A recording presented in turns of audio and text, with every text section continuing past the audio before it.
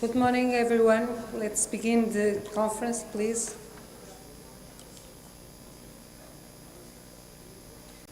Excelentíssima Senhora Representante do Programa Interreg, Doutora Tânia Afonso, Excelentíssimo Senhor Coordenador do Projeto AGEO, Professor Rui Carrilho, distinguished guests, ladies and gentlemen.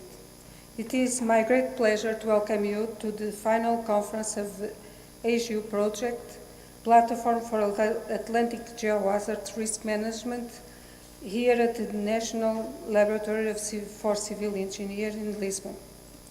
This project took place over the last 4 years, involving 13 partners from 5 countries: Spain, France, Ireland, United Kingdom and Portugal.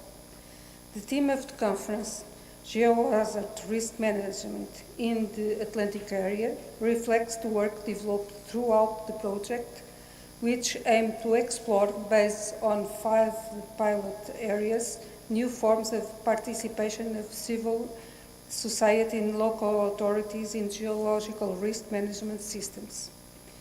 This conference is organized in a mixed format, with online transmission of the plenary sections, and it aims to constitute a space for debate and includes, in addition to the members of AGEO project, other participants from central and local government, stakeholders, geological risk management, risk communication and Earth observation system experts, politicians, civil society organizations, professional associations, non-governmental organizations and community members. The program includes 3 technical sections with presentations of keynote lectures given by national and international experts addressing the following topics: improving geohazard risk management, the perspectives of civil protection of citizens' observatories, sustainability of citizens' observatories for risk management. In the first section, the themes of the work package of AGEO project will be addressed. In the second section, the experience of the pilot areas of AGEO project will be presented, namely the Canary Islands, Madeira, Lisbon, Brittany, and North Ireland.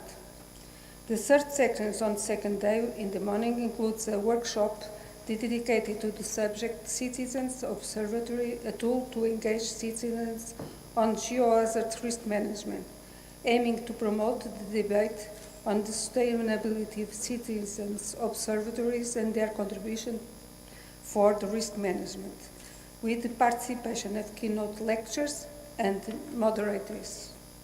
As part of the conference, a technical visit to the Lisbon Pilot Citizens Observatory in Multi-Risk of Lisbon is scheduled for the afternoon of the second day, coordinated by the Lisbon City Council.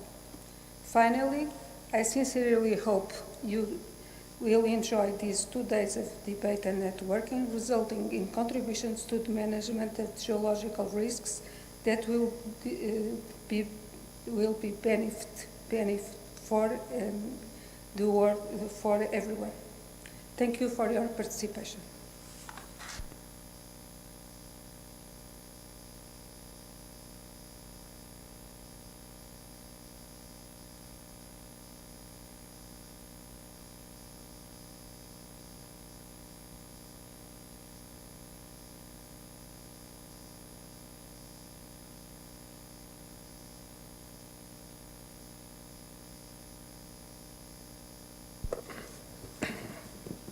Good morning, everyone. Well, my first word is to Dr. Tânia Afonso. Thank you for coming. Having you here representing the funding institution is really important and meaningful for us. We appreciate the trust that you gave to us and to our proposal. Dear Engineer Laura Caldeira, thank you so much for having us here. Dear audience, it is my great honor to greet you in my name and in the name of the consortium. Your presence here in person and online provides significance to 4 years of work.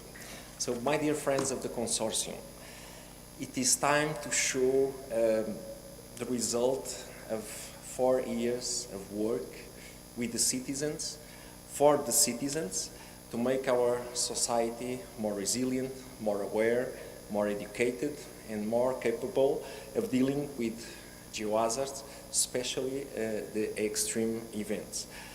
Our project's 5 pilots demonstrated that people may improve risk management systems. And the way is using citizens' observatories.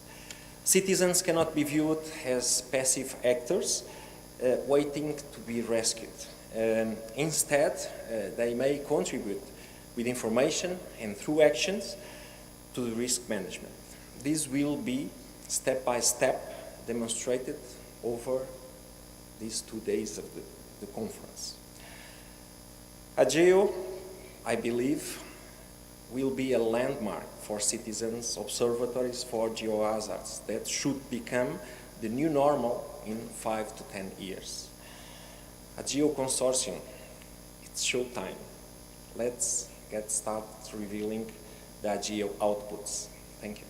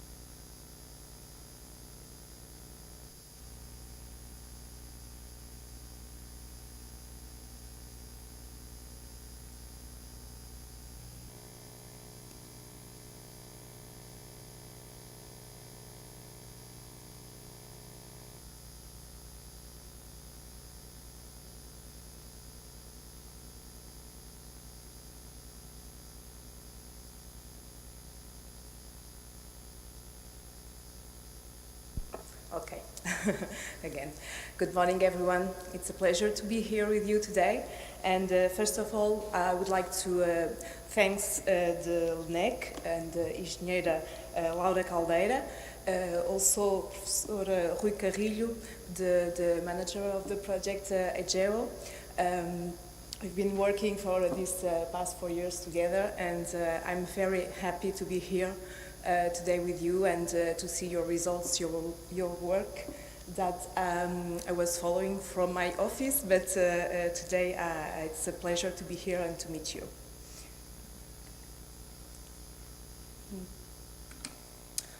I just want to start with a sentence from Fernando Pessoa, Portuguese poet, that says, "The sea to connect and no longer to divide." And this could be the slogan of the program. In fact, what we have in common is the Atlantic Ocean, the European Atlantic Ocean, and this is the main aspects of our regions, and this is what the program wants to do, to connect our regions for a better cohesion in the territory. So for those that don't really know what is Interreg Atlantic Area, it's a program from the ERDF fund, the European Regional Fund, and in the framework of the cohesion policy. So we finance transnational programs for the regions in the Atlantic area. And I'm going to show you some data of the current program. When I say current program, it's 2014-2020. because this year we launched also the first call of the new program, so it's a transition year between the two programs, but it will be clearer during the presentation. So I have some results to show you today, and also some new data from the new program. So first of all, for the program 2014-2020, on that fund AGEO project, so we had 72 projects approved. We have four priorities, and you have here the numbers. So that means that we allocated with these two calls for proposal 100% of the budget available. It's about 140 millions.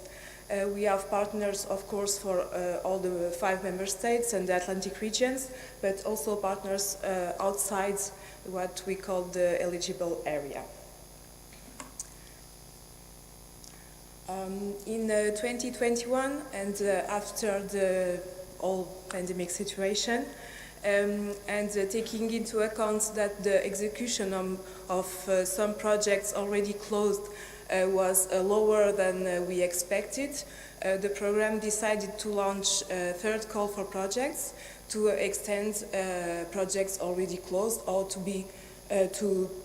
be finished in this year.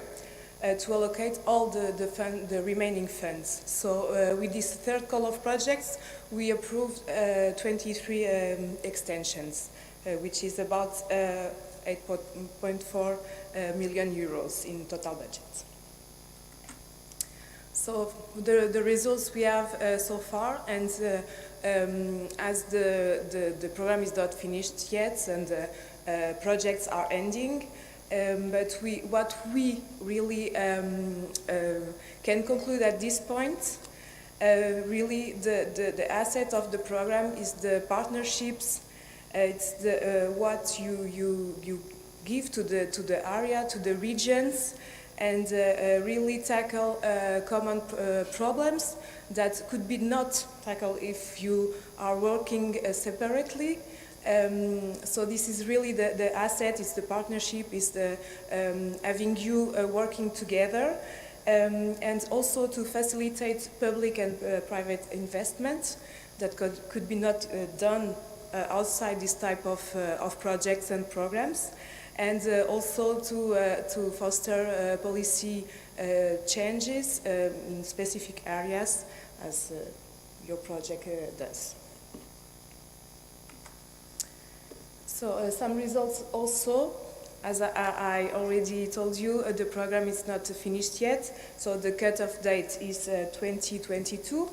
The indicators so far, target indicators, famous target indicators, this is how we can really evaluate projects and the performance of projects. And so far, most of the indicators of the program were reached and also surpassed, which is very good news. So even if we don't have yet the final evaluation of the program, we know that the technical implementation and execution is very good so far. So here for the first priority, to accelerating the smart growth in the Atlantic area, we had a lot of partnerships between innovation centers, education centers, and also the private sector with the small enterprises. And the transfer of knowledge, of creation of new products, it's really what we get from this priority. The priority to resource efficiency, so that supported the development of renewable sources of energy, mainly from the sea, from the ocean, and also the social acceptance and the use of them. The low carbon economy, of course, is a goal for the European Union, but for our Atlantic area as well. So you can see here the the outputs, the deliverables that we get so far. But I have to be a bit quicker. And here it's the priority of your project, AGEO. So here we had 9 funded projects. Promotes a better management of environment and, of course, the mitigation and the prevention of risks, human risks and natural also. So this is what we have so far. And for last but not the least, the priority 4 for biodiversity and natural and cultural assets. So the protection of the environment, but also the cultural heritage of Atlantic area. We had the midterm of the program. We had what we call the midterm evaluation, because of course the final evaluation, external final evaluation of the program will be done only after the closure. So to prepare the new program, what we had into account was this midterm evaluation and some recommendation that they gave us, namely improve the governance, target for capitalization, improve synergies with other programs and mainly the Atlantic Maritime Strategy, and improve the communication as well, so reach new potential beneficiaries. And all these recommendations were included in the new program. So, as I said before, and to start my presentation, we are ending this program this year. So the final evaluation will be done after the closure, after we submit the final report. And really the message that I want to share with you today is the importance of communication, of communicate what your projects do and what your projects have done, because without communication we cannot explain and underline the importance of this type of programs. And this is very important also to pass this message to our politicians, the importance of the transnational cooperation, what we are doing, why we are important, why we need funding, and that projects really get to concrete results. So the communication is very, very important both for the program and the project. And I take the opportunity for with my last slide about this program to thank Professor Rui Carrilho and all the AGEO consortium, because as we all know, we have been a very difficult time with the pandemic situation, and you have been very resilient, always working. And I know it's not easy to work with the transnational consortium and with the distance and all the issues we all faced. You did a very good job, and I congratulate you and also, of course, all the partners. Thank you very much for that. Okay. For you. So now we have a new program to 2027, and I'm just giving you some numbers. So for member states, 22 regions, 4 priorities, a total of 150 million euros. That means ERDF fund of 113 million euros. So the cooperation area following the Brexit was changed a little bit, may I say. So we have now 4 countries, but also we welcome new regions, the whole Nouvelle-Aquitaine, the regions from La Rioja, and all the Andalusia. We have here also 4 priorities.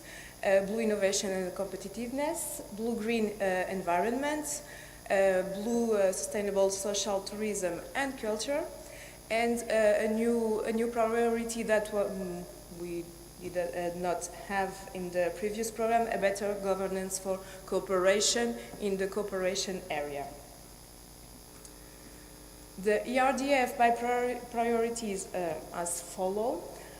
So as you can see, the priority 2 is the one with the most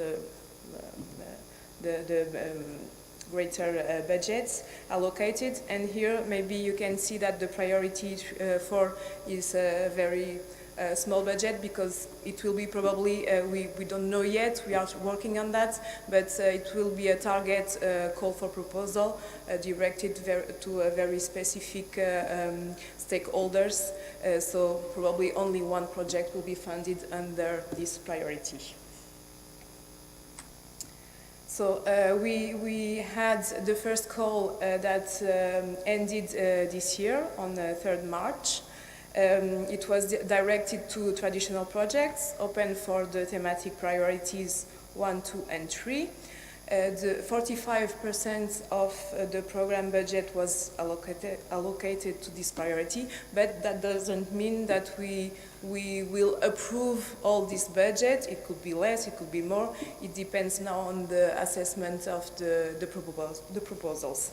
So we received 62 applications, and we expect to communicate the results by the summer, and most of the projects will start on September 2023, this year.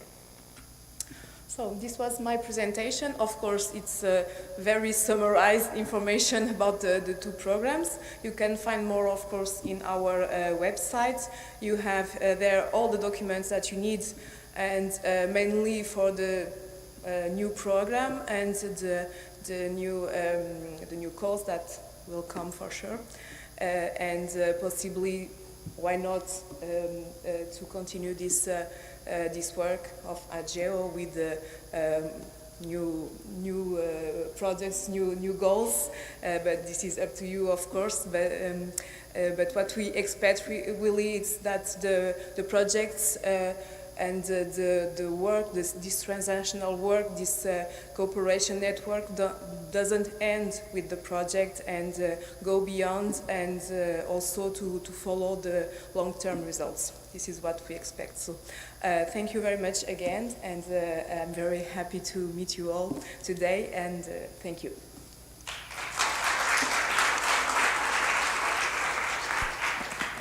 Thank you very much for your very interesting presentation, and that concludes the opening session. Thank you very much.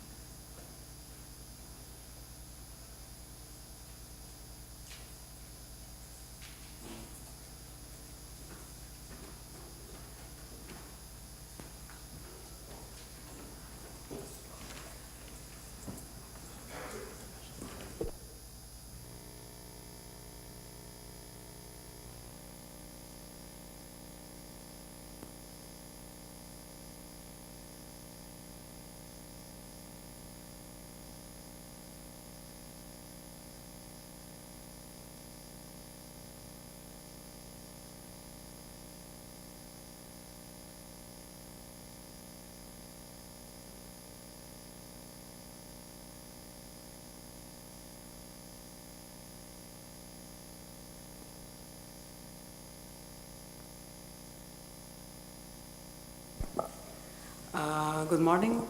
I am Lydia Quental, and together with Telmo we will be sharing the first session of the day, which is, more technical session, which is improving geohazard project management. And we will start with Professor Rui Carrilho. Rui, please, the floor is yours.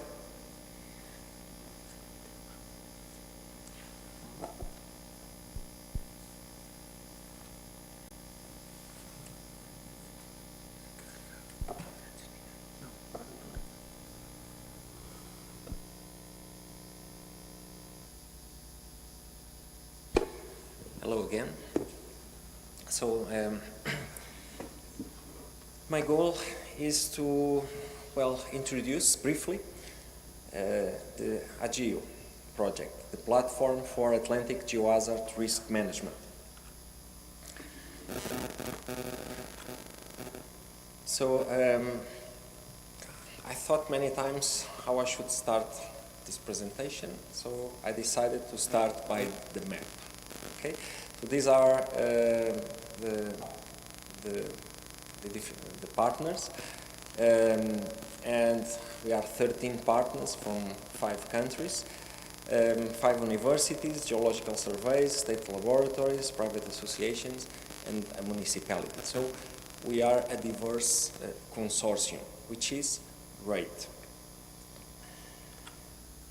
And we could identify in the Atlantic area different kinds of hazards. Well, I'm advancing already that we have a pilot in the Canary Islands related with rockfall. We have in Britain, in France, coastal risks. So you can see in these figures coastal retreat, well, sea floods. And we have another pilot in the Causeway Coast, also related with rockfalls. It's a site with a very high number of tourists. And we have Lisbon as a pilot with multi-hazard covering landslides, earthquakes, geotechnical risks, and floods. And we have Madeira, also related with rockfalls, floods, and earthquakes. So we have an Atlantic area with geohazards, and usually the disaster risk management adopts a top-down approach in which the decision-making power and strategy development is concentrated in the government bodies, researchers, and disaster management bodies. And these systems do not encourage the participation of the affected communities. So that's what we call a top-down approach. And the question is the participation of the affected communities, they can add value to the risk management system? And if the answer is yes, how? So, in the literature, you can find advantages related with the end users of information. Should not be treated merely as a target audience, but they can be partners in the core learning through the process in products that reflect their own contributions. So now we have also new technologies that facilitate the bidirectional communication. And the data that can be sent by the citizens can come in different formats, but can be very useful, can be sent in a very fast and eventually even complete form to the system. But all this is not an easy process, so we have also a few challenges ahead. If the involvement of the citizens is minimal, then we may have a problem related with data quality and data quantity. So citizens' engagement is critical.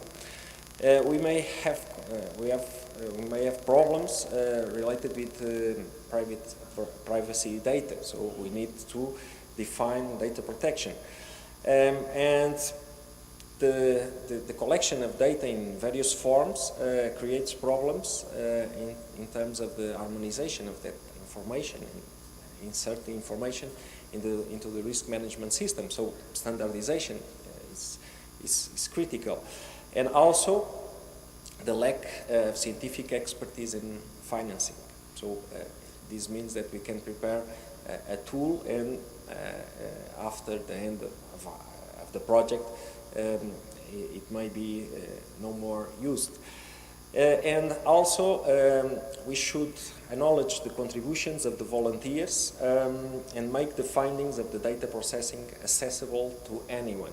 So this will promote citizens' engagement. So, if, according to what I've just said, if the contribution of the citizens can be interesting for the risk management system, then the question is how to do it. And the answer can be citizens' observatories, which are community-based information and monitoring systems that encourage citizens to contribute with observations, and directly establishing a link between the volunteers and the scientists in a bi-directional sharing of information. Well, notice that this definition of citizens' observatory is not oriented for geohazards. It's for other kind of applications.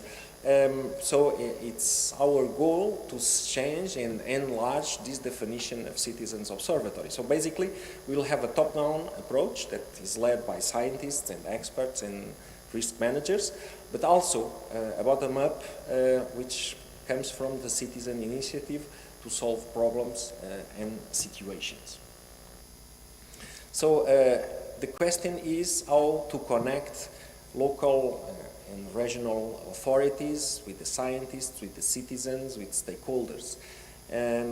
What we have done was to develop an app and a platform to make it easy, this communication, and we'll see this tomorrow in the afternoon in the hands-on session. And also we can add data from the Earth observation, and all these systems, or the interconnection between these... Rui, peço desculpa, mas penso que há aí alguma interferência. Desculpa. Okay, sorry. I was not getting it. It was for my mobile phone. I'm sorry. So I was saying that the idea or the difficulty is how to connect all these pieces, and the best way to do it is to launch pilots, where pilots which are very different, different hazards, but also different environments. We have a large city. We have rural cases. Well, in the case of Brittany, we have a coast with 1,000 kilometers long. So we have different cultures of risk. So we actually only can learn when we test, and that's what we've done in these 5 pilots. And then, well, let me just bring a brief note regarding the Interreg Atlantic Area Priority Axis 3, in which, well, this project was funded.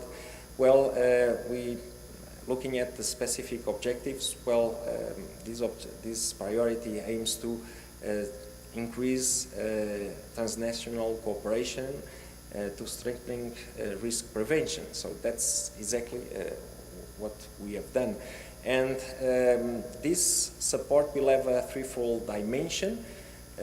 Well, bringing together local and regional authorities. Fortunately, some of them are here represented. Others, I'm sure, that are seeing this conference online. The target is to raise awareness in the civil society and also bring the industry to work together. So AGEO specific objectives was to create a cooperation and a resource platform on Atlantic geohazard risk assessment, preparedness, mitigation, and prevention. So I'm sure that we'll see the results of this cooperation throughout this conference. Well, to deliver concrete case studies to confirm that the capacities of citizens, observatories to improve risk management systems. So I'm totally convinced. I hope that at the end of this conference you will become also convinced that citizens observatories work. And also to encourage the regional level uptake and use of products and services provided by the European spatial data infrastructures, such as Copernicus and EGDI. Okay, so the goal of AGEO is to demonstrate the effective use, not the theoretical one, the effective use of citizens' observatories for geohazards. It's a very flexible tool that can adapt to different types of hazards, different types of risk management systems. And the basic idea is that together we are strong. So this photo was taken in the kickoff meeting, and as you can read, well, we manage geohazards for citizens. So that was the initial motto, the internal motto of this project. So as main outputs, I will go through them very quickly.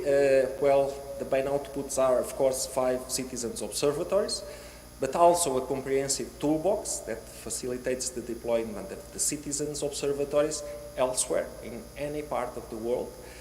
Well, we have information, leaflets, and dissemination material. Then you can get it in a table that the Lisbon municipality has prepared just outside this auditorium. A project website and social media, high-impact conferences and workshops that were held through the AGEO implementation.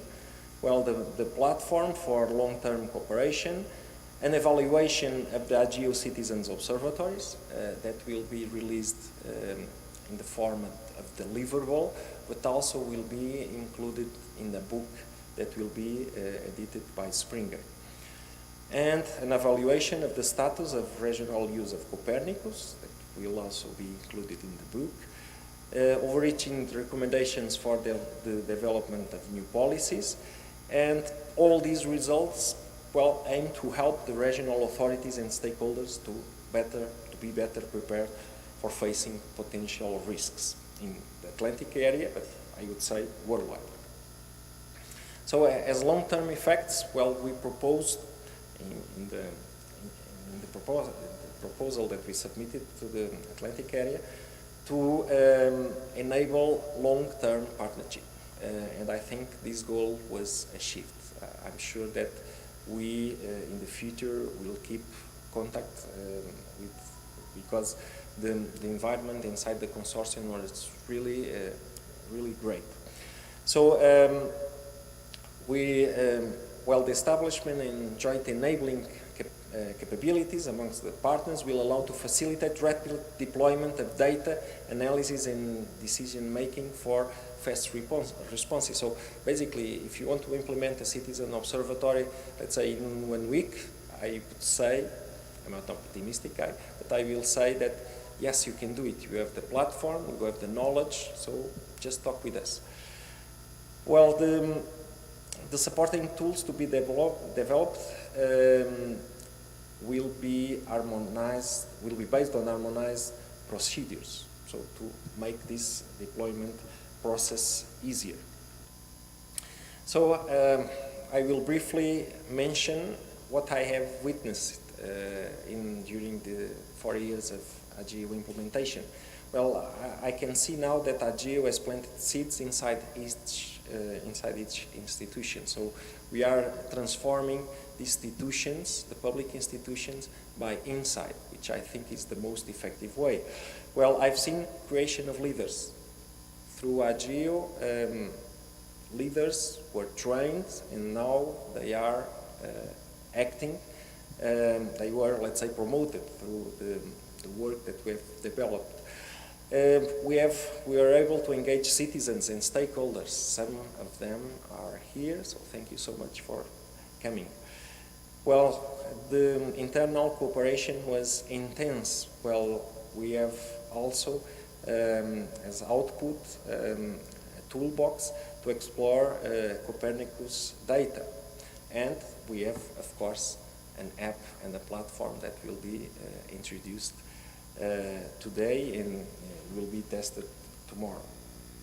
And this is the plan for this conference. Well, first day, well, to introduce the AGEO project, then we'll talk about communication, education and training, then the European spatial data infrastructures, then the tools to enable citizens to monitor and survey geohazards, then including citizens observatories in risk management. Then we have a keynote lecture. So in the afternoon, the pilots have the word. We'll have a second keynote, and I will end this day introducing briefly the structure of the AGEO project book. Tomorrow we start the day with a keynote lecture, and it will be followed by a workshop and roundtable where we can all discuss openly the ideas that we have introduced today. And tomorrow afternoon, well, don't dismiss, well, be there. I think it will be a very interesting experience. Lisbon's observatory ends on experience. Okay, we learn by experience, not by, well, attending, seeing presentations. Okay, so are citizens' observatories useful for geohazards? Well, the consortium has the word. Thank you.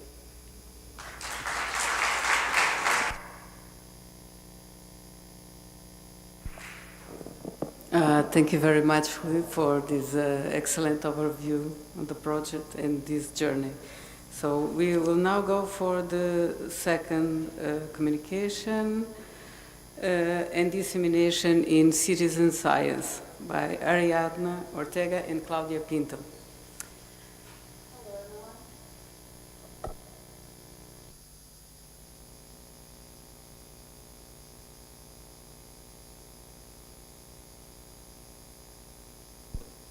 Like this? Hello, everyone. Welcome to my TED Talk. So I'm going to be talking as briefly as I can. I am not a brief person, on communication and dissemination in citizen science, specifically regarding to the AGEO project. So a little bit about me. I'm Ari. I know most of you, and the ones that I don't know, very nice to meet you, encantada. I work for La Palma Research Center, and we're placed in La Palma, and these are just some of our areas of expertise. So let's just start by something that all of us probably know about or have heard about, which is what is citizen science. If you search online for the history of citizen science, there are quite a bit of articles, especially American articles, that will tell you that Charles Darwin was the original citizen scientist. This is because he was not an expert when he started his research, and because he had a massive network of pen pals around the world that will send him data for his research. But if we go way back into history, we can see that we have examples of accidental citizen science or just plain scientific curiosity all around the world. This is an example of the Shinto monks in Japan who will record the times and locations of the blossoming of the cherry trees all around the island. We have the example of Ferdinand Müller, who would amass a network of over 1,300 volunteers on his Flora project in Australia.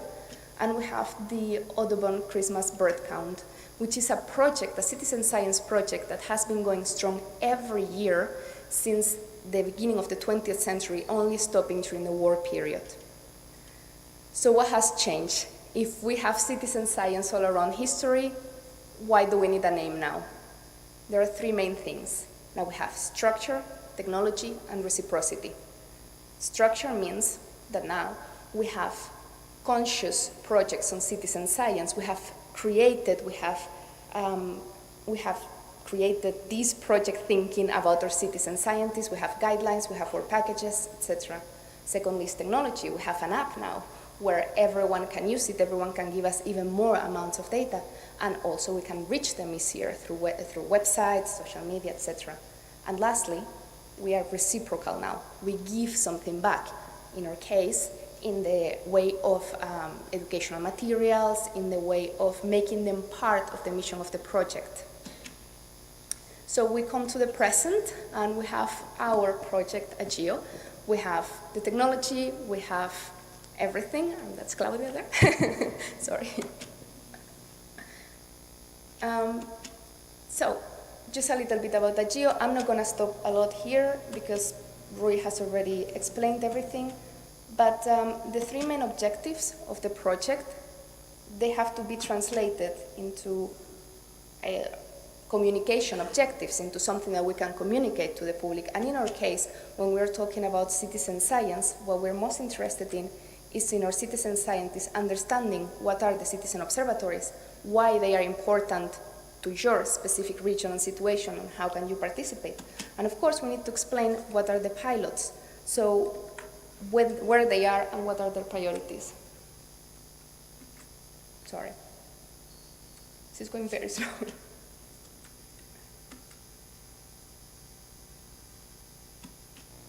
Okay, so AGEO and citizen science. When we created the guidelines for communication and dissemination of the project, we made it keeping certain points in our mind. The first one is that the consortium had to create accessible information. This means that we put all our efforts in the languages and in the creation of material that was easily understood. As we are explaining complex concepts here, we're especially using visual aids.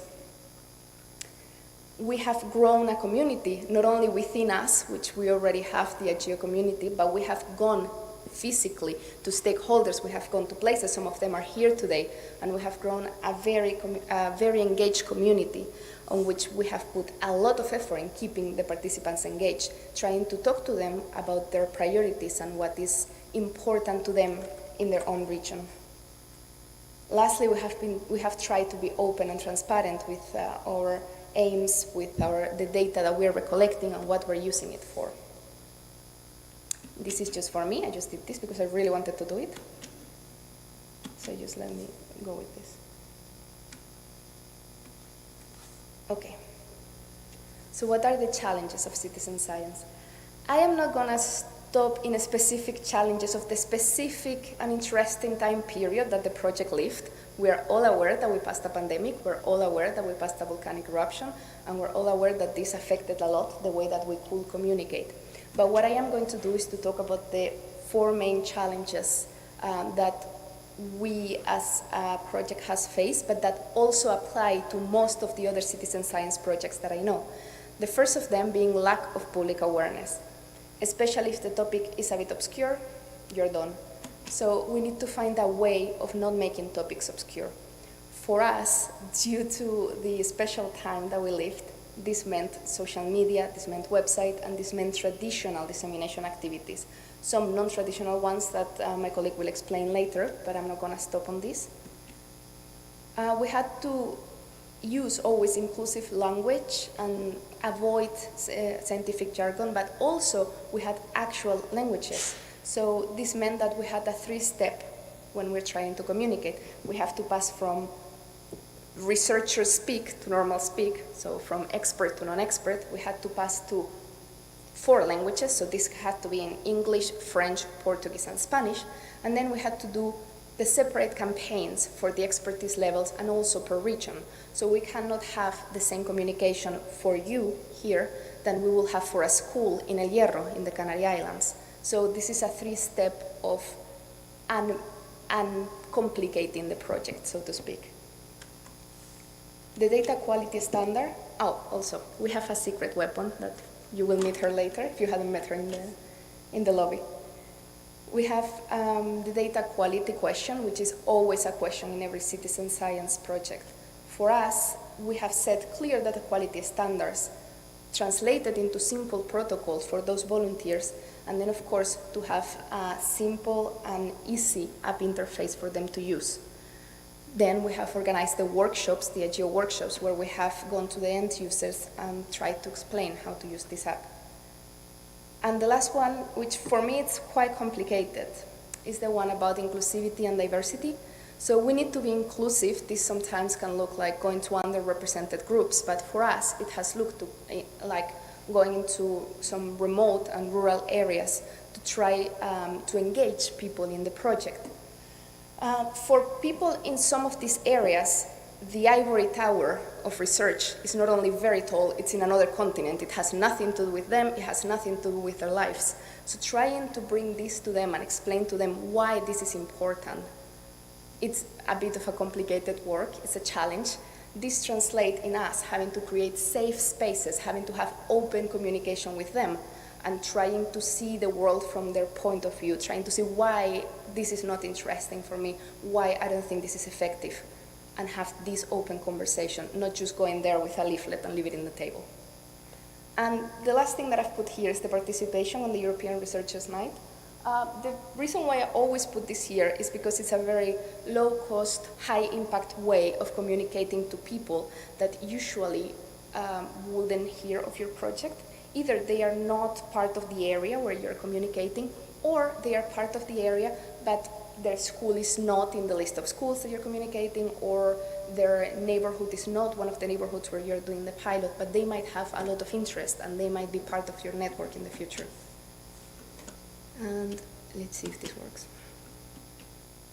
And I'm finishing now, I promise. So the lessons learned and the recommendations. First one is talk to everyone. This is 2 parts, so talk to everyone. When you go, try to talk to even people who don't seem interested in what you do. Don't just go to the ones that have already volunteered, to the ones that are in your newsletter, or the ones that are in your phone book. If you go to talk to everyone and you try to see their point of view, you will sometimes gather new neighborhood associations. You will sometimes gather teachers to help you in your work. So do not shy away from people that do not seem interested in what you do at the beginning. But do talk to them in their own language. Don't go, like I say, and just leave a leaflet in a school. Just try to do something for them. Try to have a reciprocity. Okay, the second one, it's collaborate. This is what I was saying about the European Researchers' Night, but it doesn't have to be something that big. Just we, for example, we collaborate with the Science Week of Arona in Tenerife, which is small, it's specific, it goes to one specific place, and still we get a lot of interest because this is an area that is not really that much communicated to in general terms.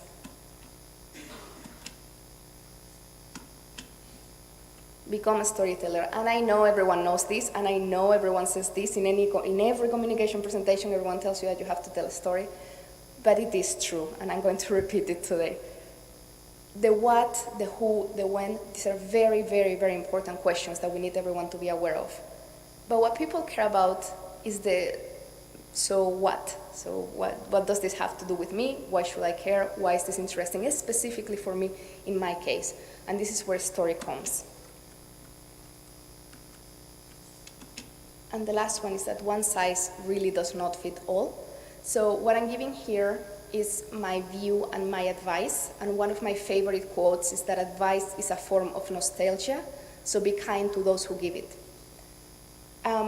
You need to adapt your consortium, your region, and your topic will be very specific and very unique. And also the times that you live, the challenges that you face, the things that happen during the lifetime of the project are going to be unique. We cannot all be cookie cutters and just have the same process and the same guidelines. And for us, even though having these guidelines, we just lived a very unique time, so we had to change them, scrap them, and begin from zero. So just be resilient. Just learn from the AGEO resilience, not only geohazards, but also when communicating to people. And that's about it. I hope I was as quick as I can be. I am not a brief person, I said this already. Thank you everyone, but especially thank you to the members of AGEO of the project. Thank you, Rui, for all your work.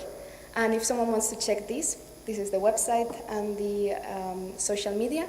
And now my colleague, Claudia.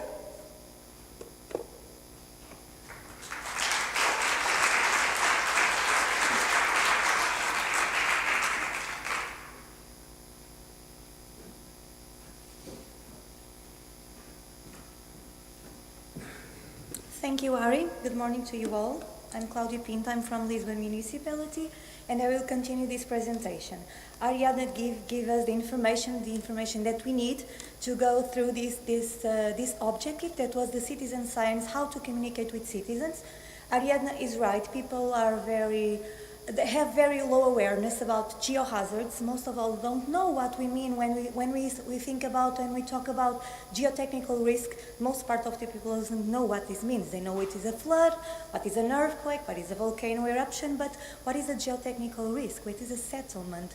Okay, an uplift phenomena. This is not a very quite common concept. So we need to put people aware, not to cause panic, but to show that they can use their information to improve the process. And this is what we are trying to demonstrate. So many factors affect the success of communication, and I think the most of all is the audience. Who is our audience and how to address them? So this is the main issues. Who do we need to engage with?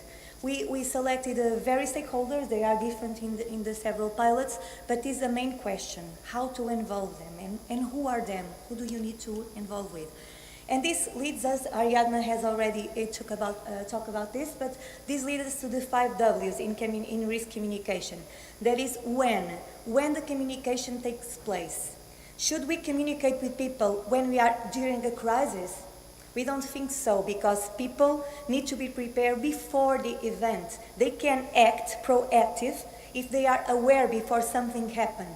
This is a culture issue, because we are very responsive societies. We just do something when something happens. We don't have the proactive culture, so we need to change this, because I think the communication and the actions that can be improved should give us bigger efforts or bigger results if we have proactive measures. So the when is very important. Who are the actors involved in the communications?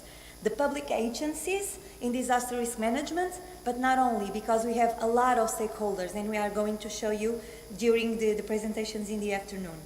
We also have what are the communication models? Should we use a one-way communication model? This would be very effective, because people do not have to be, and the pilot and the project has a main goal to demonstrate that people can be inactive. They can have an active role in risk management systems, because if we use a one-way direction communication model, they will not be engaged with, because they will only receive information. If they are interested, they will continue reading. If they are not, they will stop. So we have to use different models: 2-way models, 3-way models, several models. Why? Why do you need to communicate this? For me, not only for sharing information or changing beliefs or changing behaviors, but to raise awareness. And again, to put people to be more proactive when they are dealing with these matters. And then where were risk communication practices conducted? At the local level, at the national level? I think in the presentations of the pilots, you are going to see that if we do this communication in different levels, we can be more effective. So this was the main goals to define the communication and dissemination strategy. I'm going to put here the things that almost all of the pilots used. And the three ones main steps were the communication tools. We used a lot of communication tools. We have flyers, we have social media contents, we have made some materials that were used to engage with stakeholders. Also, simulation exercise. All of the pilots made simulation exercise to engage with stakeholders, to disseminate our AGEO project, and several channels. Again, face-to-face in the simulation exercise, using social media, as Ariadna mentioned, using internet, using mass media, using smartphones. And the AGEO app is here, an example of the channel that was used to communicate. Here, the secret that Ariadna was telling about. So we define a mascot, okay. This one was called Riska.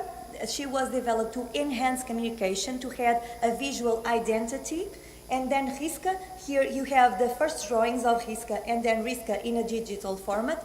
And Riska was the base of the different communication tools that we use in the Lisbon pilot, but that were adopted from the other pilots. So I think we can say that perhaps me and Rui are the mother and father, and you are the ones who adopted RISCA. Okay, so even though she was developed to communicate the strategy within the Lisbon pilot, Canary also used RISCA in their videos, Ireland used RISCA in their educational resources, everyone used RISCA to communicate. So RISCA was our mascot, our visual identity. And I invite you to take a picture with RISCA because she is outside, okay?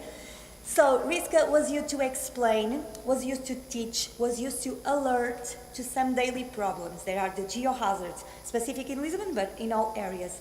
And she always told us how to prevent the risks and how to react in different situations. So I also invite you to see the videos that are all outside.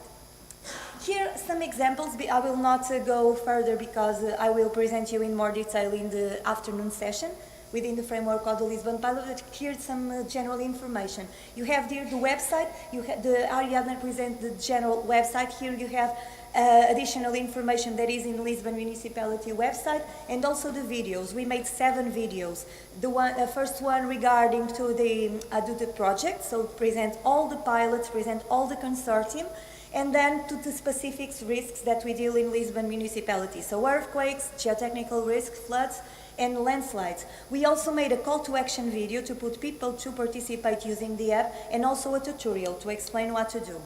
Here, just a picture of a simulation exercise that we did with the local parishes. So we engage with these specific stakeholders because they are volunteers and they do this civil protection work. So here you have an exercise where they are trying to report a risk using the AGEO app.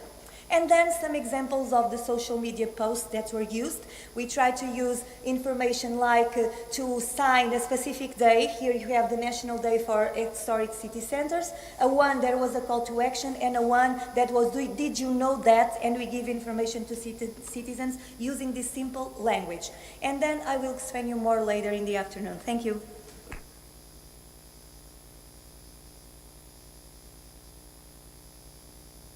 Thank you very much. Risk is now part of our lives, definitely.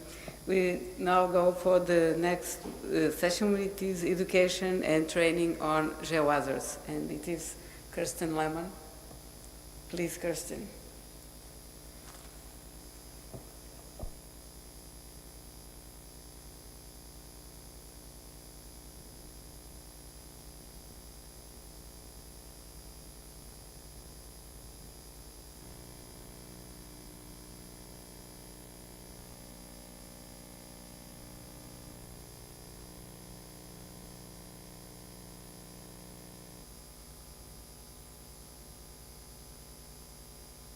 Good morning.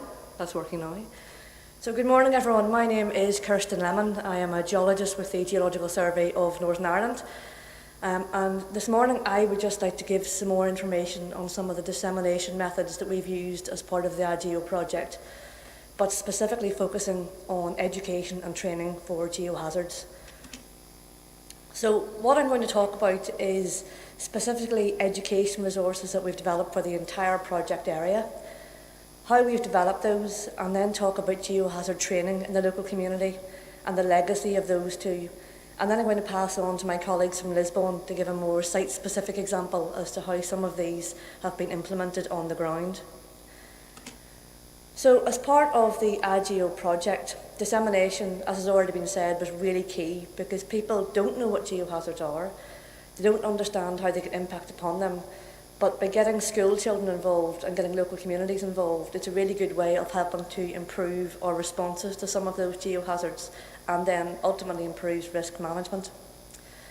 Producing education resources was not a specific output identified at the start of the project, but as we've heard a lot about already, COVID put a lot of our plans into disarray. A lot of our communication that we had planned could not be done. So one of the things we decided to do was to develop a suite of education resources that could then either be used remotely or at such times whenever things opened up again, we could actually use them then. So we established an education working group that was attended by, I think, all of the project partners or representations from all of the partner organisations. And the idea was to come together to talk about the suite of resources that we'd like to produce and then go about making them available once they were ready. The idea of the resources was to try and get them, I suppose, applicable to all of our pilot site locations. This seems to have moved my markers, so my geography is not that bad. They were in the right place whenever I put this together. But just as a reminder, we wanted to have something that was suitable for all of our pilot site locations. So that was quite a task, because all of us have got different hazards, all of us have got different ways of operating, and all of us have got different risks. The first thing we did was to have a look at the national and regional curricula, because we wanted to make sure that any resources we produced were going to be used by teachers. If you don't make any education resource that you produce applicable to the national or regional curricula, teachers will not use them, and we all knew that. So we set about looking at each of the curricula and identifying common aspects of geohazards throughout them all. So we identified geohazards including seismic activity in earthquakes, volcanoes, mass movement and coastal erosion that seemed to be available in the national and regional curricula in the majority of the areas. We looked at the curricula for 11 to 18-year-olds, but in the end we decided that in order to target the most amount of students with the most amount of topics, the 14 to 16-year-old age group was the one that suited all of us. And it also fitted in well with the geography, geology and general science curricula. There were also common themes in all of the national and regional curricula that all of them needed us to talk about, and they fitted in really well with the AGEO project. We had geohazard risk management, we had the identification of geohazard risk factors, and preventing and adapting to geohazard risk. So all of those had to go into the education resources. We also had a big debate about what hazards we were actually going to include in the education resources. We knew what was in the curriculum, but we also knew that all of us experienced different hazards, so we wanted to represent all of that. We also had a big debate about whether we should include hazards that perhaps aren't classed as geohazards, but are more natural hazards. And in the end, we settled on the fact that we could include some because they did in fact, or could be maybe, thought about as geohazards, and this is particularly relevant to flooding. Flooding is normally regarded as a natural hazard as opposed to a geohazard, but it does depend on the shape of the landscape or the geomorphology, and it can include groundwater flooding, so we did include it. So the 5 topics we originally included in the resources were landslides, volcanoes, earthquakes, coastal erosion and flooding. But it then became apparent that we needed to add in 2 more to make this suite complete. So at a later date we added in tsunamis and subsidence too. The suite of resources that were produced were meant to include lots of information. So it included information about the resource itself, how to use it. It included information about the AGEO project, because otherwise, really, what was the point in doing it as part of the project? People needed to know why we were doing it. We also then produced hazard plans for each individual geohazard, so it was a lesson plan for each of those. And then it was really important to make these real-life examples, so we gave case studies, stories from each of the pilots. So we included a real-life story from each of the 5 pilots. And then we had sources of further information. So I'm just going to show you what those resources currently look like, and you'll recognise RISCA is in there again. So RISCA, even though it's for 14 to 16-year-olds, and they may be perhaps too old for a mascot, we felt it added consistency, and it let people know it was part of the AGEO suite of resources, and I think personally it just makes them look better as well. So we included RISCA. So you can see on there we've got what is AGEO. We've also got in there how to use the education resources. We've also then put an example here of one of the lesson plans. So I've used coastal erosion but only used the first page. But on the left hand side you'll see what we included for all of them. We included about that particular hazard. We included how does it occur and the effects of that hazard. And then very importantly, how you can be prepared for that hazard. And that was the same for all of them, whether it be coastal erosion, whether it be volcanoes, whether it be earthquakes. And we tried to follow the same format.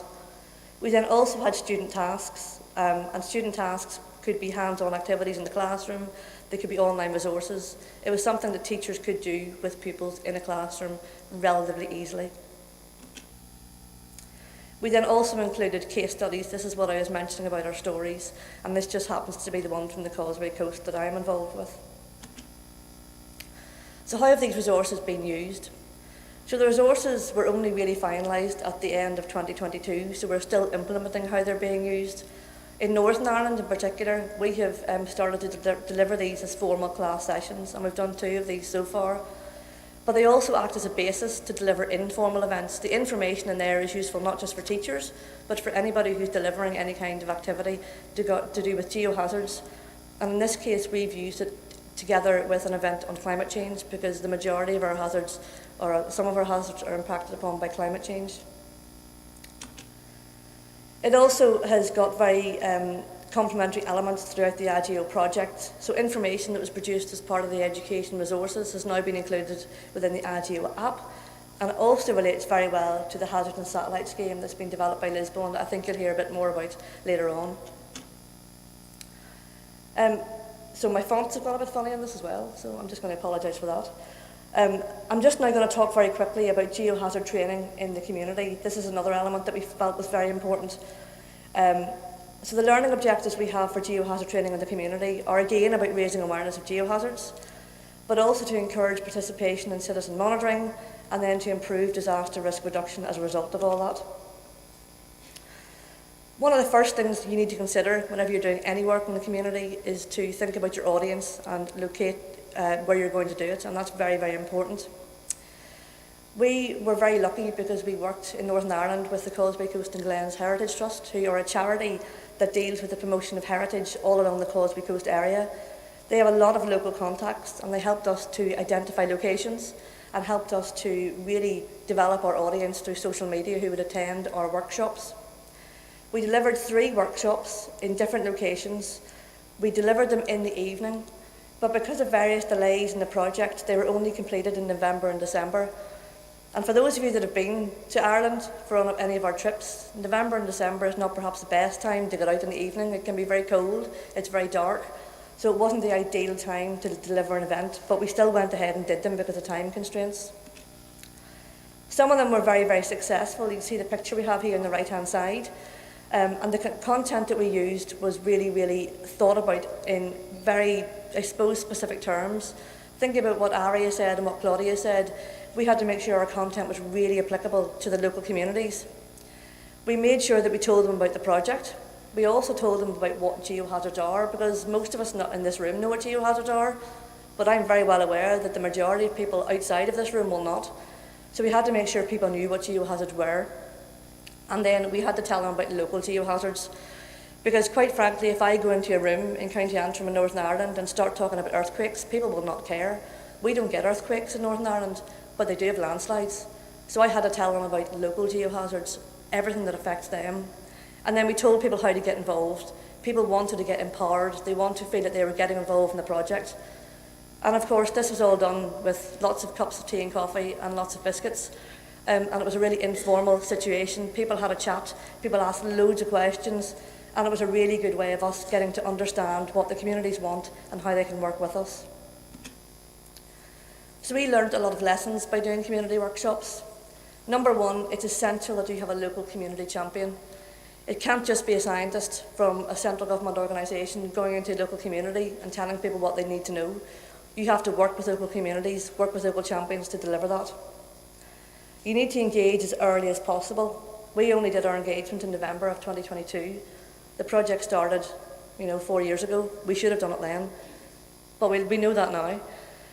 Engagement should also be done regularly and not just once. Ideally, what we would be doing is doing a workshop at the start and then doing that every 6 months, telling people how we've developed, how their input has been used, and local examples are crucial to delivery. My final lesson learned is that you need to listen, and listen some more. Whenever Kieran and I did our workshops, one of the comments that we got was, we're just glad someone's listening, because there's lots of people that are involved in geohazards, whether they know it or not. And sometimes the local community don't know who to talk to whenever there has been a landslide, but if we go into a community and we ask questions or they ask us questions, they are very appreciative. So again, it's about listening. So my final slide is really about the legacy of education and geohazard training, because the project ends at the end of May. We don't want all this work to stop, so what's going to happen? Well, the education resources are still relevant, and they will be relevant until such times as the specification or the curricula change, which they do periodically, but they're currently still relevant.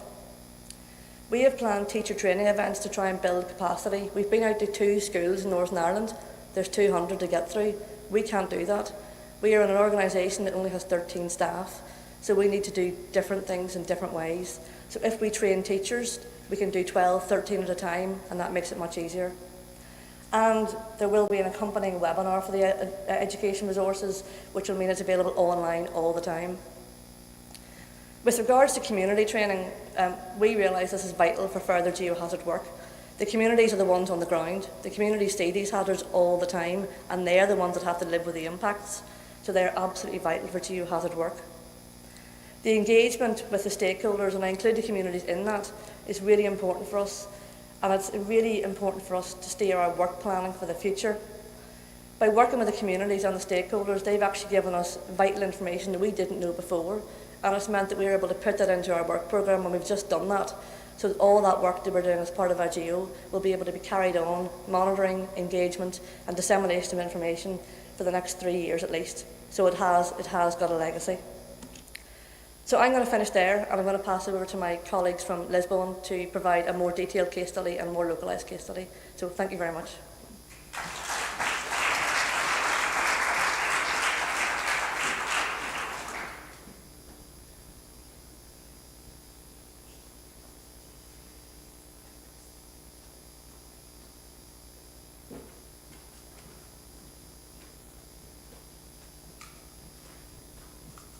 Thank you, Christine. Thank you. Good morning. So I will explain briefly the Lisbon case, what we have done and what we will do in the future. Well, we will analyze the curriculum and information related to geohazard prevention and mitigation is not well disseminated, as all of us know. The schools had low earthquake preparedness. Peoples and we adults, we don't have awareness of where we live, the local seismic hazards. We are not training to evacuate buildings, and so and so and so. So it's really important to include some questions and practical activities in the textbooks.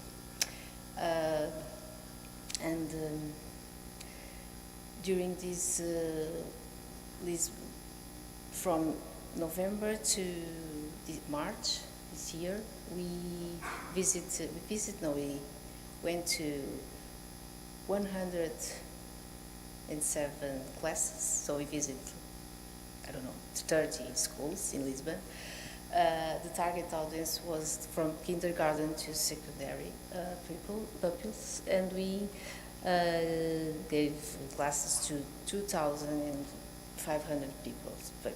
So it was very exhausting, but I'm very happy, particularly because I arrived yesterday from Turkey for a post-earthquake mission, and it's really important education and to be aware of the risks we are threat. So, sorry, I'm a little bit in the Turkey mode, so. So the awareness and the education activities in Lisbon. We use several resources from learning about the science of geohazards, from other projects that Instituto Superior Técnico had developed from during last years. So, and we included also the Risca movies from AGEO. Here is the Risca and Claudia, and well, I could not include all my colleagues, but I'm grateful to Claudia and Paula and Carla and Miguel for their help and their effort and of everything that they have done with these 2,500 people. So the target was the big variety from kindergarten, how to explain to 3 years old children what is an earthquake, what is a flood, what is a landslide, to students from 70 years old. They want to use apps and movies, and they want to be in the schools, they want to be on YouTube and other. So we use several digital and hands-on activities and we were able to do a lesson plans that I will we could share with the educators and other people or social or science communicators as who we and other my colleagues.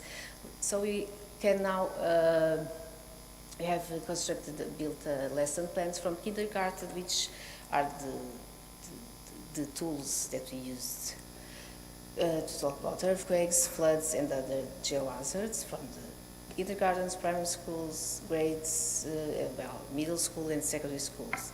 We use also the AGEO hazards and satellite game. It's a quiz game. From grades AGEOs, yes.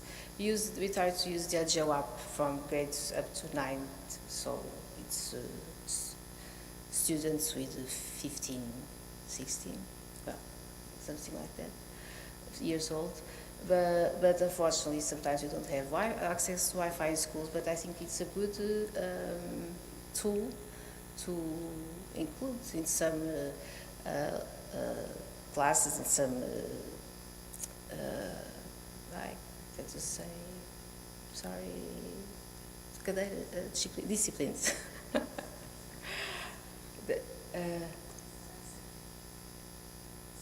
Subjects, não é isso. Cadeiras, disciplinas. Subjects, ok, pronto. Sorry. Because you can also include other information at that geohazard that I will show you later. And we also include risk movies. And I think the message and the illustration, it's more target to an audience for students from grades 5 to 8. That's my opinion with these students. So the next steps we have to promote. We will continue to promote learning by doing and exploring the do-it-yourself experience. We will also do short movies of the hands-on learning activities and share them and put available to all of you. We should not forget that we remember 20% of what we hear, 40% of what we see, and 80% of what we do. So hands-on activities and plays and games and everything. So we also think that AGEO app can be used across some age group schools, as I said before. Students are always online and they like to share info, they like to use apps, they are always, unfortunately, online.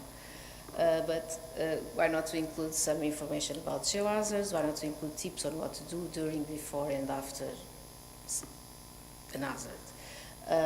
Well, the last version of AGEO, the app of AGEO included this information. So I think it's a good, it could be a way to communicate and raise awareness within people. Training, well, you cannot visit all schools in Lisbon and in Portugal, so we should think why not to prepare, why not to train the teachers. So we also provide online and presential courses to 200 teachers from different areas of Lisbon, of Portugal, from the north to the south, and we wish to continue this kind of training. It's very important because always teachers are asking, do you have a map? How can I explain what is a building collapsing? What is an earthquake? What is a landslide? Do you have some material? So why not to give an open access to all the tools that we have developed during the projects and the other projects. So I think I finished. Sorry, boss. That's all. Thank you.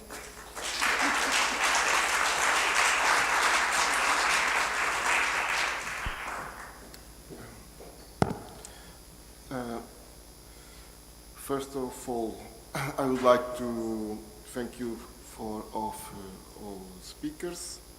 We are a little late in our program, but I will I want to give the opportunity to have a time for questions. If someone wants to do any question about the presentations that we have listed.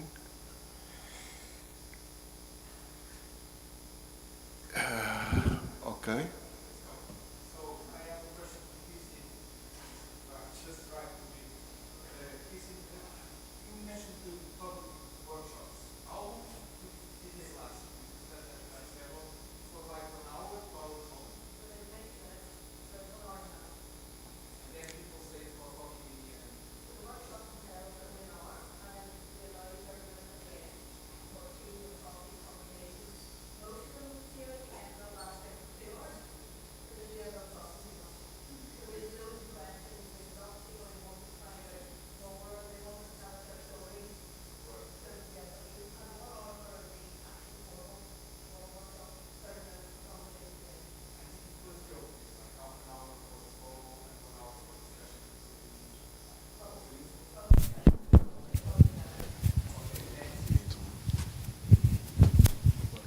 Any more questions?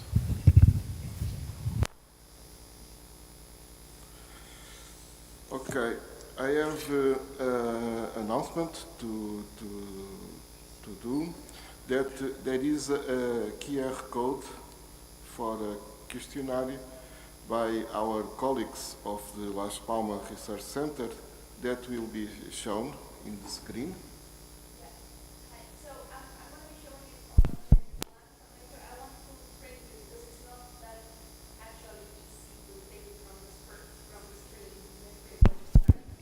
So, hi.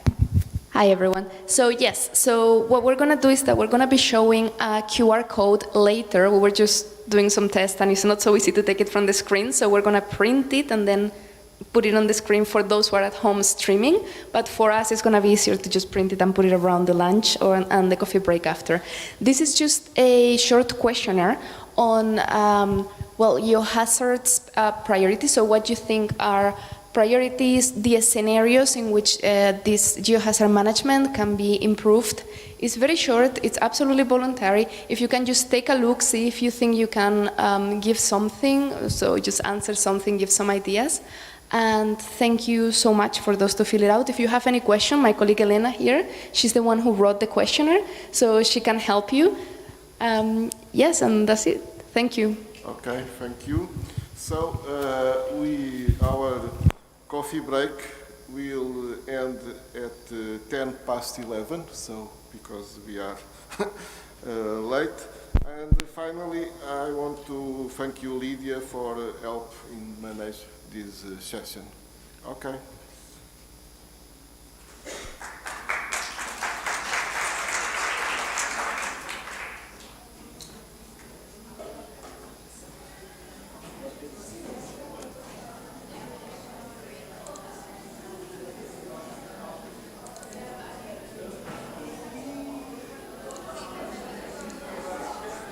Mr. Levin. How are you? It's Okay, let me copy, paste.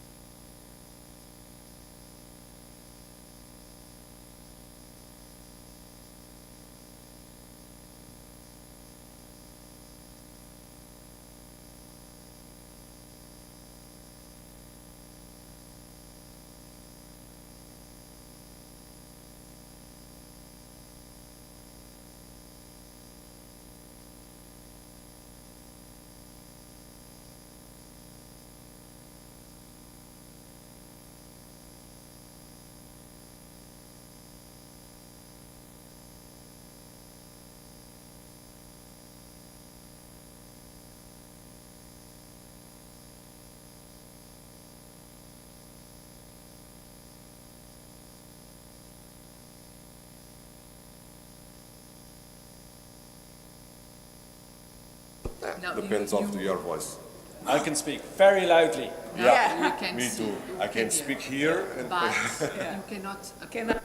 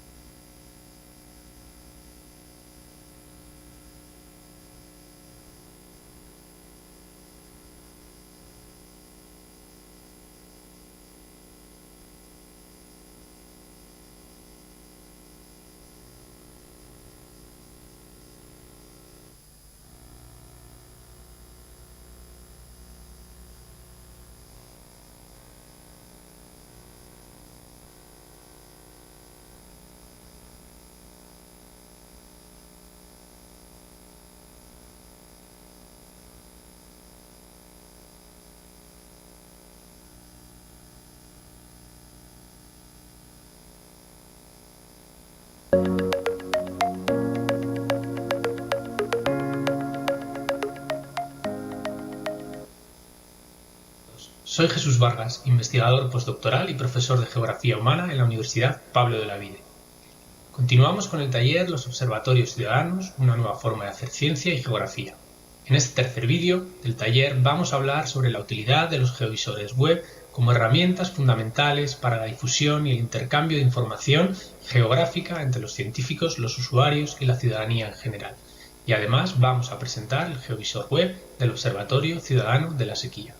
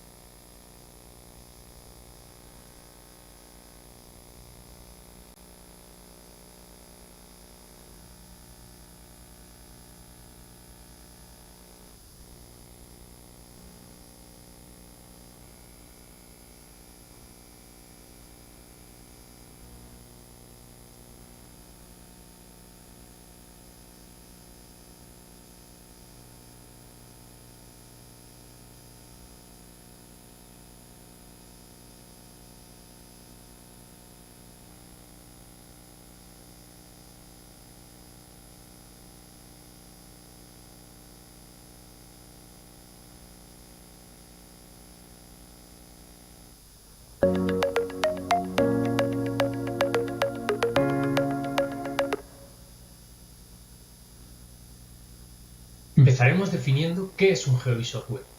Un geovisor web es un servicio que permite el acceso a los usuarios a información de diferente naturaleza en forma de mapas a través de Internet.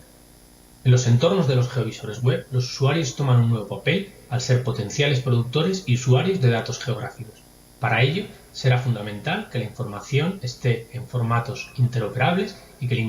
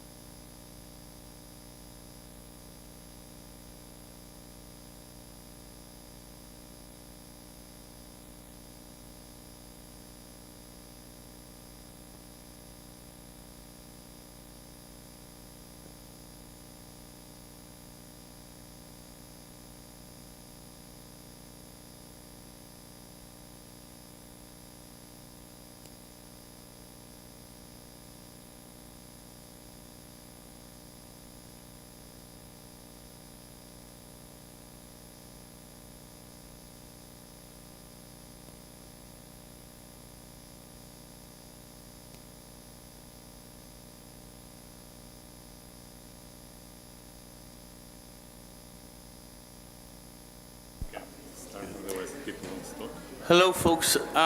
We are running a bit late, so if everyone could just grab their seat and we'll get this session underway. Thanks.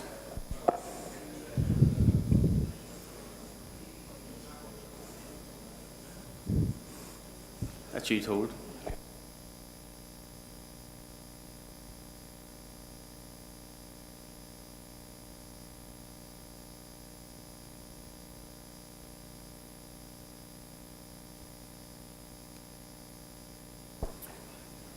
Hello, folks, and welcome to the second part of session 1 of the conference. We are going to start off our first talk looking at the European spatial data infrastructures to improve risk management. We will have speakers Isabel Montana from AGEO, Owen Houlihan from UCD, and we will start with Lydia Quintel from LINEG. So Lydia, please.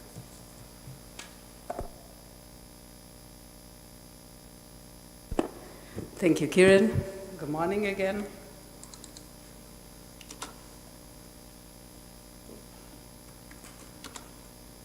Can we start again?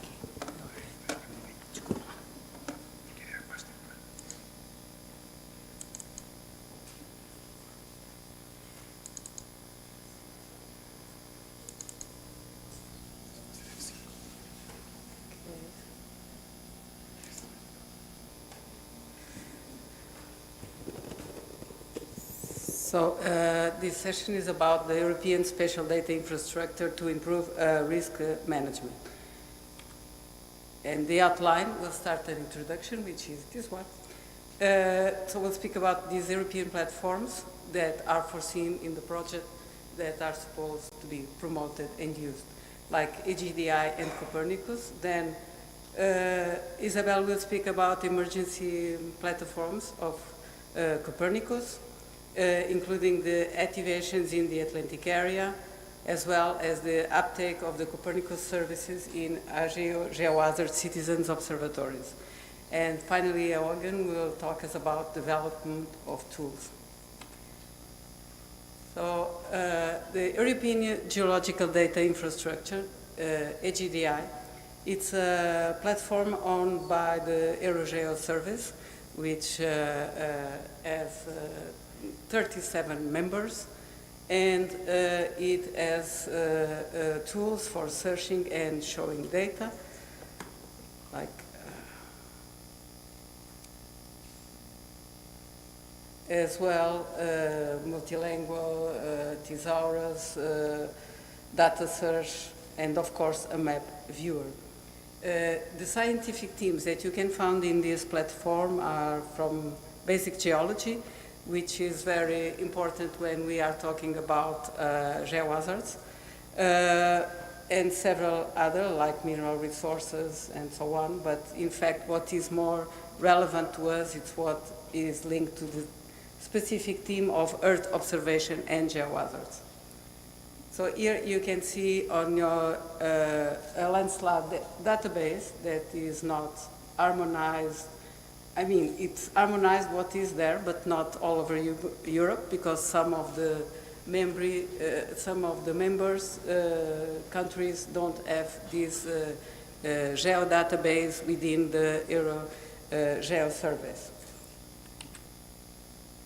Another data that can be reached through this platform, AGDI, it's also natural seismic activity from European facilities for earthquake, hazard and risk that goes to the European plate of observing systems. So we can have this highlight here about, and we can see, well, we are now in Lisbon and what is the color of the natural seismicity.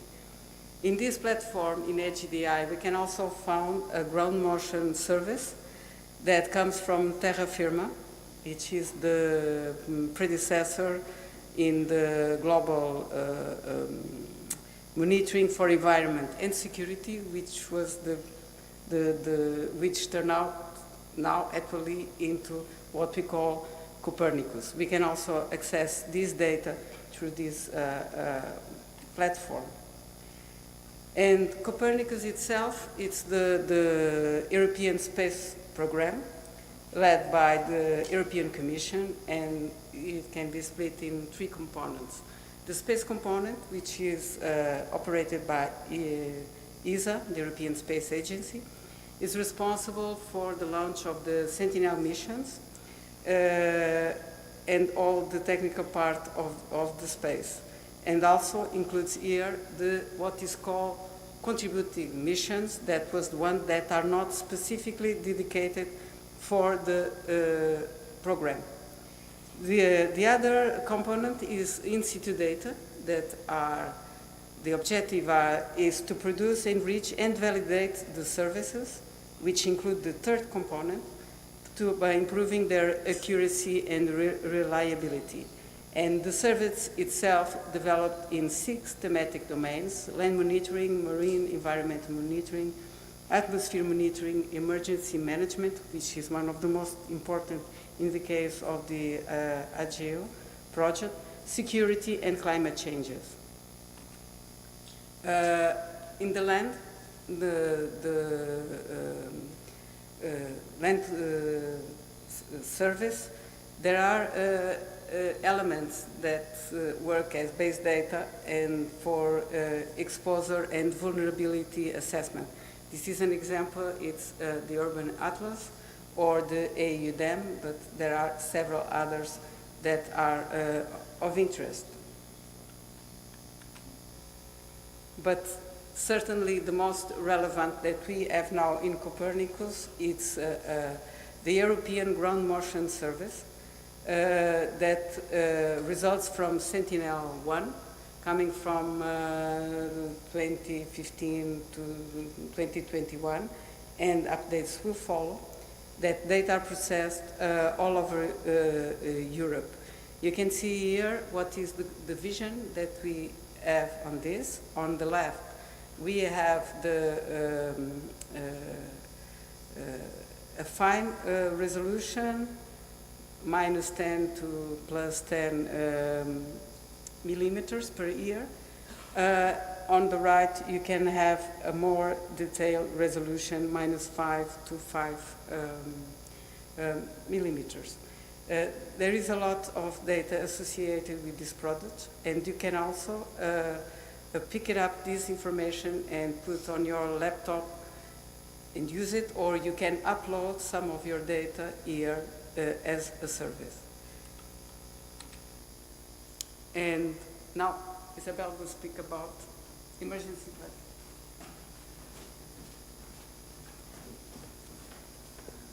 So, good morning, everyone. Continue with Lydia's speech. I'm going to give an overview about the Copernicus emergency services. Okay, it has 3 parts, 3 big parts. One on-demand mapping, one exposure mapping, and one early warning and monitoring service. Okay, the first one it's oriented to those emergency managers that need an urgent necessity of geospatial information, and they have 2 options to activate the service. Rapid mapping, which is in which you have information in hours or in a day or 2 days, and the risk and recovery mapping, in which you have the opportunity to request a tailored product. Okay, it's going to need 5 or 10 days to get delivered, but it's also very interesting because it allows even monitoring of some processes. Okay. Then you have the other part of exposure mapping, in which you have those options to get mapping about population data and about built-up surfaces. And the third part which covers the early warning and monitoring oriented to floods, to fire, and to drought. Okay, and then you have those European flood awareness systems, European flood fire information system, and the drought observatory. Okay, and here you can give information about forecasting, about monitoring, and then get this early warning system. Regarding the activations, those on-demand mapping activations that happened in the Atlantic area, we review all of them that the participating countries in the project and in the Atlantic area also have done, and we found those results there. 150 rapid mapping activation in the whole Atlantic countries, but only 78 in the Atlantic region, okay? Or where the Atlantic region was until almost yesterday, okay? As Tania explained before. And regarding risk and recovery, we had 37 in the whole countries, and only 19 in the Atlantic area.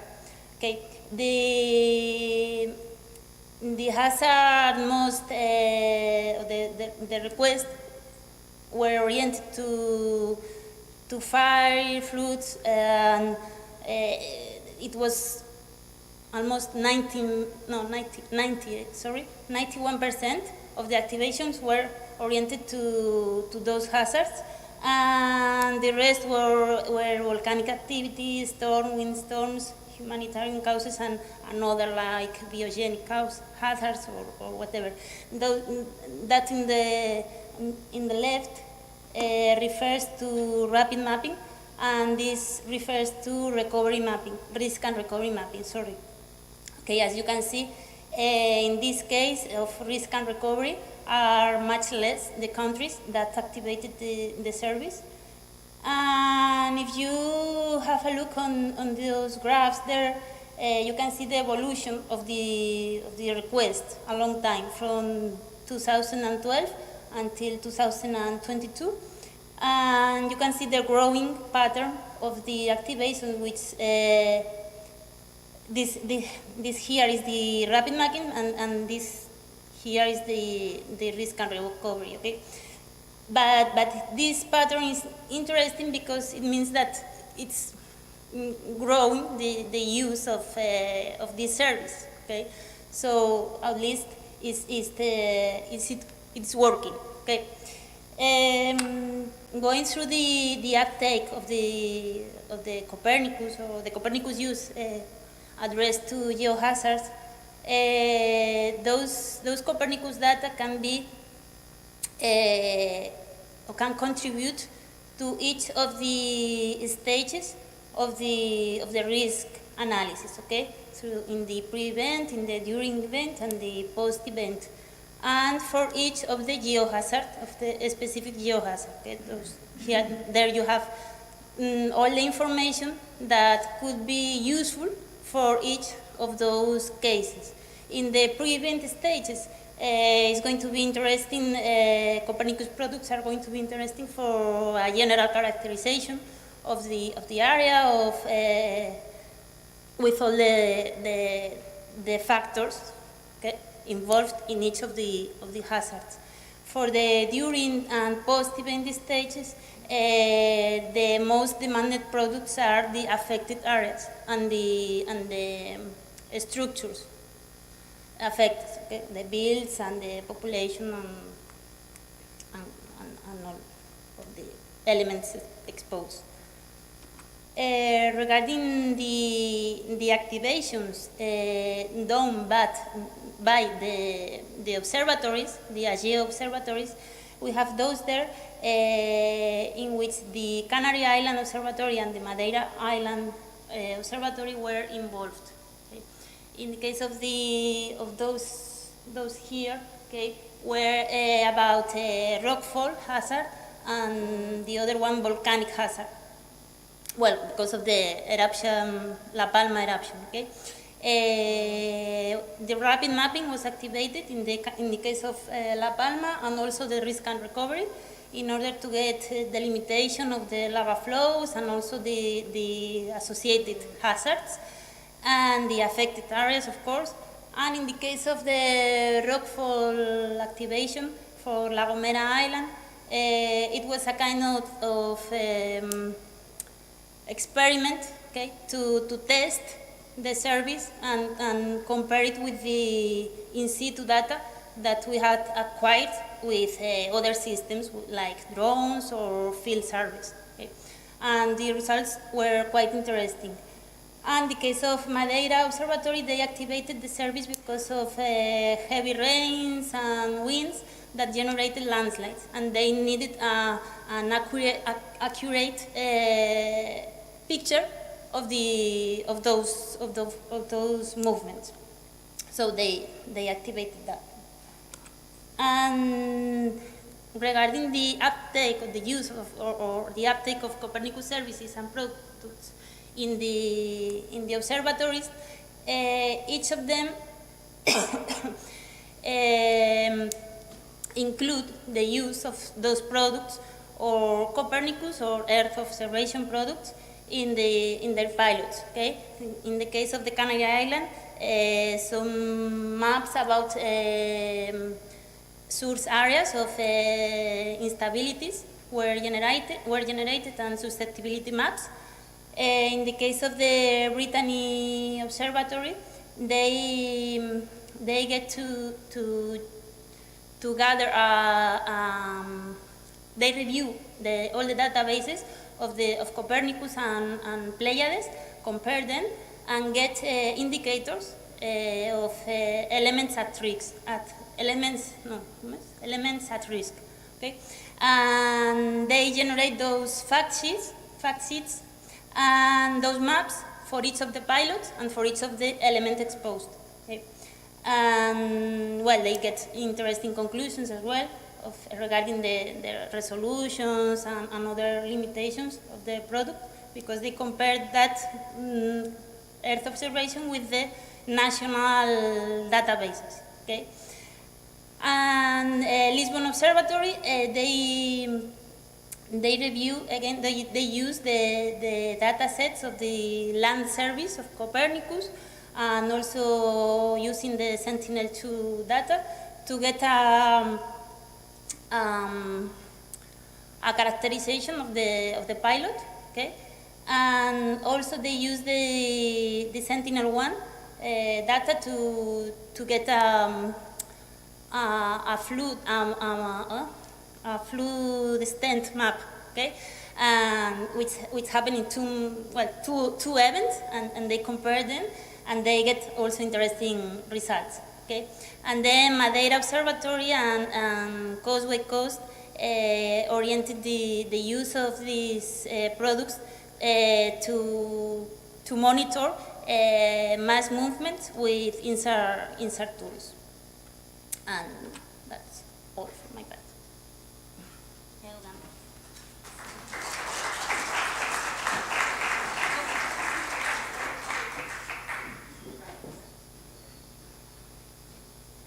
Hi everyone, can you hear me clearly?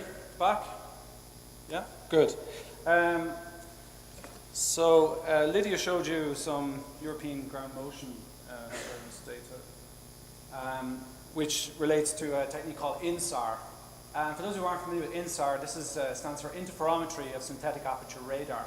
And it's a technique by which you can use radar satellites to take images of the Earth at different times and then record surface motion of the Earth by the difference in the waveform between the two images.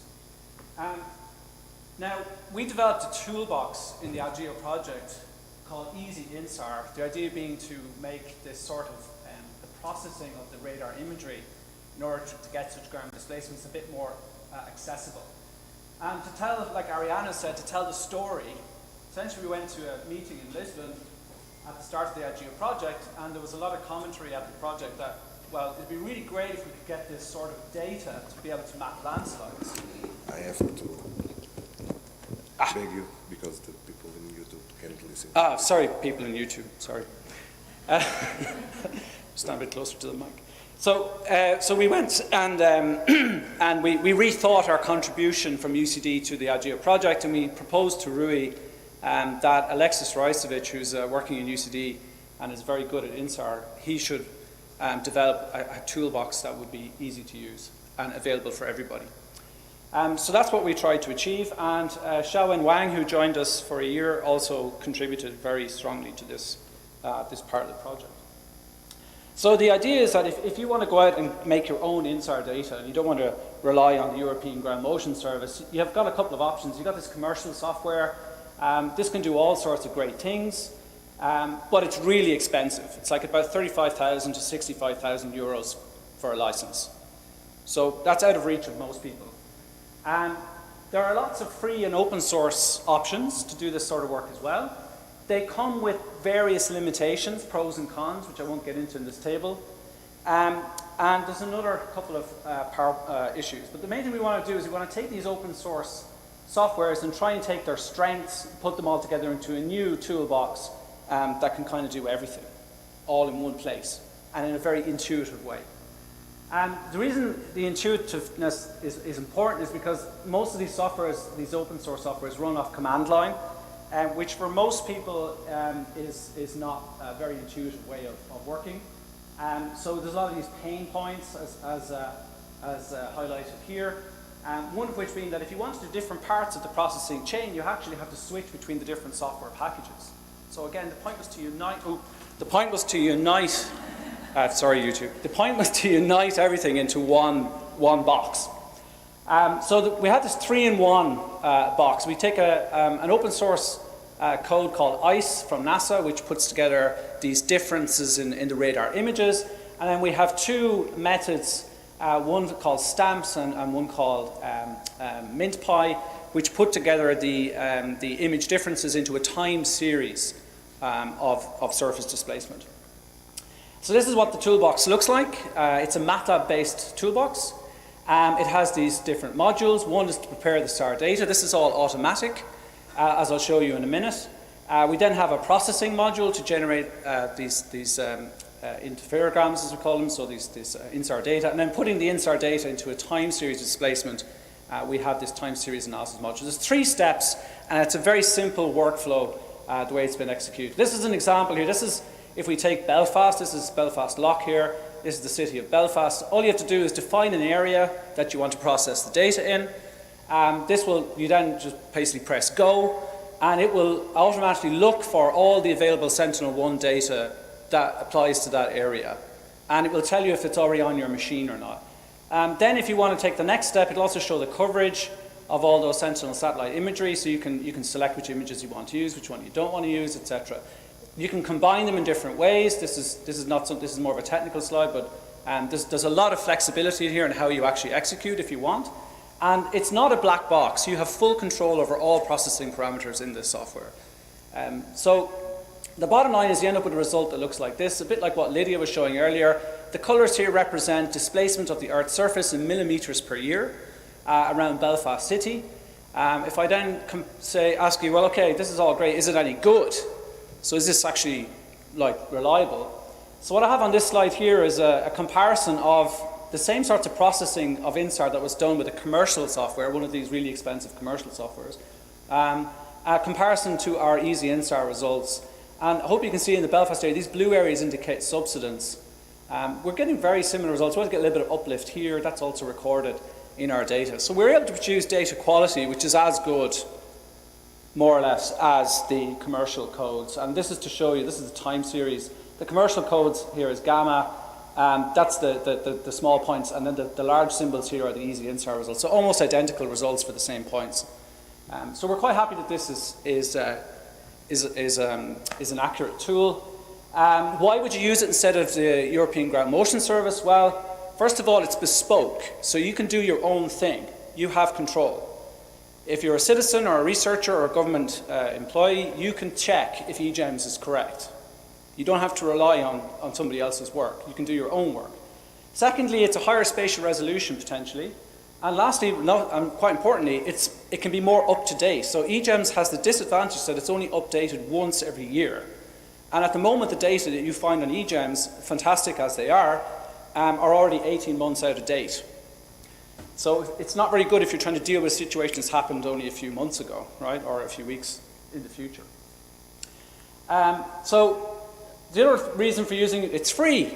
You can download it, and it should be easy to use, hence the name. So this is available from GitHub at this address here, and we have a paper which has just come out in Earth Science Informatics which explains the toolbox in a bit more detail. So I'll leave it there. Just to sum up this presentation in general, 4 main points. First of all, please be aware of the European open data platforms. The amount of data that's there to give you insights into geohazards is really phenomenal, both in space and in time.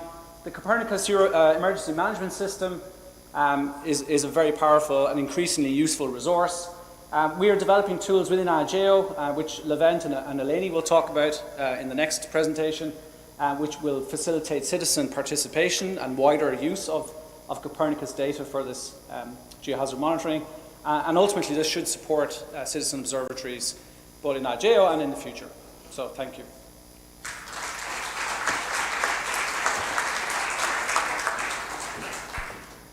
Thank you, Owen, Isabel, and Lydia. We will move on rapidly as we're pushed for times. So our next presentation is on the tools to enable citizens to monitor survey geohazards, and this will be delivered by Levent Bourdieu from UCD, and we'll start with Eleni Magdalena from UCD. Eleni.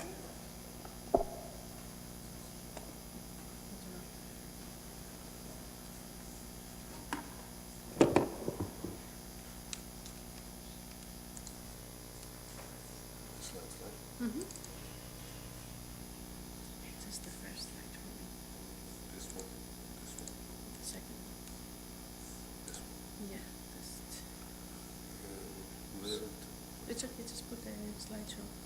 I don't know how. I know. It's fine. Where is the slideshow?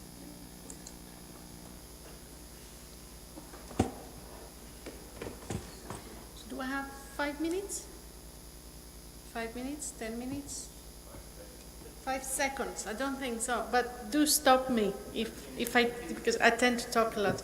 So, hi everyone. I'm really happy that I've joined this group since May 2022, and I know Domingos is happy, so I'm happy now. So we did develop the web platform, but before Levent shows you what we have done and with the mobile apps and all the development and the technical updates, it has finished now and it's publicly available. I just want to say a few words of what we have seen and what can technology do for you. So first of all, we have seen that the AGEO platform does engage with a new type of development. It's a new form of engagement, and don't see it as a static citizens observatory platform. This is more than that. It is open source. You can make it as you see fit for your own problems. I have some ideas on the third day, and we will discuss about other projects that can come out of it. But what is interesting in this project, and I'm delighted to see the engagement of the local authorities, the engagement of the geohazards related stakeholders with our platform. We have seen now a lot of engagement, and you can go to the platform and you can see that there is lots of items pending, but people start using it. Now, in terms of the Copernicus, we do use the data from Copernicus. It's live feed in terms of the website and the web platform. The map that you see is live. And what happens is that this is technology for good. So this is about your own, helping you for decision-making processes. So do use it, do engage with your own stakeholders to use it further. So we are talking about citizens observatories that do play a vital role in addressing social technological challenges more than you can imagine. If something changes somebody's life, even 1 out of 100 people, I'm happy. Because the impact, the societal impact is really, really high in these applications. So in terms of the covering security, demographics, covering the socioeconomic side of it, because you do save time for emergency services to reach out to people, sustainable development. What have we managed during the last years with the AGEO platform and with your help? First of all, we have enabled actors from the society to participate in making their community safer, stronger, including otherwise disadvantaged groups, and you can think from your areas who they are, senior citizens or people with disabilities. We provide equal opportunities to complementary training and experience related to natural hazards. I'm really happy with the educational content is building up, and there is already interest from European Union on the educational content to further develop it. It's sad that we have disasters around the earth and we have the technology and we need to showcase it, disseminate it more. So we have worked on the sustainability report, so I'm looking forward on the sustainability exercise being implemented now for the lifetime, beyond the lifetime of the project. We managed to create temporary occupational tasks for people, and we can orient young people to get involved instead of being passive, take action of their own safety, be proactive, enter the data, and show their other citizens around them. Now, in terms of the AGEO Citizen Observatories pilots that run through this project, they have enabled data-driven implementation and engagement on geohazards. I'm really interested in the data and the logs that have been in the platform. So in a year's time or 2 years, I will plan to analyze and do some data analytics for meta-analysis around the globe. And we want future interventions. So on the third day, I will be chairing a session. I'm looking at Rui, yeah? I will be chairing a session about future opportunities. I have a couple of ideas, but during today and tomorrow, start thinking outside the box. The project is successful. You made it successful. We provided a toolkit to make it successful. But think outside of the box.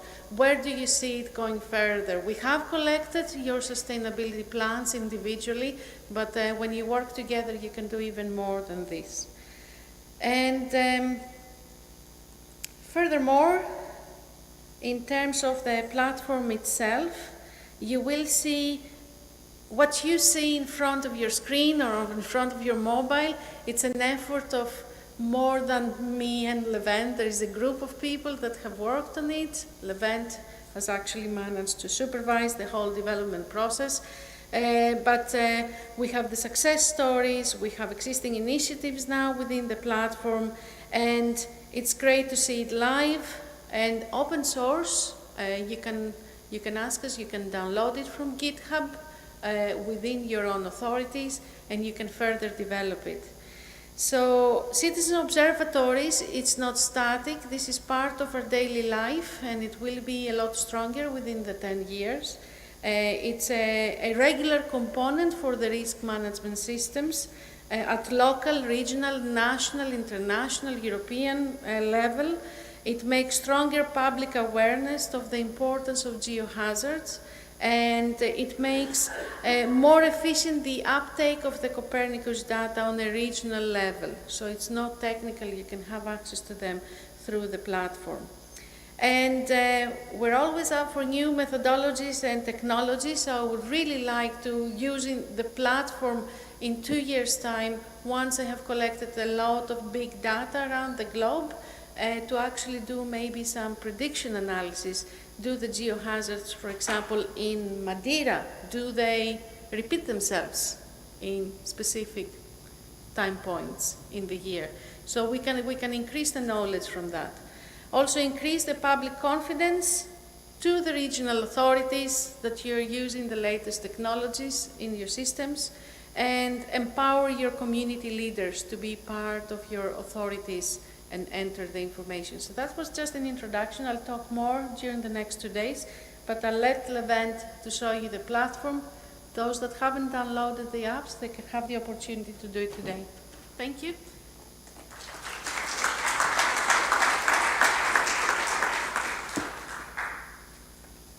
Hello everyone, how are you?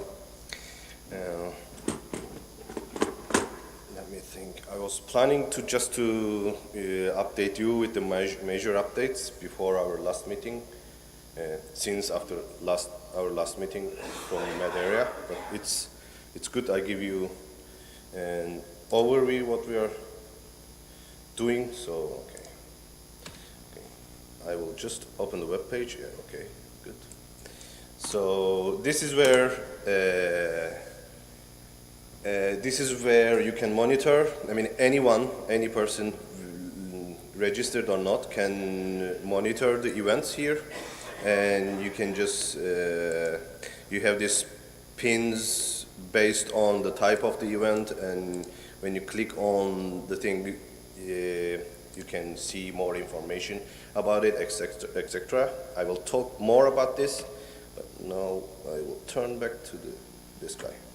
And here is the application, because I have to mention this because everything starts from the application, and there's no other way to report events to the website. That's the application is the only way. And if you didn't download it yet, please do it. So because I don't have the screenshots for the mobile application on the presentation, so. This is the biggest update I can say. So I will show you what happened, because if previously the events that we submitted website, you see in this currently the images are blurred and you don't see any comments or any data about the image. This was not like that before, and I got a lot of complaints. So we kind of changed it. And if you are a manager, let me try to log in. If you are a manager in the application, you will be able to see. You will be able to see the details, and managers can also reject or accept the event. Let me show you quickly. This is rejected.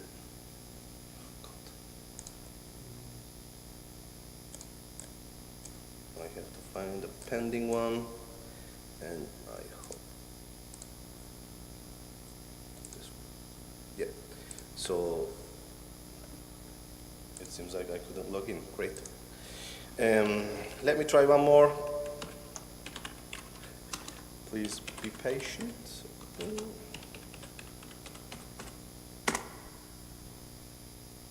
Yeah. And you see, I mean, if you are a manager, I think, yeah.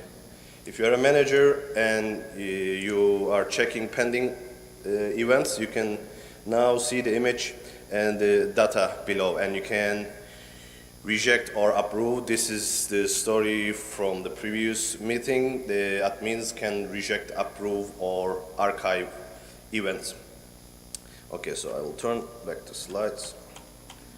So, as I said, this is the major update. So we blurred the images, we deleted the comments for the regular users. They can only for the pending events. As long as a manager goes in and accepts the event, it will be public for any user. So, in the data sharing bit, the URL of the image was not in the files, so we kind of updated that.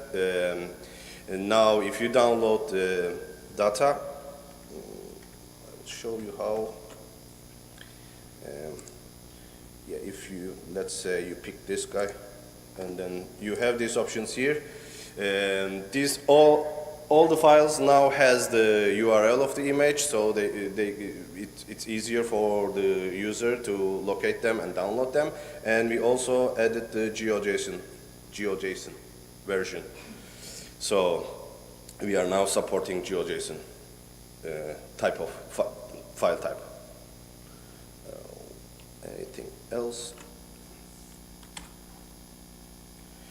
Yeah, this was a lot of work. I mean, I don't, to be honest, current version of educational content, I'm not sure where they're coming. I mean, it's a mixture of a a lot of data, and then we started translating them. That was another cycle, but at the end of the day, now it's available in the website in different languages. It's located here, and it's also available on the mobile. So, and on the mobile, it's available offline as well. So if you don't have any connection, this is for emergency. If the user doesn't have any connection, Wi-Fi connection or 3G, they can still access it. Yeah. Okay. And yeah. Okay. This is for Kieran. I mean, because Northern Ireland was using the previous version of the application, and they got a lot of reports in the Giant's Causeway area. We kind of pull these into the current platform, so they should be available. Let me show you. Let me prove it. It is here. I think these are all coming from you guys, and we add them as approved. All of them are approved. And let's see. Yeah. And I think I have a last point there. Yeah, there was a complaint about sharing on the mobile as well. When you try to share, let me try Twitter. Okay, we were sharing only the URL, which seemed suspicious at some. I mean, it is suspicious if you receive a message with just an URL. Now it's saying, okay, I want to share this event report, some kind of thing. So we have a explanatory text, at least what is this URL. So I think that's it from me. Yeah. Thank you. Thanks.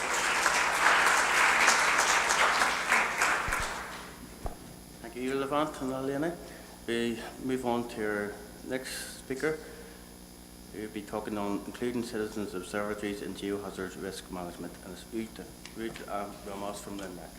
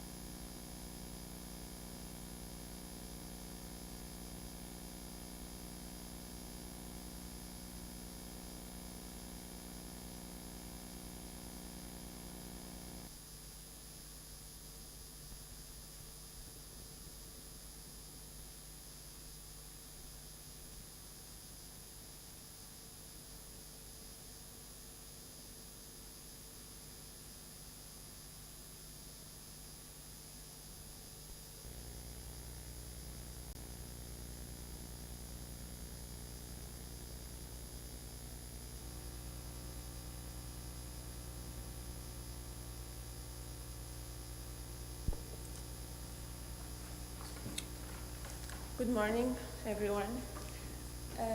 This presentation was prepared by VANEC and, as already mentioned, address the role of the citizens' observatories in geohazard risk management. The presentation is divided into 5 topics that are listed in this slide. We already show a short definition of the citizen observatories and an old one. This is a new one from also the same team. And according to we observe, citizens observatories are a particular form of citizen science and collective action that provide a mechanism for new partnerships between societal actors, including citizens, scientists, decision and policymakers, and others to tackle complex socio-economical challenges. They also They also engage the public in scientific knowledge creation, employing citizen science methods, digital tools and sensors to gather data, share information, and motivate change. Typically, they intend to engage communities longer term or for a defined time frame to address a specific issue or situation. The European Union has launched a series of policies concerning disaster risk reduction to achieve the 3 landmark agreements of United Nations, namely the Sendai framework with 4 priorities, the United Nations Sustainable Development Agenda, and the Paris Agreement. These are some policies and initiatives of European Union that were selected for being relevant to risk management and disaster risk reduction, but also to accelerate progress in citizen science and now and the future. To highlight the European research and innovation fundings, such as Horizon 2020 and the Horizon Europe, and also the Interreg, that provide wide opportunities for citizen science. However, in practice, it's difficult to bridge the gap between the risk reduction, disaster risk reduction, and citizen science, such as citizens' observatories dealing with geohazards. The disaster risk management has a cyclical structure, as you can see in the circle on the right, which comprises different phases associated with activities that occur during the pre-event, during the event, and in the post-event, namely risk assessment, prevention, adaptation and mitigation, preparedness, response, and damage assessment, and recovery and rehabilitation. In the circle on the left, we have the risk knowledge concerning identification and characterization of the hazards and the analysis of exposure and vulnerability. This is a dynamic process in which, following an event, the data and knowledge obtained will allow the optimization of the risk assessment models based on concept lessons learned. Looking at this framework and thinking about citizens' observatories, the question is, in which phase and how CEOs can contribute to improve risk management? The answer is, firstly, they can help to improve risk knowledge and therefore risk assessment. This is a general framework for these 2 integrated phases addressing geohazards, and don't worry that I will not explain all tasks. I just want to say that in this case, citizens' observatories can contribute with data collected from mobile applications and digital platforms such as photos, location, time, date, among other information. The data collected before and after an event will allow to characterize the geohazards and to determine triggering factors, as well as to update susceptibility and inventory mapping, and therefore to improve risk assessment. Some examples of AGEO project are the updating of the Spanish mass movements database with data provided by citizens, and through the AGEO app, daily monitoring of the causeway coast is done by the National Trust. Citizens' observatories can also contribute with information from other sources. Some examples of AGEO project are the meteorological stations and seismic sensors installed in Madeira pilot, and field surveys carried out by the Brittany pilot, and the piezometer and tiltmeter installed in the Causeway Coast pilot. Citizens' observatories can also play an active role in the prevention phase to increase risk awareness. This is the general approach regarding geohazards. For this phase, citizens' observatories can contribute to non-structural measures, namely communication, education, land use planning, and urban planning. The activities developed in the AGEO project are mainly centered in this phase. As examples, we highlight the communication actions that citizens and stakeholders of each pilot were provided information on geohazard risks and geohazard risks are exposed to, and the creation of animated videos about geohazard by Lisbon pilot, as Claudia already said. Regarding educational actions, Lisbon pilot educated citizens and stakeholders in reduction practices, namely self-protection measures. The Causeway Coast pilot created educational resources, as you already know, to enhance the communication with schools about geohazards, and in general, all pilots held workshops and training sessions for data collection. Finally, concerning land use planning, Brittany pilot is contributing to change mindsets and stimulating stakeholders to think and to mitigate coastal risks in long-term perspective in order to reduce vulnerability and exposure. Another phase where citizens observatories can participate is preparedness. This is the general approach for geohazards, and citizens observatories can contribute for different actions comprise almost all phases, such as local emergency plan, and the AGEO's example comes from the Canary Island pilot that proposed an emergency plan for rock falls at municipal level with the collaboration of citizens. Regarding early warning systems, Lisbon currently has an alert and warning system for tsunami.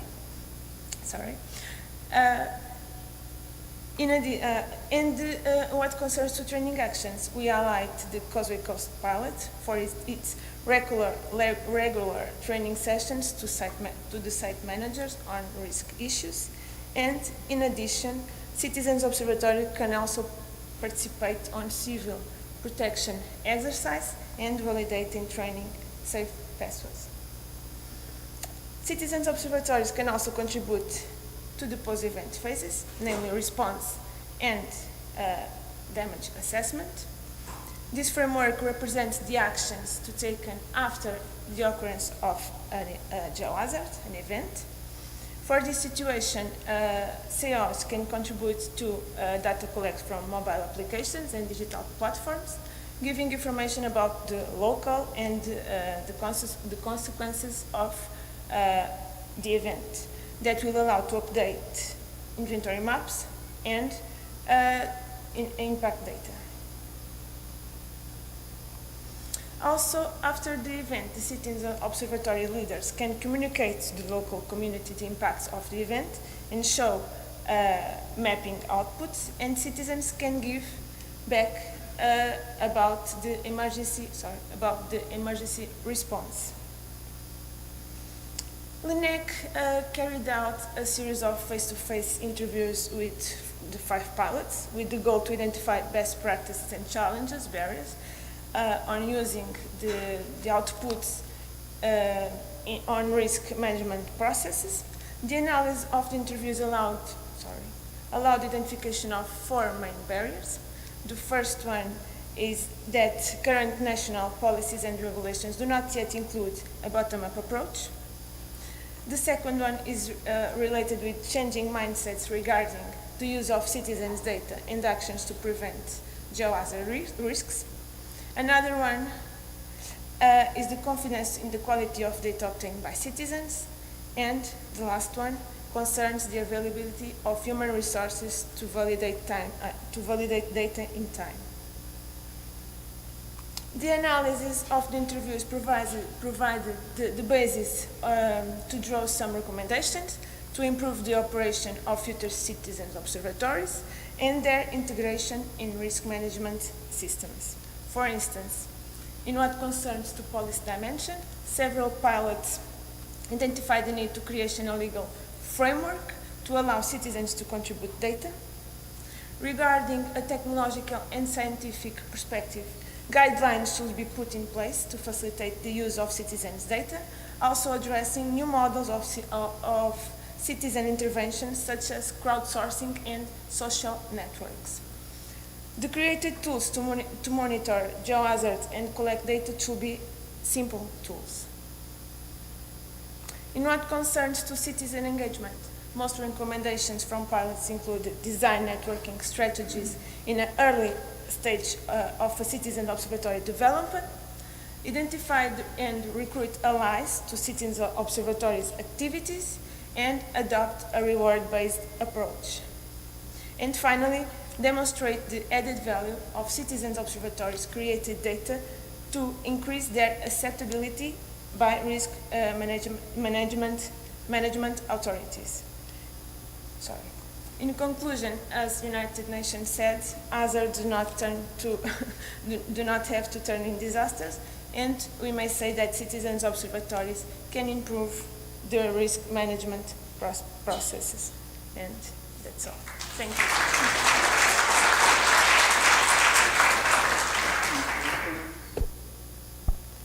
Thank you. We have time for one or two short questions if anyone has any questions.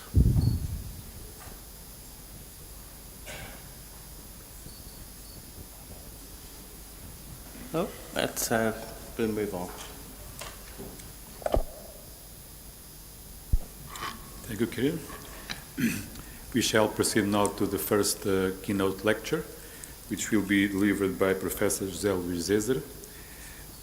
He has a PhD in physical geography by the University of Lisbon, and is a full-time professor of physical geography at AGEO, it is Institute of Geography and Spatial Planning of the university.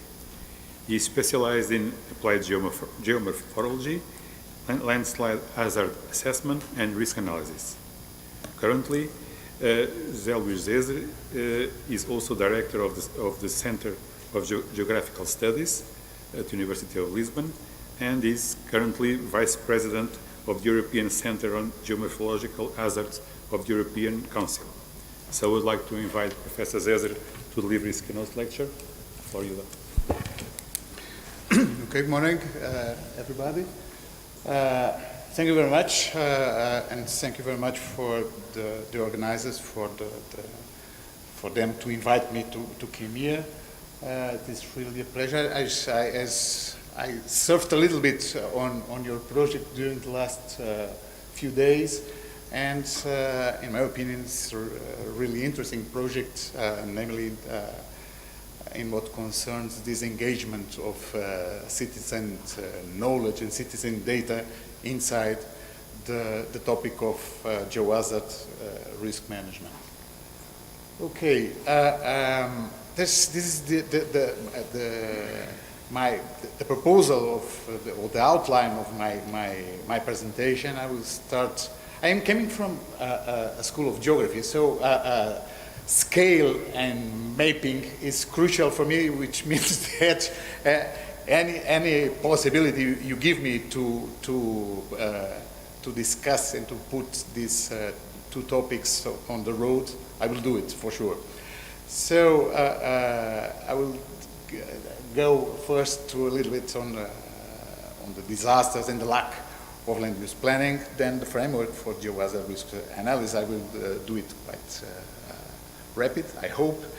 And then going a little bit on the multi-scale landslide risk analysis, where my research group has made a lot of work during the last years. Then landslide risk management, and also, because in my opinion it is really important to look over the risk managers together with public policies, namely taking into consideration the Portuguese experience, and at the end some final considerations. Okay, the meaning of disaster, I think it is not new for you. This means that related with geohazards or other dangerous processes, the disaster is always the consequence, it is not the process. Okay, so in the previous presentations, the previous colleague states correctly that a hazard is not necessary, is not giving necessary a disaster. Most of the cases, this is not inevitable, and always let's say the size, the magnitude of the disaster, in most cases is much more related with the other parts or the other drivers of the disaster system. Okay, when we have a look on the evolution of the number of the natural disasters in the world, this yesterday I still did not decide if I bring this data, the data of the IM date or the data of the Munich Re. At the end, I decide for this. Of course, this data has a lot of problems, okay? And the problems with the data we have to work with, I will coming back at the end of my presentation, because the public policy can be wrongly influenced by bad data.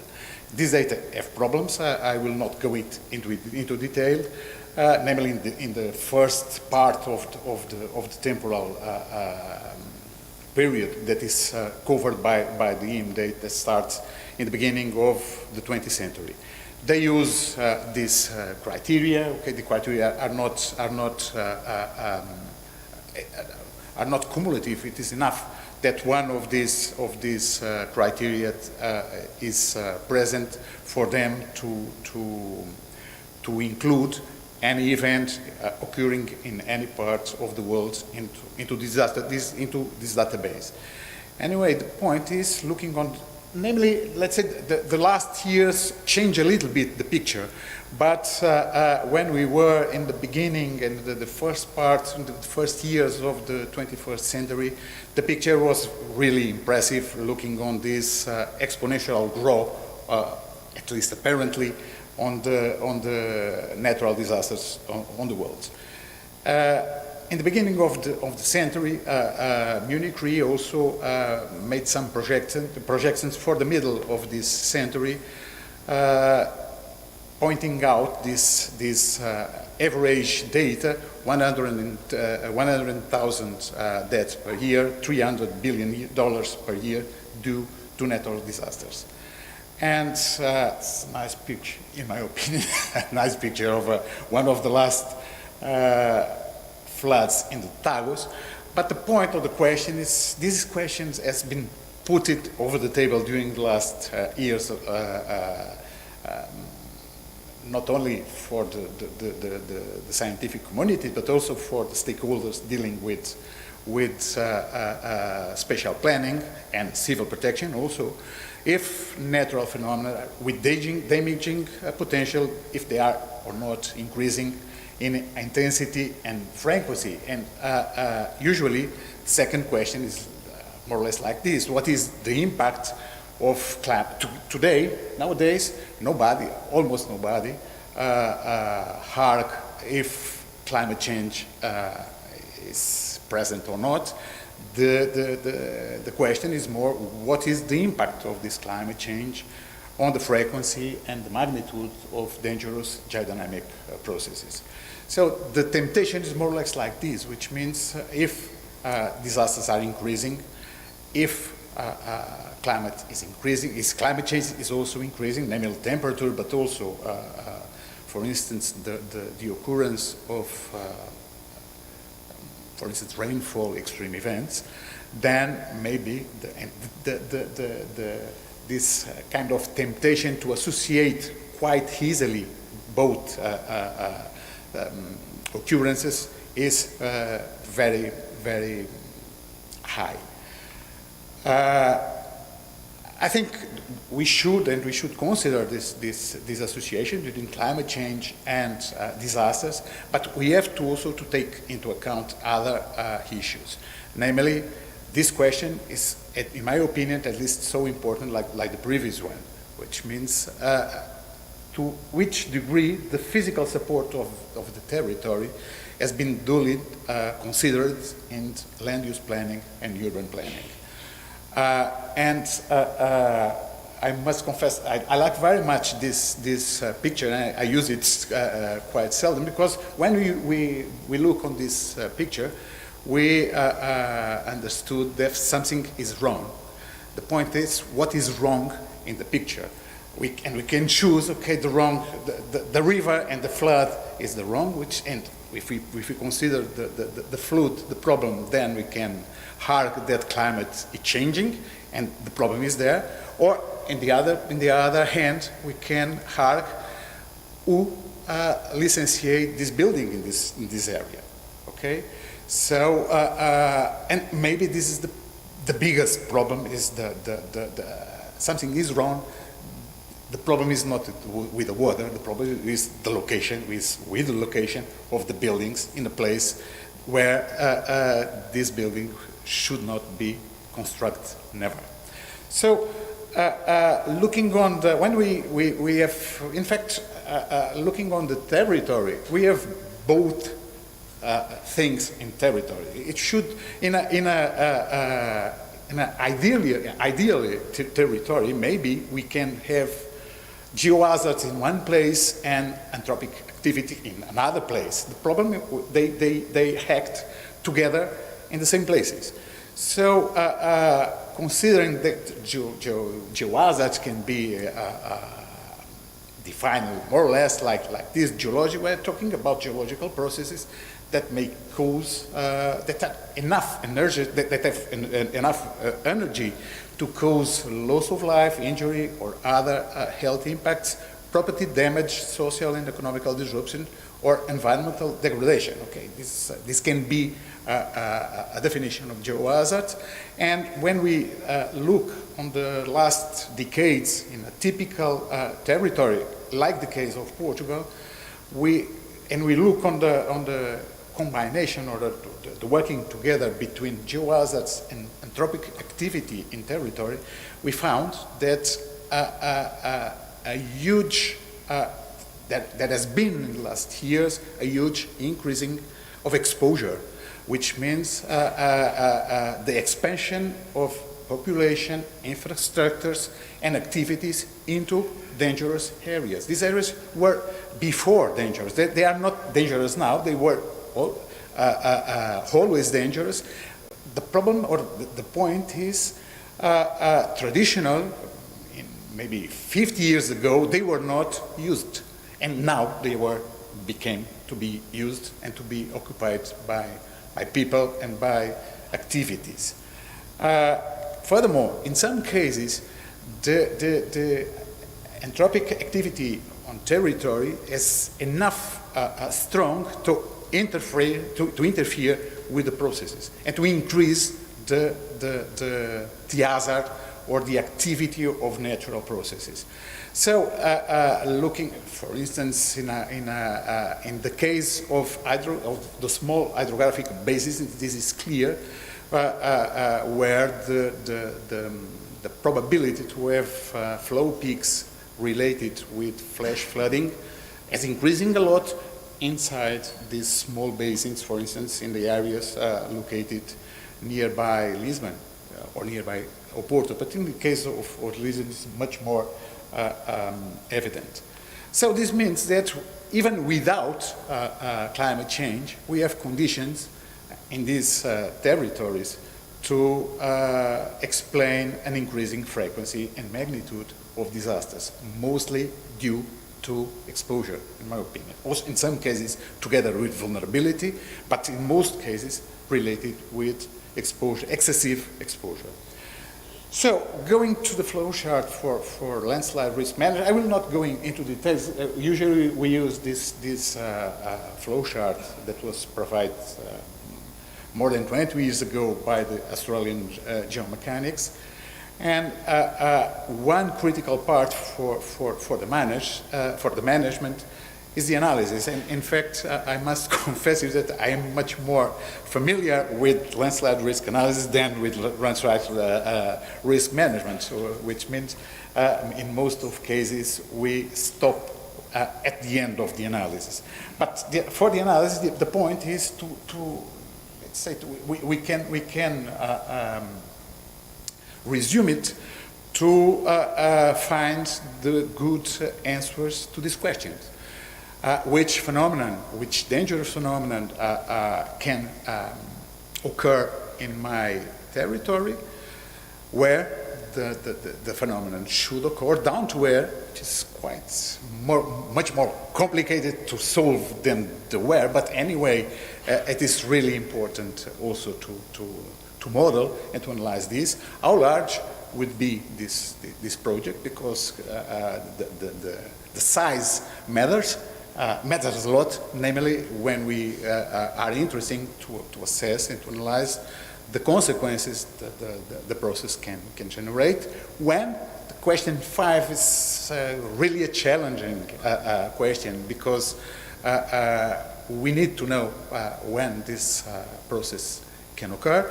And then the question 6 and question 7, much more related with consequences, with the impact, people and assets, and level of impact in the case of the degree of loss, which means putting concepts related with risk within. This means that until the question 5, we are dealing with hazard assessment. Okay, the spatial component of the hazard for the questions 2 and 3, the magnitude of the hazard for the question 4, and finally the temporal dimension, which in most cases is assessed through the analysis of the triggering thresholds. In most cases rainfall, but in some cases, for instance, also earthquakes. It's possible also, even in Portugal, of course. Then the exposed elements, who is going to be affected, what and how much will be this impact, and finally, in a physical perspective, the degree of loss for the vulnerability, which means then, okay, the critical, the usual equation to assess risk. And it's important also, of course, that during the complete process, a lot of uncertainty is within, and the uncertainty increased from one step to another, to the following step. Okay. This concept is nowadays also used for risk analysis towards climate change adaptation. The concept is the same. The risk is the middle in the intersection between the hazard, the vulnerability, and the exposure. And also, someone before me this morning also talk about this disaster risk management knowledge center of the European Commission, and at the end of the day, the concept of risk they use is similar with this one. Okay, going down to some multi-scale landslide risk analysis, looking on some work we have been done in Portugal in recent years. I will start with this proposition of a landslide risk index for municipal land use planning in Portugal that we published 2 years ago, almost 3 years ago, in Science of Total Environment journal. And the idea, in fact, this is one of the outputs of a national funded project named Forland, where we focus our attention in disaster risk. Consider that this kind of flower in the left panel is related with the drivers we consider that interfere with disaster risk. And this is, in fact, we apply this for both landslides and floods. And the idea is the disaster risk may or can increase due to different reasons. Okay, and in other words, we can, when we start this project, we hypothesize that we can found at the end different risk levels for different municipalities that are driven by different drivers. And if you don't take this into consideration, then your public policies to decrease the risk can be the not best adjust to the particular case you have in your municipality. So the idea was to find different risk profiles regarding landslides from one side and floods for the other side for the Portuguese municipalities, taking into account these four huge risk drivers: the weather and climate from one side, the physical constraints of the territory, the geomorphology, mostly in the case, and geology, of course, for both landslides and floods, the land use change and exposure, and the territorial and societal vulnerability. Then, in the case of the landslide risk, we found a little bit the concept of the inform index, risk index, combining the hazard, the exposure, and the vulnerability. In the case of the landslides, for the vulnerability, we use and we assess, or try at least to assess, the physical vulnerability of buildings to landslides. The exposure was covered by the people and the buildings, and the hazards, we used an assessment for the national scale of landslide susceptibility, together with the rainfall triggering information. In the lower part of the slide, you can find let's say, the intermediate themes or variables we use to combine and to obtain these maps. Okay, in the left, you have the not really a landslide hazard assessment or landslide susceptibility assessment. In this case, we only highlight the most dangerous areas in mainland Portugal regarding landslide occurrence. Then, with normalized values in the hazard map, in this case, already adjust to the Portuguese municipalities' boundaries. In the middle, in B, the exposure, mostly driven by the population, distribution of population, and the concentration of buildings. And in C, the physical vulnerability of buildings, which means what should be the degree of loss of the buildings if they are impacted by any kind of landslide. And then in the left, you can find the landslide risk index per municipality we have obtained, again with normalized values ranging from 0 to 1. And maybe more interesting than this map, at least in my opinion, the other map, which is a cluster, which results from a cluster analysis, and give us, the idea is the red and the orange tones in that map means municipalities where the risk index comes mostly from the hazard, okay? Whereas the gray tones means municipalities where the landslide risk index, no matter if higher or lower, comes mostly from exposure. And finally, the blue tones means the municipalities where yes, as a rule, the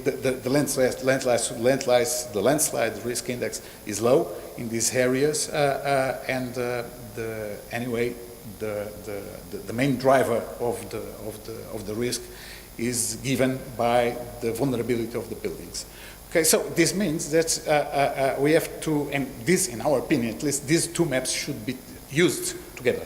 Okay, so it is important to know not only if the risk is high, but also why this risk is high. As is the case, in this case, we have here just to compare two different, the risk profiles of two municipalities, not far, the municipality of Oporto and the municipality of Paredes de Cora. As you can see, the landslide risk index is not very different from one municipality and the other, but it is clear that in the case of Paredes de Cora, the main driver for the landslide risk is the hazard, whereas in the Porto, the main driver is the exposure. Okay, so this is important, of course, for stakeholders, because if they consider the landslide risk index too high, so this, if it is too high, it should be decreased. And if the best way, I believe, to decrease it in Oporto is to act over the exposure, whereas in the Paredes de Cora, maybe we have to act over the hazard. Okay. So changing scale, I will show you some results we have obtained working in with a single municipality. In this case, Paredes de Cora, which is located in the nearby the Douro Valley in the northern Portugal. And okay, I have not enough time to go into details on the methodology, but the idea, we work with, we assess the landslide hazard with this equation combining the spatial component of the hazard. In fact, we had, going a little bit back, each black dot we find here means a landslide. Okay, so we have a very nice and very robust, in our opinion, landslide inventory. In fact, we have two separated using temporal criteria, which means we have an old landslide inventory and a new landslide inventory that correspond to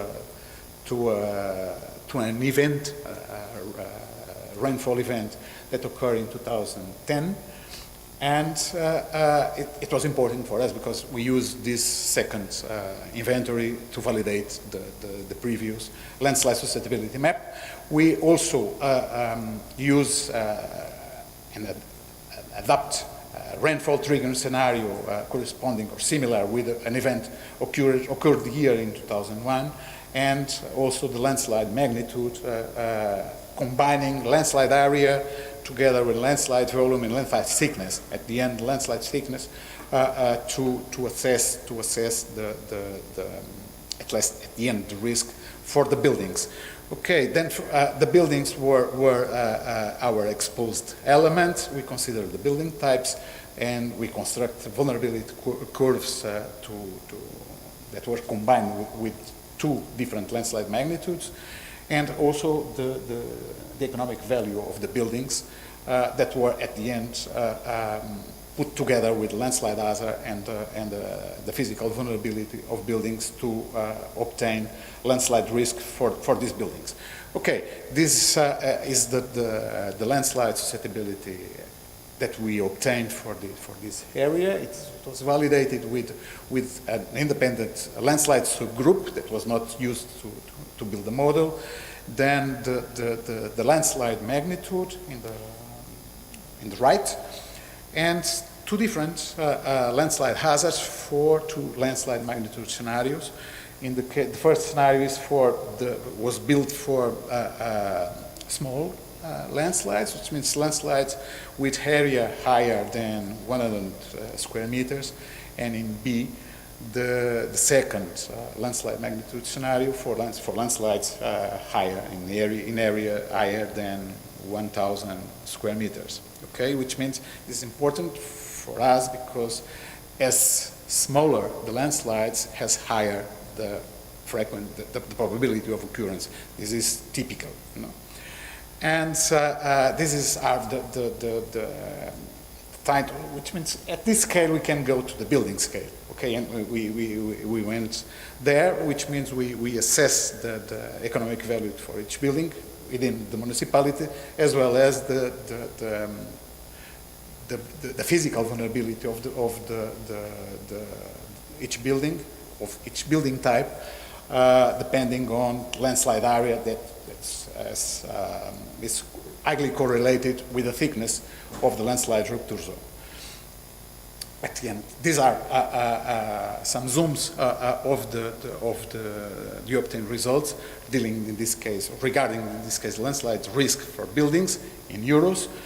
And as you can see here, the highest risk is not related with the largest landslides.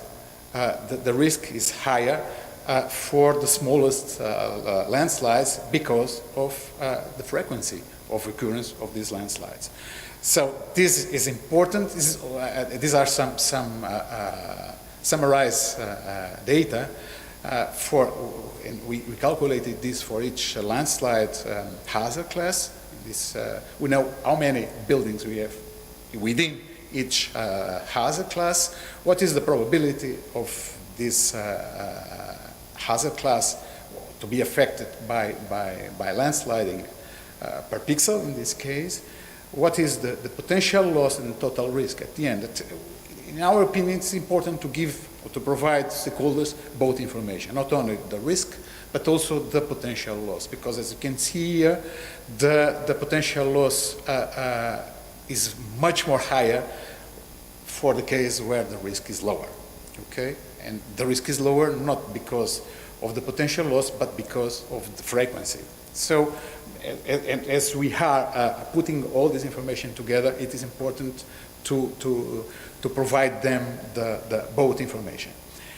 Okay, another step for in scale, and again, scales matter a lot, because when we change scale, we have to change or at least to adapt the methodology. I like very much this paper. We wrote this paper in 2006. We published in the Landslide Journal, and we hypothesized in 2006 a landslide problem in the motorway A9. And in fact, this motorway was affected by a huge landslide 5 or 4 years after we published the paper. Not in the same place, but it was hugely affected by a landslide. So, in fact, the map you found in the right, it is more or less a prehistoric. It's more or less a prehistoric landslide hazard map, because I made it in 1988 by hand. At the end, it's a kind of direct draw, which is quite nice because we can put at that time the boundaries of the classes in the place I choose. Of course, and at the end, I think the map was confident. Almost nobody nowadays makes hazard mapping in such way. So the idea, anyway, is the map was built, in this case, it was built before the construction of the motorway. This is the interesting point here.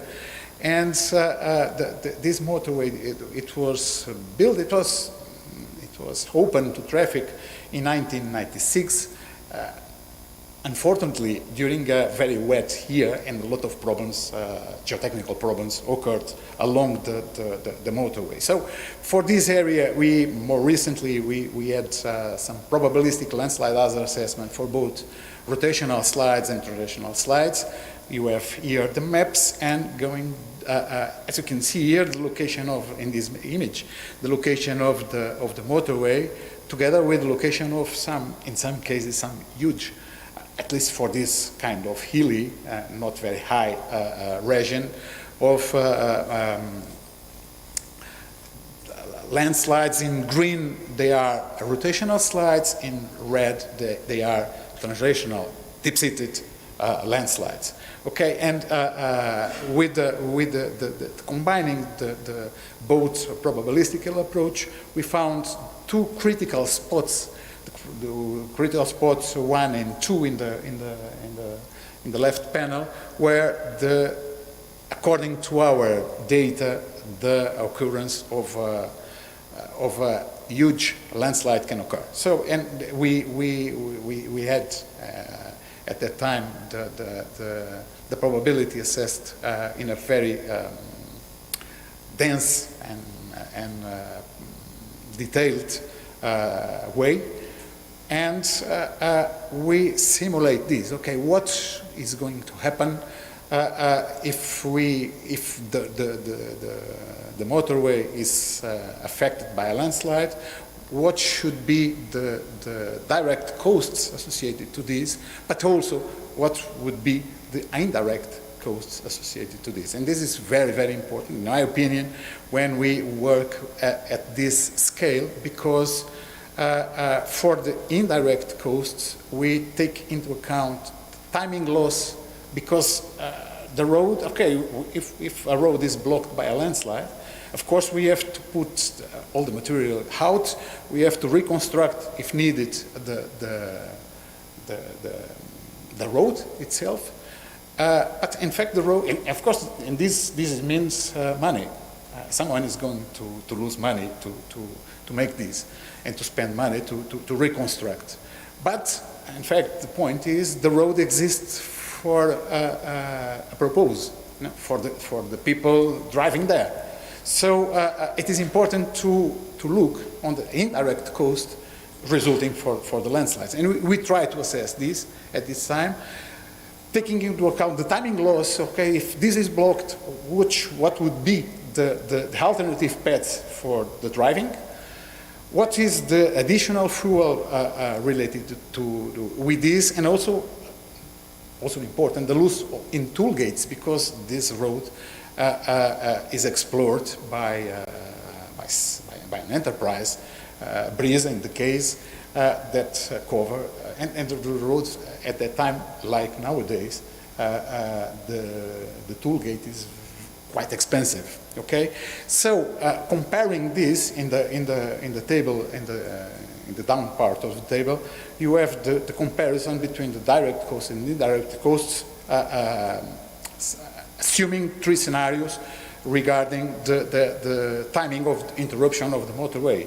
If it is 1 month, 3 months, or 6 months, depending on the size of the landslides, or on the complexity of on geotechnical terms for this. As you can see, the difference between the indirect costs increased a lot. They are much more higher than direct costs. They can be 30 times higher than direct costs. And this means that when analyzing risk for this kind of assets, indirect costs can be and should be and must be considered. Otherwise, we can make wrong decisions. Okay, going to your topics, you know much more than me regarding risk management. The risk management should implies decisions. Decisions must be made, and let's say the consequences of this decision should be monitored in order to see if everything is going well. Accept the risk is, if well sustained by the risk analysis and risk assessment, okay, this can be a solution in some cases. In some cases we need to mitigate risk. Mitigate in some cases is not acceptable, and we can at least theoretically mitigate the risk by decreasing the hazards. In some cases it's possible to decrease the hazards. In other cases quite complicated from the engineering point of view to decrease the hazard, to decrease the value of exposed elements. This is an alternative. I have not time enough to go into details with this, but it's possible to decrease the value of the exposed. And if the value of the exposed elements decrease, then the risk also decreases. And also, of course, increase the vulnerability by defensive and reinforcing structural measures. Someone talked a little bit about this before. Early warning systems, of course, and emergency planning is another way to decrease vulnerability.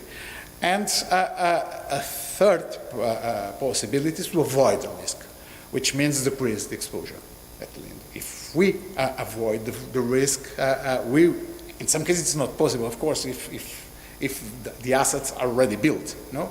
But in some cases it can cost a lot, but in some cases the solution can be, the best solution can be removing assets from hazard zones and searching for alternative locations. Of course, the question that comes again after this, okay, it is a good solution, but who is going to pay the bill for this?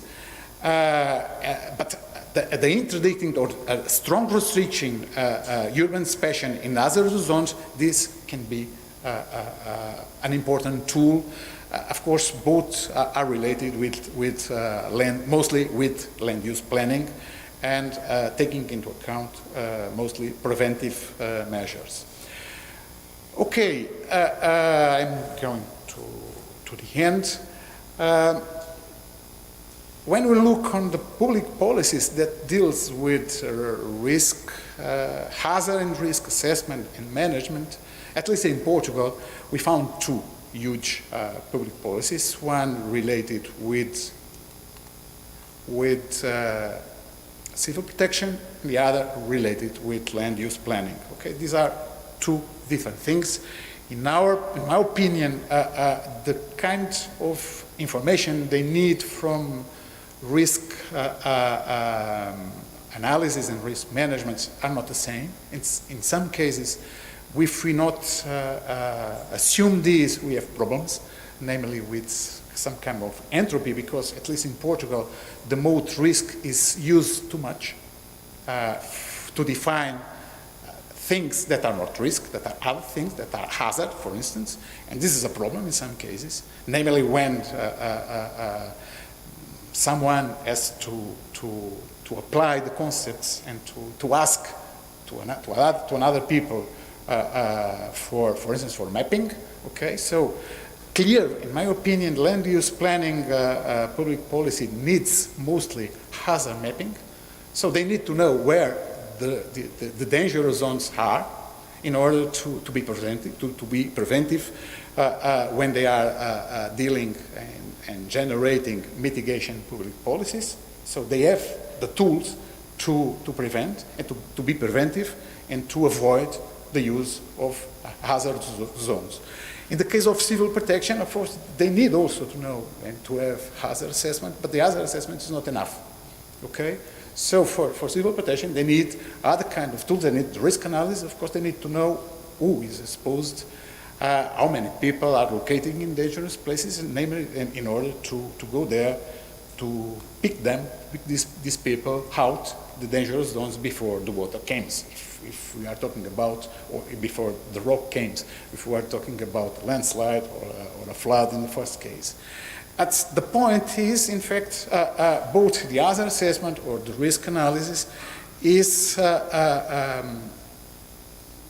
let's say, it is provided by scientific and technical information flow,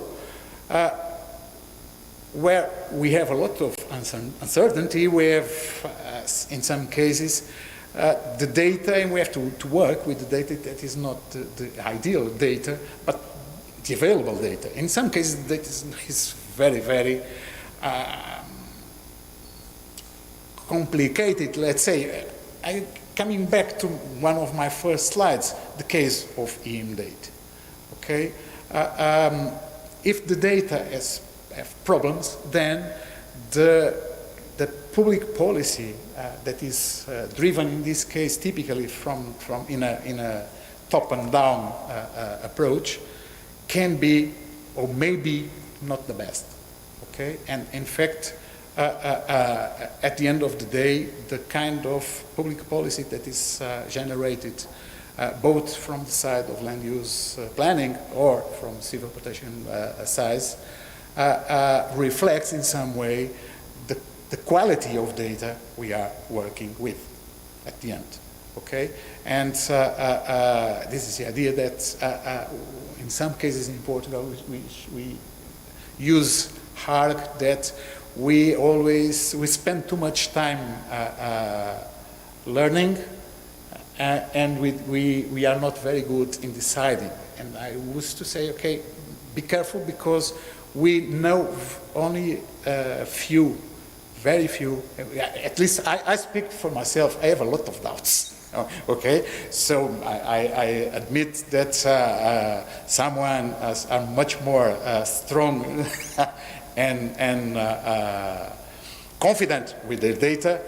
When I look on my data, I have a lot of doubts. So this means if I have more time and more money to spend to get more data, I will be much more confident, at least at the end, to provide better information for the guys that should be and that must generate good and reliable public policies. Okay, so just to finish, some final consideration. Excessive exposure has been responsible for the increasing frequency and magnitude of natural disasters, including those caused by geohazards. And we must look first on this, then on the most recent guilty, the climate change, because the climate change is a good, has been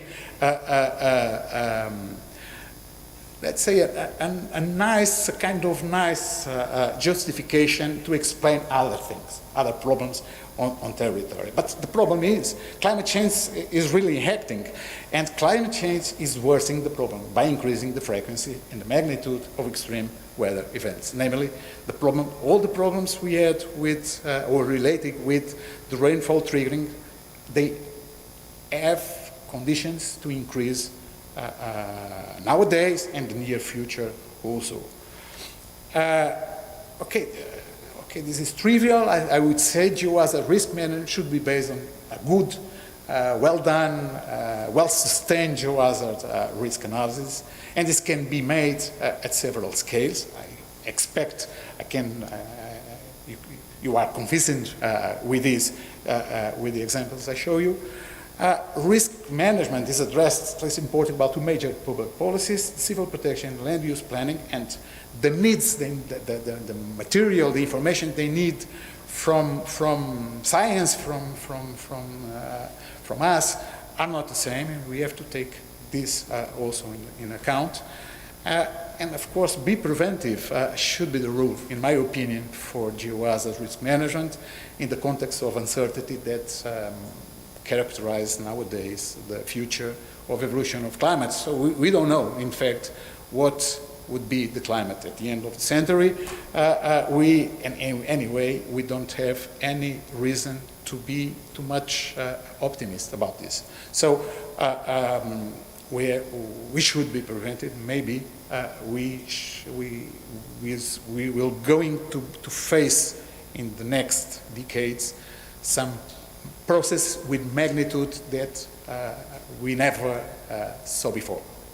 This is possible, of course. Okay, and yeah, okay, avoid the risk. Okay, this is put yourself apart from the path of the flow. Okay, this is a very good idea, in my opinion, and this should be the prior option in hazardous zones not yet occupied by structures and infrastructures, because the point is we have still some reasons like this, dangerous areas not yet occupied, so avoid it.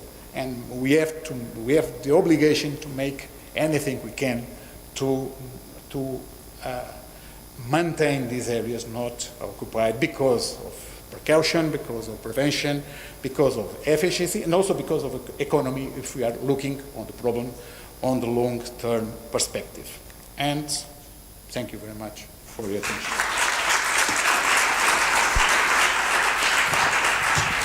Thank you very much, Professor Zezer, for a most informative and systematic approach, framework of landslide risk analysis, and a very good conclusion on risk management, emphasizing the need for good quality data. I would like to invite the audience to congratulate Professor Zezer for this very good keynote. Please accompany me with applause. Thank you. Okay, thank you very much.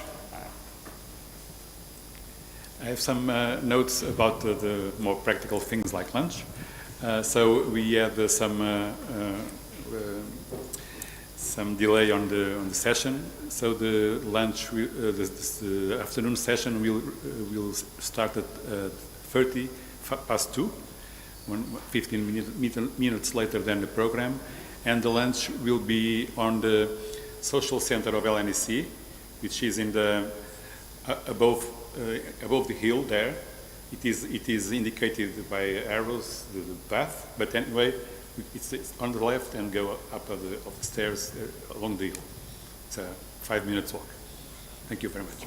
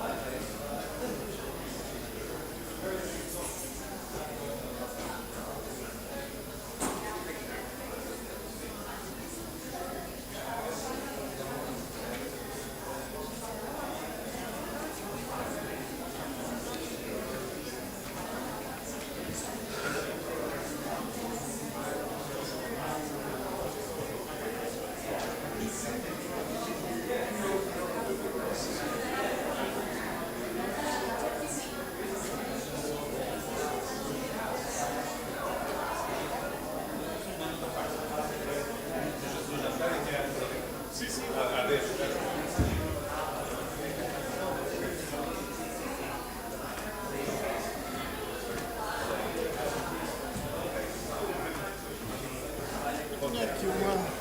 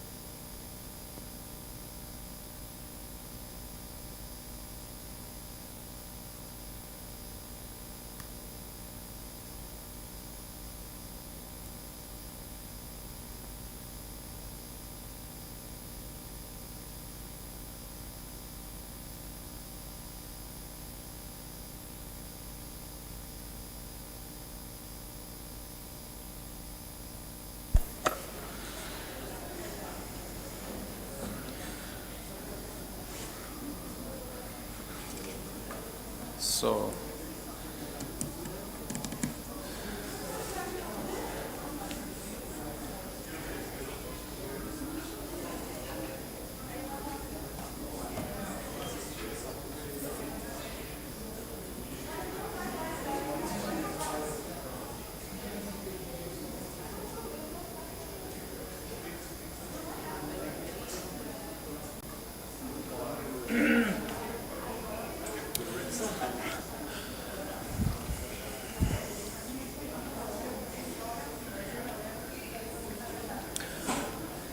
Who are you speaking? No. You, yeah, Eleni's.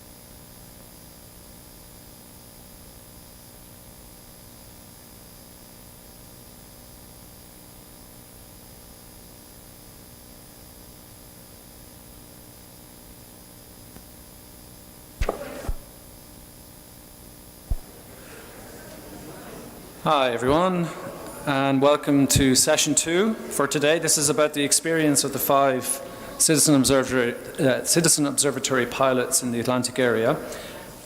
So I'm just deputising for Eleni because she's been taken away on a call. So we're going to look at the 2 pilots from the Canary Islands and Madeira in this session before the coffee break. And before that, we have a keynote lecture from Montserrat Roman Casamartina. Montserrat, hello. Just a brief few words about Montserrat. She is a criminologist and specialising in prevention and public safety of emergencies, emergency management and coordination. Between 2011 and 2020, she worked at the government of Catalonia in Spain as a head of operations in fire and civil protection departments. Since 2018, she has been lecturing on civil protection and emergencies at the Autonomous University of Barcelona. Currently, she works for the government of the Canary Islands, and she's the head of civil protection and emergency services She's responsible for managing emergencies and disasters, most recently the landslide on Aragaga Beach in La Gomera in 2020 and the volcanic eruption on the island of La Palma, which many of us here visited last year, and that eruption was in 2021. So, Montserrat, please, the floor is yours.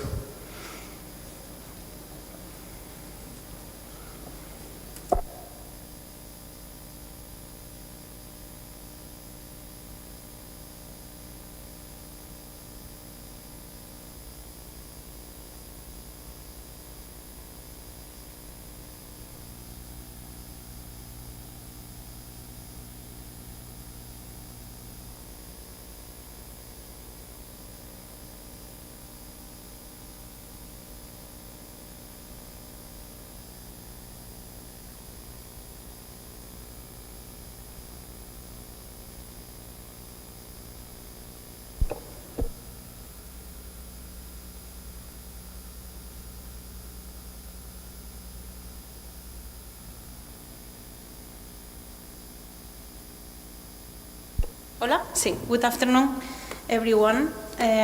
Today I'm going to talk about how important is the participation of citizenship in risk management in the civil protection. I will structure the presentation in these 5 topics. First of all, I'm going to talk about the importance of citizenship in civil protection. Second, I'm going to say the characteristics of citizen observatories in civil protection and some examples. Third, I will explain the AGEO project and the study of landslides and rockfall in the Canary Islands. And finally, I'll do comments related to the tools of contact with citizens and proposals for citizen observatories to be an effective tool for risk management, to be close to the population.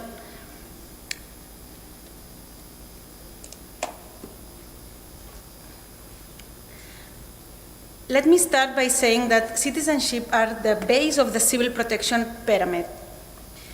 They are the first to inform to the civil protection services about an accident or any success with very valuable information. Sometimes there are no second times to provide us further information. That is this why it's very important to offer tools that can be used by writing or texting. Citizen participation in public management is usually analyzed from at least 2 different but complementary points of view. One, as a right that can be demanded from public authorities, and 2, as a civic responsibility as members of the community that they are integrated, individually or through the organization and representative movements. Preventive culture can be understood as all the values, knowledge, skills, and experiences that lead us to adoption, decision, behaviors, habits, both individual and collective, with the objective to reduce risk to people, property, or the environment. In the process of participative models in risk management, it's also important the use of the new information and communication technologies. The internet and the social networks are already a permanent channel for dialogue between citizens and should also be a channel for dialogue between citizens and public managers. This is the way to increase the capacity for communication between administrations and society. Active participation in risk management is a citizen's right. A citizen's right to improve the citizen's response to disasters. This right is also understood as a civic responsibility with the compromise of the population with risk management.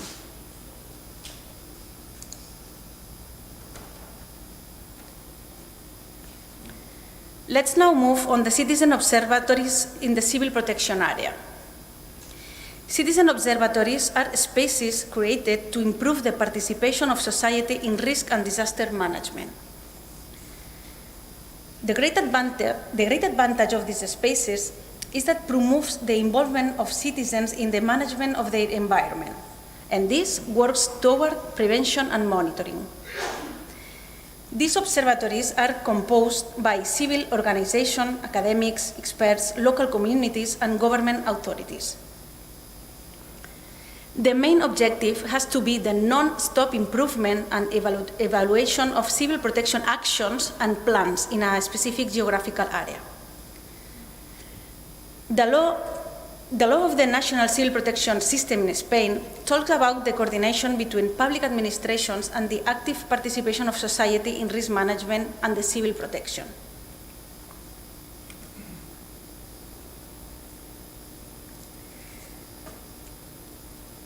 Let's now take a look at the different citizen observatories in Spain and Europe in the civil protection area.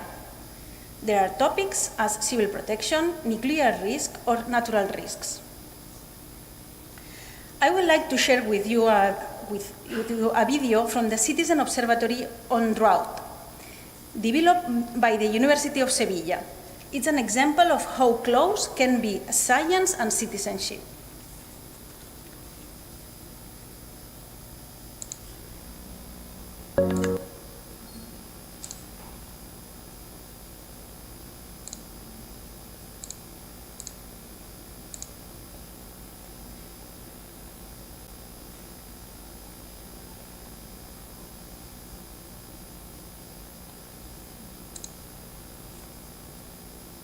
Let's be sure that the English subtitles are activated.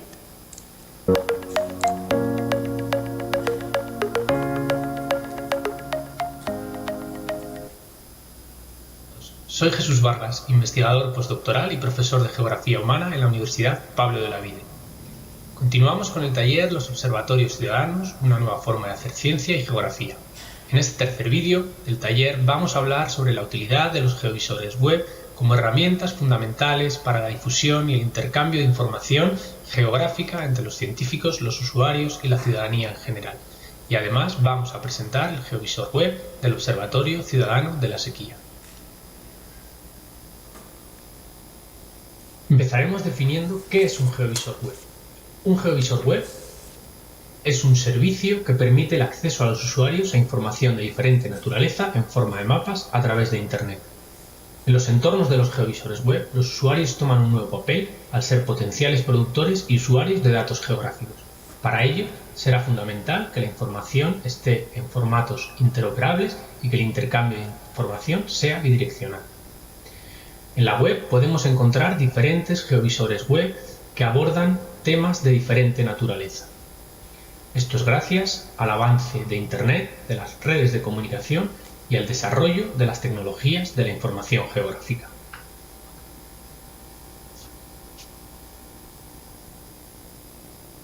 El geovisor del Observatorio Ciudadano de la Sequía se nutre de una base de datos geográfica elaborada con software libre y permanentemente actualizada que se aloja en un servidor para que cualquier persona con acceso a Internet pueda consultar de forma dinámica toda la información territorializada.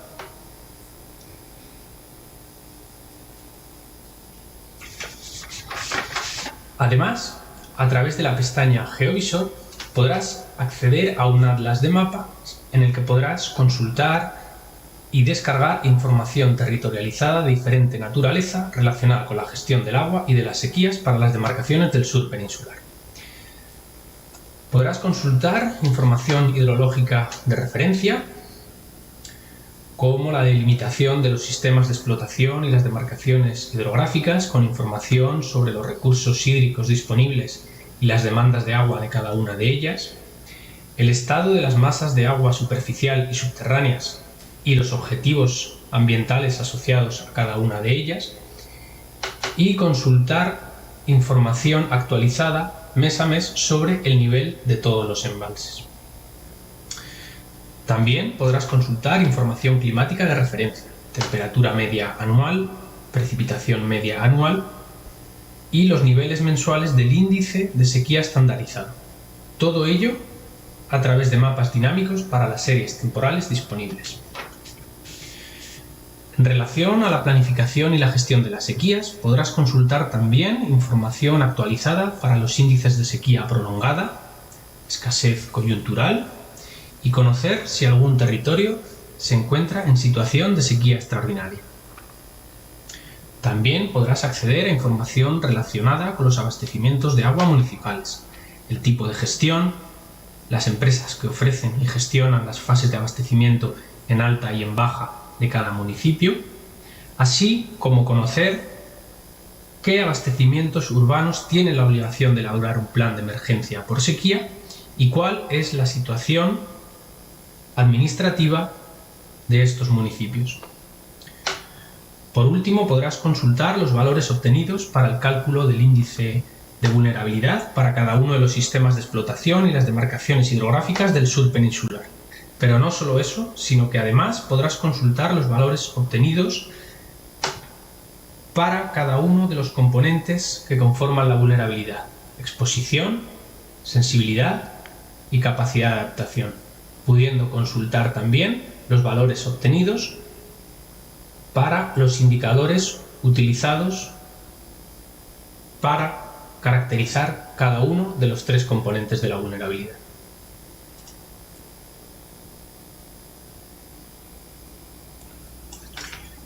Además de consultar la información geográfica disponible en el geovisor, tú también puedes formar parte de este proyecto y convertirte en un científico ciudadano. Para ello hemos implementado una serie de herramientas que facilitan el diálogo y el intercambio de información entre los científicos, los usuarios y los ciudadanos interesados. A través de la pestaña Participa podrás completar un breve cuestionario cuyas respuestas alimentan directamente los indicadores utilizados para el cálculo de la vulnerabilidad a la sequía, en concreto aquellos indicadores de capacidad de adaptación relacionados con la percepción social del riesgo, la percepción sobre el cambio climático y la confianza en las instituciones. Una vez completado el cuestionario, podrás consultar los resultados. Además, si eres una organización o entidad, puedes formar parte de la comunidad del Observatorio Ciudadano de la Sequía y estar actualizado de todas las noticias. Además, también puedes compartir con nosotros toda la información de interés relacionada con la gestión de las sequías que consideres oportuno y que quieras que compartamos en nuestra web.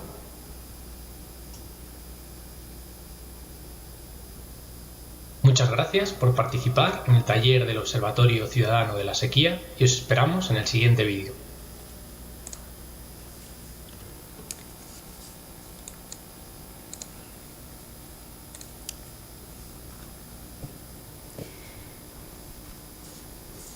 Now I want to talk about the characteristics of these citizen observatories. These characteristics must have, in order to make effective the risk management and to be close to the citizenship, are, from my point of view, these ones. First, a correct analysis of the profile of people, organizations, companies, which are more suitable to provide the information for the risk management. In the case of the risk of landslides, for example, local population that lives near the risk areas, hiking or mountain federations, companies that are dedicated to the sale or material related to hiking or mountaineering, or companies that prepare self-protection plans for races or sports events.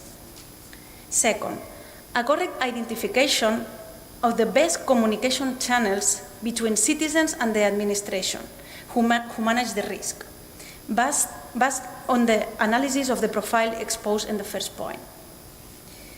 And third, prepare graphic and intuitive materials so that citizens can detect, observe, and report risk in a simple and accessible way, describing the precursor elements of risk that may be visual, auditory, thermal, etc. Or, for example, strange behaviors of certain animals. Materials will be also prepared in the way that the citizenship can report accidents with image or data that can be very valuable for scientific administrations and emergency management.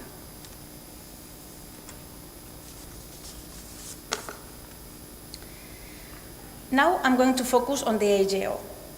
The AGEO project wants to promote citizen participation in the prevention and management of risks, mainly geological, in the European Atlantic area.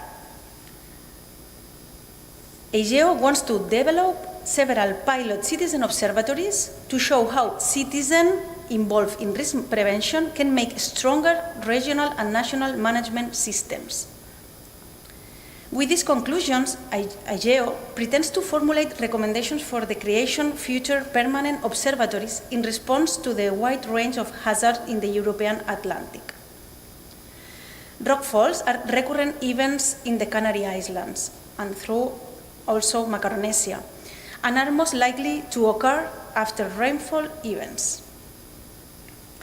The increase of the intensity and frequency of torrential rains and winds increase the instability and the frequency of landslides. In our islands, landslides are more frequent between October and March, the rainiest months. During these months, fog is more common, which makes it difficult for drivers to react quickly in the event of a landslide on the road.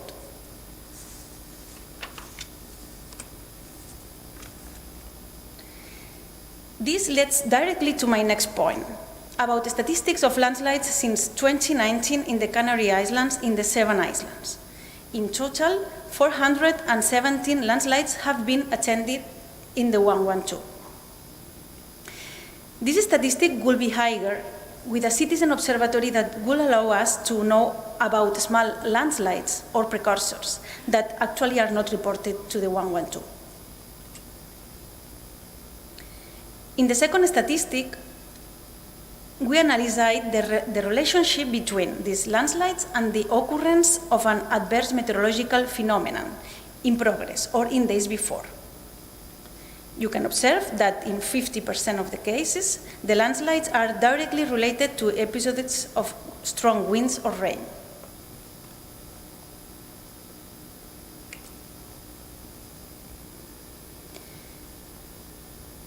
The objectives to raise with AGEO in relation of landslides in the Canary Islands are 3. Promote the use of products and services provided by European data infrastructures. Create a platform for cooperation and share resources in the preparedness, mitigation, and prevention of natural disasters in the Atlantic. And studies the possibilities of the citizen observatories in order to improve risk management systems. Let's now talk about the tools to communicate with citizenship. Citizen observatories can use different tools to communicate with citizens and encourage their participation in the management of emergency situations.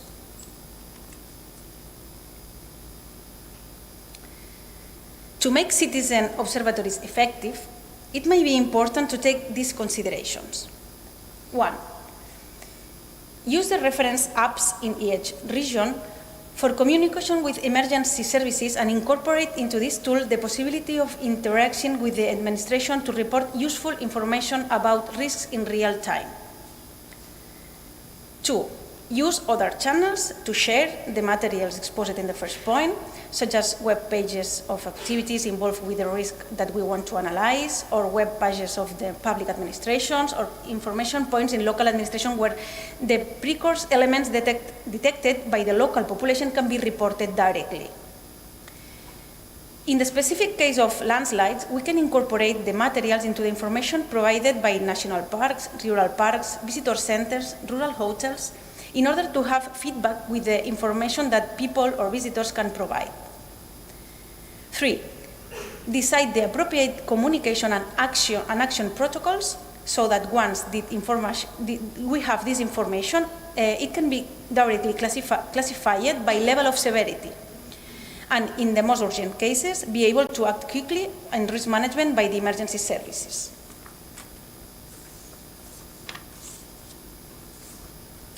In other no-urgent cases, the scientific community will be able to study the evolution of the risk and keep the emergency authorities informed.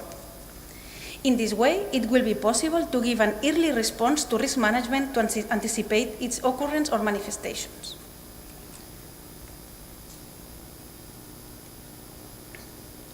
I would like to finish exposing the proposal to make effective the landslide management in the Canary Islands to be close to the citizenship. First of all, we'll see a video of the interactive application of the 112 in the Canary Islands.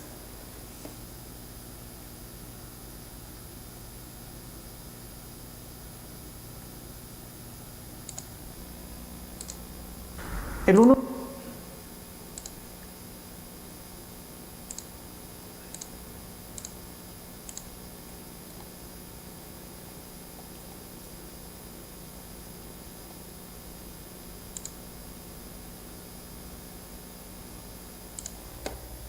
112 Canarias presenta una nueva aplicación para móviles con la que tendrás acceso al sistema de emergencia. Es gratuita y permite la localización precisa a través del GPS del usuario que avisa de una emergencia.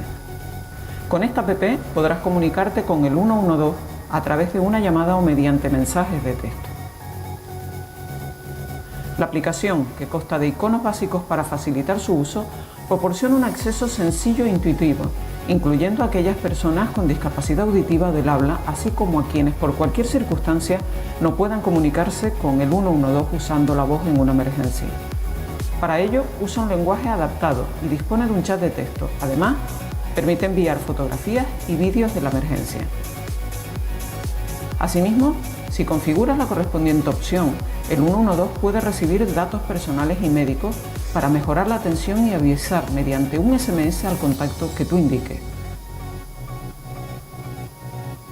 Activa las notificaciones en los ajustes de la aplicación para recibir los avisos en caso de alertas por fenómenos meteorológicos adversos, incendios forestales, inundaciones, contaminación marina o cualquier otro plan de protección civil activado por el Gobierno de Canarias.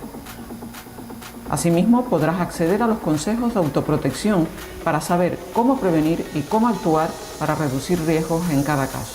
Recuerda, tu app de emergencias es la app 112 Canarias, disponible en Android y en iOS. Descárgatela ya.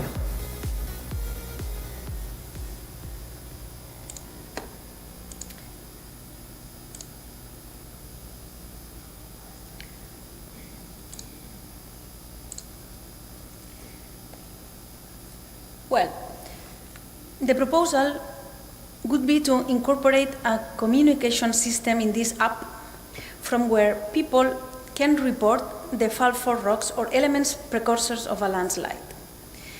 This information would immediately be sent to the scientific administrations, emergency management administrations, or road services.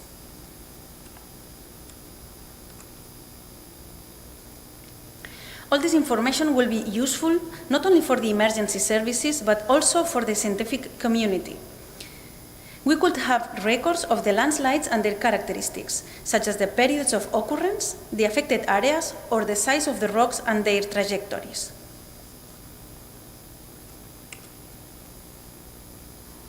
And I would like to conclude reading this quote. Citizen participation in public politics increases a new culture where citizens are involved, cooperate, and contribute to the general interest of society, increasing the social capital of each country. Thank you.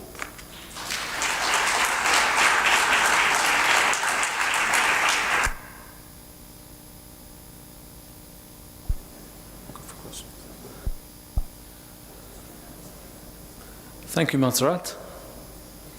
Very nice talk.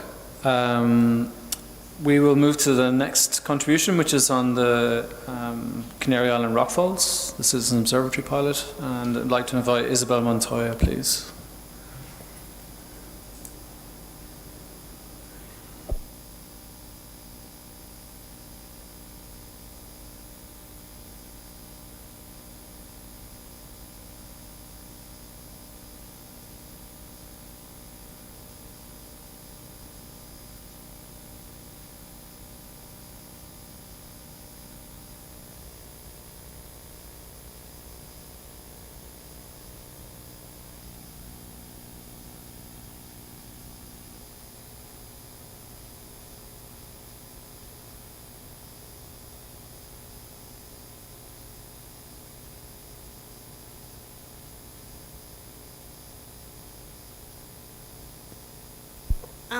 Now, yeah, okay. Hello again. Good afternoon, everyone. Now I'm going to present the observatory on the Canary Islands, okay, on rockfalls in the Canary Islands. First of all, I will introduce the site and the hazard. We are in the Canary Island. The pilot is addressed on the whole archipelago, okay. But those three sites were chosen in order to to have a closer contact with the population.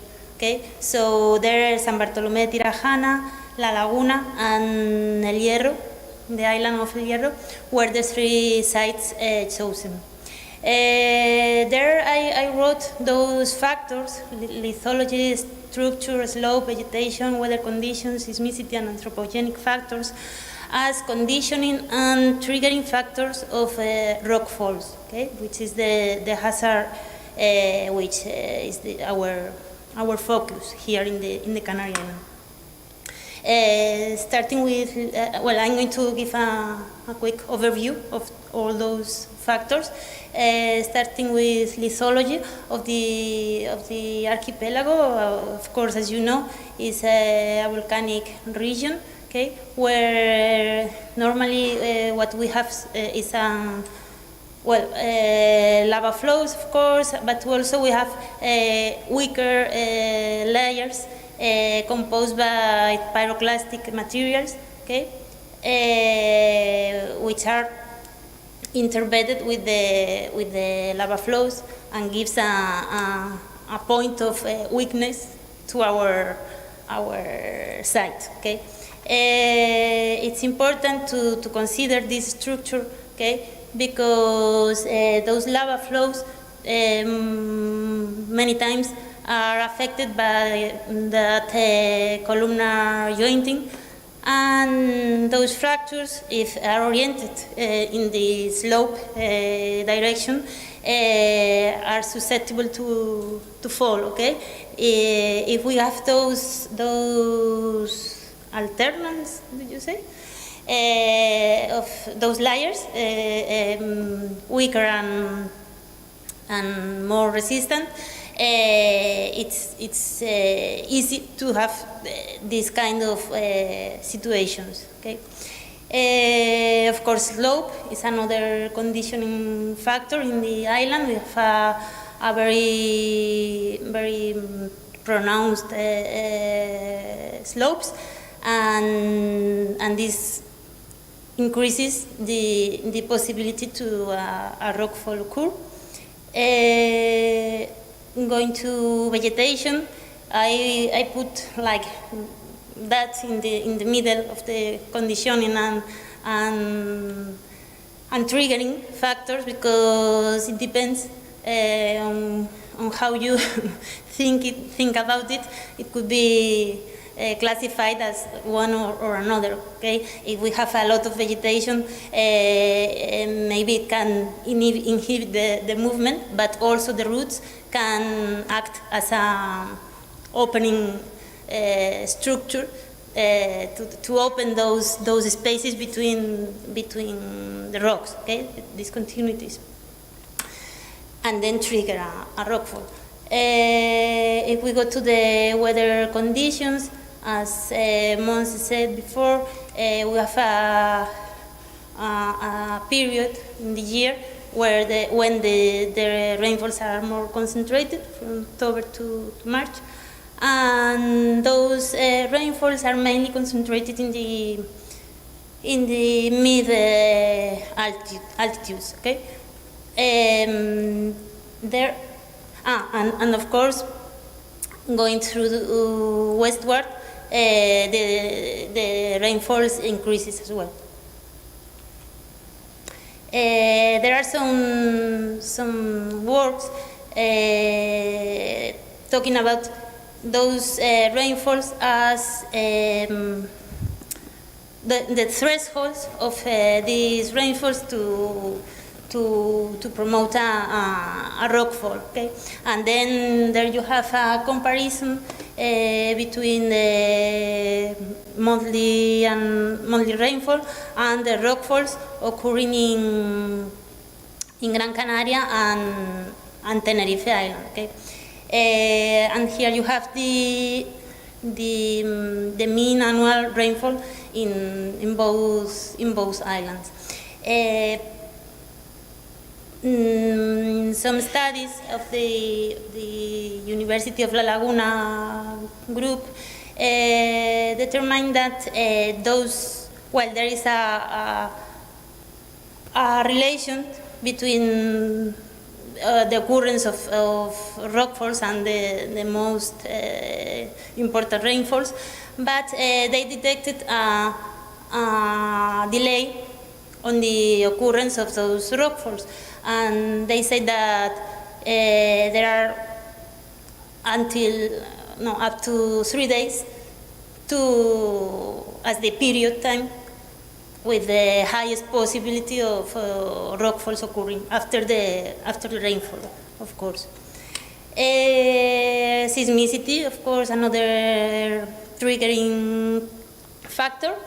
There you have the last 90 days of seismicity in the archipelago from yesterday.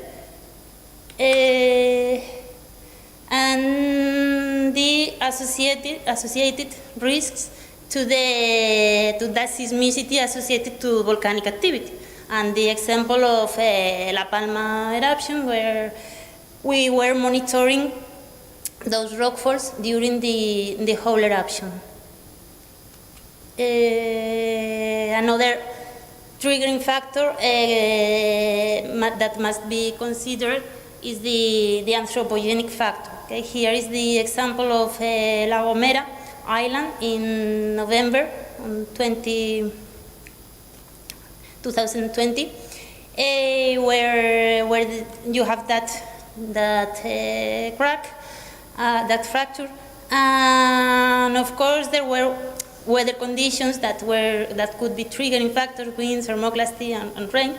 But there were another factors like that uncontrolled livestock, okay, and also the removal of materials here, the material here in the lower part of the cliff. Okay. So this kind of elements or could be another triggering factor. Okay. Well, going to the rockfall hazard there in the island, here you have the map until yesterday, the national database of movements, terrain movements. That's the situation up to date. Okay, this is the something very frequent in the island, and you can find there everywhere and almost every time it rains. Okay. And here we present not only the events, but also the damage caused by those events. Okay, they are classified by the registers before AGEO, before the project, before 2019, and after the project, okay, which are circles. And in colors, you have the different types of damage. Those in yellow are the road, the damaged roads, okay, or those events that caused damage in a road. And as you can see, are the most frequent ones, or at least the most detected ones. Okay, you really don't know what's that, because they are the easiest ones to detect. But the important thing is to locate them and to act to try to put the control measures there. Here we present our stakeholders. Our stakeholders go from national level to local level. On national level, we have the delegation of the government in the Canary Island, and also the National Geographical Survey. On the regional level, we collaborated with the Directorate General of Security and Emergencies, as Montserrat, and also with the coastal services. In El Hierro Island, our main contact was with the council, okay, with the council of the island, and also with the biosphere reserve and the geopark, okay. But the most or the the highest number of contributions of the whole of the observatory come from the operational coordination center from El Hierro. Okay? They are the most active collaborators of the observatory. In Gran Canaria is the municipality of San Bartolomé de Tirajana and the firefighters of that municipality that are here today. They came with us, and we are very grateful for your hard work during those years there in the municipality. And also there in that municipality, the civil protection team, and on other side, the Council of Gran Canaria, road service, and the operational coordination center. And there in Tenerife, in the municipality of La Laguna, that is also here, Jose Luis Hernandez, with us today, and also thank you very much. And as well the Council of Tenerife, road services, citizens participation services, and trekking groups, very important collaborators, okay? Because they give us information not only from the roads but also from the inside the mountains, okay? And that's a good point. Going through how the Citizen Observatory was created, we started from nothing, so it was a challenge because we have to create the whole structure. And first thing was to disseminate the information of what was going to be created, okay? The stakeholders and citizen engagement. And then a lot of communication actions had to be carried out. So workshops, meetings, trainings in schools, and lots of activities in order to engage population and let the observatory get known. Okay, here, well, some examples. Okay, from those sessions with the citizens. Here, the activities in the schools. There in San Bartolomé, in La Laguna, in El Hierro. Okay. Also, well, it was pandemic time. And then we have many activities in online format, okay, training session, and also, well, communication through media, social media, and in some TV programs, okay. We designed a tool and a platform in order to start receiving some feedback from population. And we use the AGEO survey 123 tool to integrate a questionnaire and start to receive that information. The information we received from citizens, we can visualize in a platform, as well in Esri format, in the dashboard application, which is here. That we designed it in a first moment for the stakeholders. Okay, we had meetings with them, and they gave us suggestions and well, ideas to be improved. Okay, and well, they are being implemented.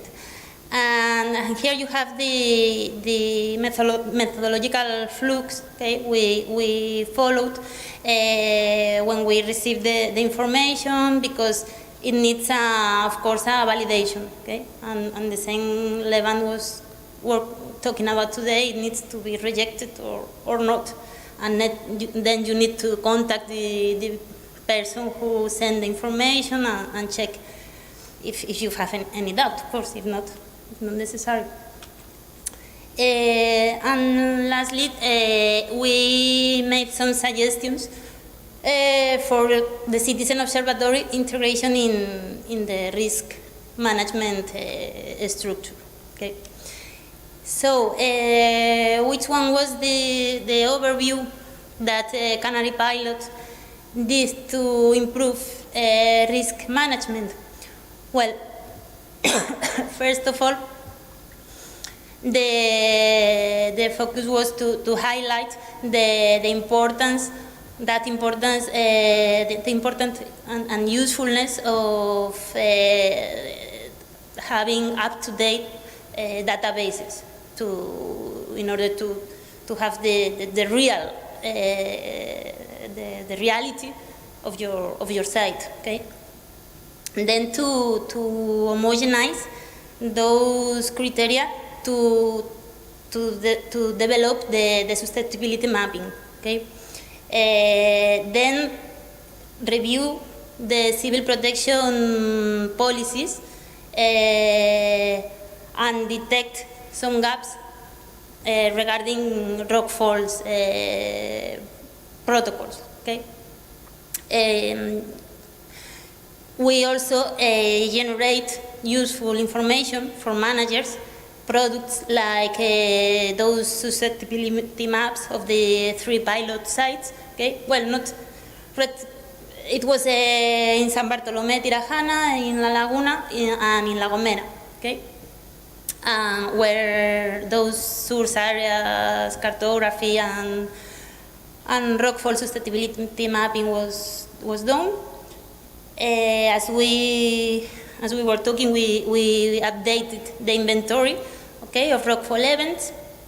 As you can see here, those were the data before AGEO and the data after AGEO. The data were coming not only from citizens, but also from the review of the historical data, in situ data, field data, the Earth observation, the data coming from Earth observation systems, checking other project databases, and well, citizens data not only coming from the app, but through email or social media or whatever. And as I was talking before, the products generated after the activation of Copernicus Emergency Management Service in La Gomera and La Palma, that they gave us some interesting products like this. They gave us the deformation of that region in La Gomera, and it allowed to detect deformation not only in the moment of the event, but months before. So it could be very interesting for a maybe early warning system of course, in the circumstances that worked, okay, for this technique. And these maps about landslide risk assessment, okay, in La Palma. And another important point was the technical support during and post emergency. Here you have the works done during the post-Hermine storm, here in La Gomera, and here in La Palma during the eruption. And furthermore, a proposal to involve citizens was presented, okay, a protocol with the citizens involved in each of the phases of the risk management cycle. We also managed some agreements with security and emergencies of the Canary Islands government in order to get continuity or a kind of sustainability of the project with a proposal to analyze rockfall hazard during, I don't know, it's 1 year or 8 months or something like that. Okay? And we also had collaborations with those CECOPIN, Operational Coordination Centers, in order to provide data. The data they received are going to come into the IGME. And also, well, all this goes through a risk management knowledge, through training activities for stakeholders and citizens that improved, of course. And finally, the contribution to increase resilience of such hazards among the population, we think, was achieved. At least we think that. So, thank you very much.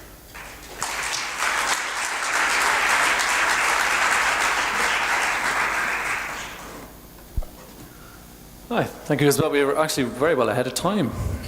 How about that? That's a surprise. Has anybody got any questions for Isabel or for Montserrat? Yeah, go ahead.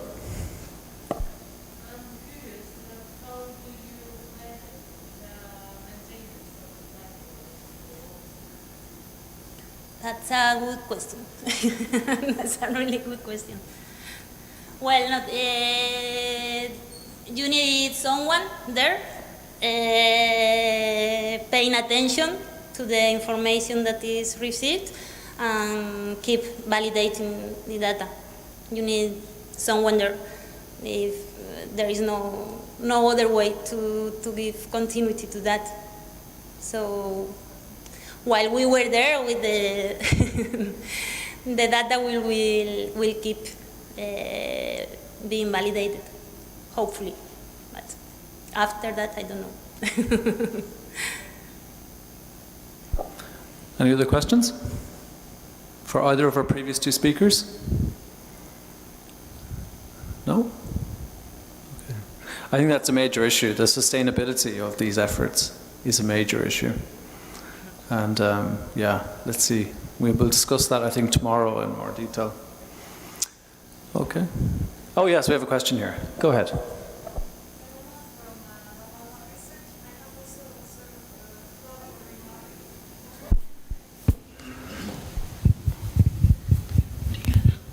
Okay, yeah, better. So a thought or remark on the citizens, actually, like how they perceive these institutions and the different, like the organizations, the institutional bodies behind these initiatives, because of course we're talking all the time about the citizens' engagement, and we are kind of concluding that it's very positive in the sense that local communities are feeling also empowered in how they are included in detecting and understanding and preventing all of these risks. But then I'm also wondering, do we have any tools or any ways to kind of guess if the citizens' perceptions are also improving towards civil protection organisms, or even like the firemen, women, and so on in the different regions? Because at least from my experience, since climate change also is worsening the frequency of these type of events, I feel like people are more aware that these bodies exist first, because they were not so common maybe in other periods, and then they are also more positively regarded. So just thinking that this type of projects will also increase people's awareness of these bodies and positive perception of the police, of other civil protection and institutions in general. I don't know, your thoughts on this, and also Montserrat. Yeah, thank you. Thanks. Would anybody like to take the question? Montserrat? No? No.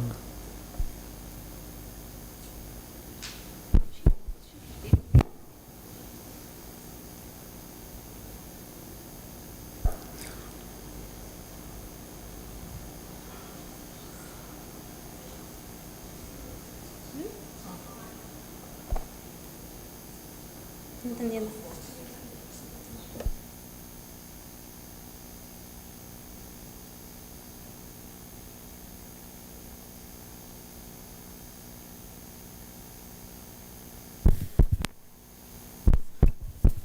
Yeah. So basically, if you have any experience or thoughts that people like that have been participating in this now regard the civil protection organisms, bodies, or the people working on these responses more positively maybe than before. You think it will also help on that? Not directly with observatories, for example, but it was a very great experience in La Palma. For example, the interaction with people, the citizenship, directly communicate with the management center, and every day we had reports of difficulties that people found every day, or any other difficulties to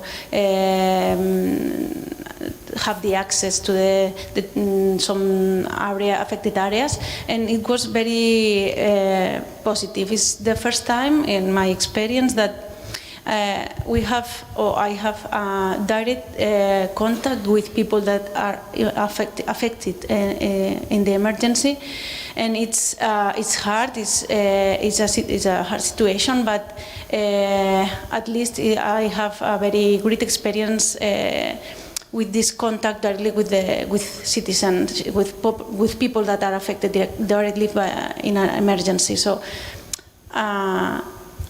In the past, in other accidents or emergency, you are in distance or in the 112 or so distance from people, and this emergency in La Palma was a very different situation for me in this case, and I think it's necessary. You have to establish the channels for. You cannot be every day or every time attending people, no. But I think we can decide channels for people to communicate directly with the emergency management. I think it's necessary. Very good. One quick question here, and then we'll move on to the next speaker. Yeah, go ahead.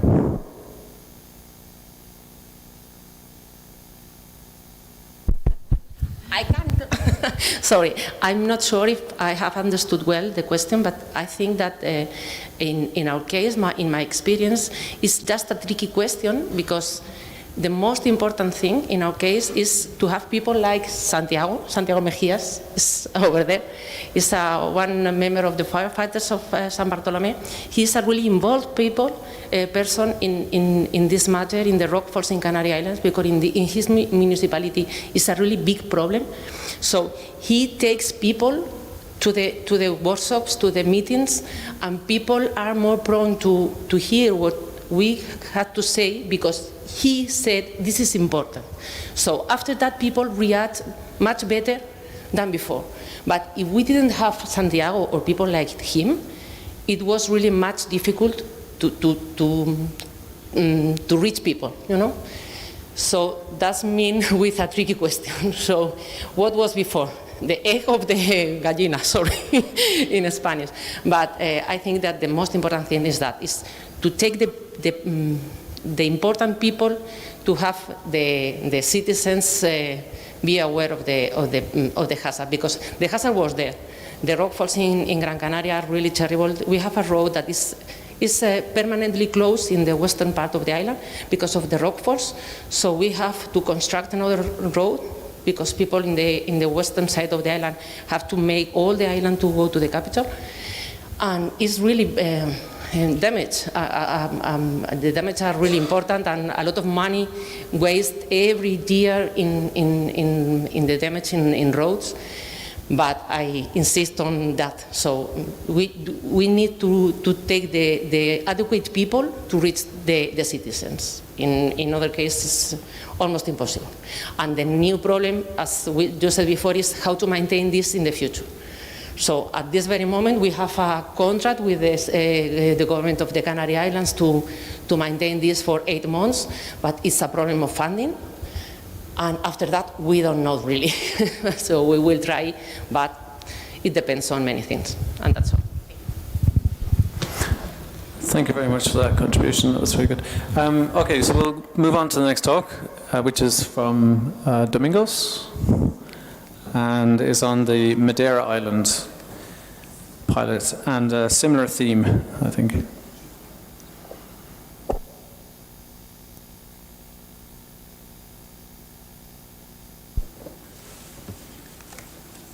Hi, final conference.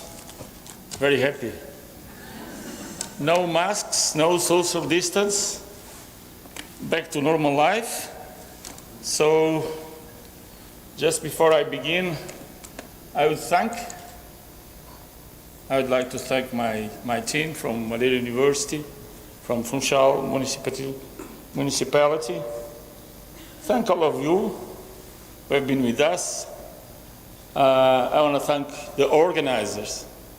I was at this same stand 34 years ago, presenting my first presentation on landslides. Amazing. I'm very happy. But I should find my presentation. Não sei, isto está mais...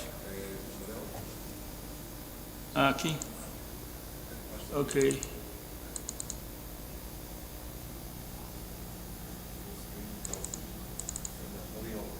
Essa parte ainda... Sou velho, mas também não tanto. At that time we had 2 slide projectors and we could present rather in French or in English. So not anymore. Sorry, Nicolas. So I'll talk about Madeira pilot, understanding that we are... Oh, I should put the time here. We are after lunch, so yeah, no text, only pictures. And I try to pinpoint some important things that I think 30 minutes is not enough to show our work. Of course, it was highly affected with pandemic. Working community in pandemic times, we also learn. But let's go. Let's go through pictures. So what is Madeira? You know where it is. But if we go through our database of events, we have more than 1,200 events recorded. So we have full spectrum. It's like a restaurant. You choose what kind of problem we have it. Some of them are, of course, more controversial, more dangerous than others. You were there at the sunny time, but anyway. So when we have this kind of precipitation, which means each bar is 10 minutes. So in 30 minutes, we had something like almost 100 millimeters. It's not rain, it's an hydraulic, it's like a fire department pump. Just huge amount of water. And if you put on it, our relief is the top of the highland, you see Funchal down. So if you put this precipitation here, in 20-30 minutes you have a lot of process going on, very dangerous. And this is how I lived. And of course, as you can see, and my colleague, which pinpointed today in the morning, the process is not only the problem. The problem is that also urbanization. But as a former politician with responsibility for Funchal, I can take it, no problem. It's the way we live. We don't deal very well with planning. We are planning the new airport of Lisbon 50 years. So just to put our culture. So when you see at the middle, you see that mountain, vegetation, but you have urbanization that if you look at the riverside, you see enterprises, all the stuff. So that's the problem. And that's the accumulation of years and not regarding this process. So often we have this word, tragedy, very often in the newspapers. And we have all of kinds of process. Mainly, of course, mass movements. What we have from the hyper-concentrated flows to debris flows to all kinds of landslides through rock falls, everything, you name it. So in this case, you just see a huge debris flow that affected in 2010, and its capacity, the material that is transported is so powerful, big boulders, huge boulders, and of course the occupation of these areas are quite dangerous. You can imagine, oh, let's see, the size of these boulders just nearby the houses. So we had, at that time, 50 people died, but could be worse. So, yeah, this person was evacuated by helicopter, didn't die, but it's just in the middle of several rivers, in the cross point. So, thanks God he didn't die, but how dangerous it is. So we have sediments, we have vegetation, we have rocks. These debris flows are, you see, here just the top of a small debris flow that the bus was just stopping on weekend, but you can, the force, the movement, you can catch the erosion process and how dangerous. Always we have present vegetation, sediments, water gone already. So type of erosion, so they'll stay there for a while. And what is a car? Because when you go through a debris flow, so it's the engine and the tires. Here you have this is downtown Funchal, you have a hyper-concentrated flow, not really big boulders, but fine, and with these typical roll waves that are characteristic of these hyper-concentrated flows. Also, in same process, then you have shallow landslides, mainly in soils. These landslides, I cannot kill a lot of people in this place. A lot of is the place where more people died, because in this event, normally people think it is the rivers. No, it is landslides, and landslides they have very a lot of anthropic influences. Excavations were poor done, but a lot of people died. At this place, 3 people died. Let me just pinpoint the thing. These people died because of landslides. That's true, but it was because of their behavior. Simple. So family, the grandparents, the parents, they decide to leave the house, they move up to a safe place. Then they decide to return back to catch the car. They died because of landslide happened at this moment. So behavior is important, and we just listen the talk of risk perception. I will come back if I remember and if I have time, because, okay, this is the process that casualty cause in Funchal, in Madeira. Normally it's 1-2 people who died, but it's very often. And this is a very interesting picture, you see. The event happens, and you see the policemen that have stayed there in real danger. Then you have the Mr. Portuguese engineer, you see this guy? He's just seeing if everything is okay. So it's a psychological characteristic of how we behave.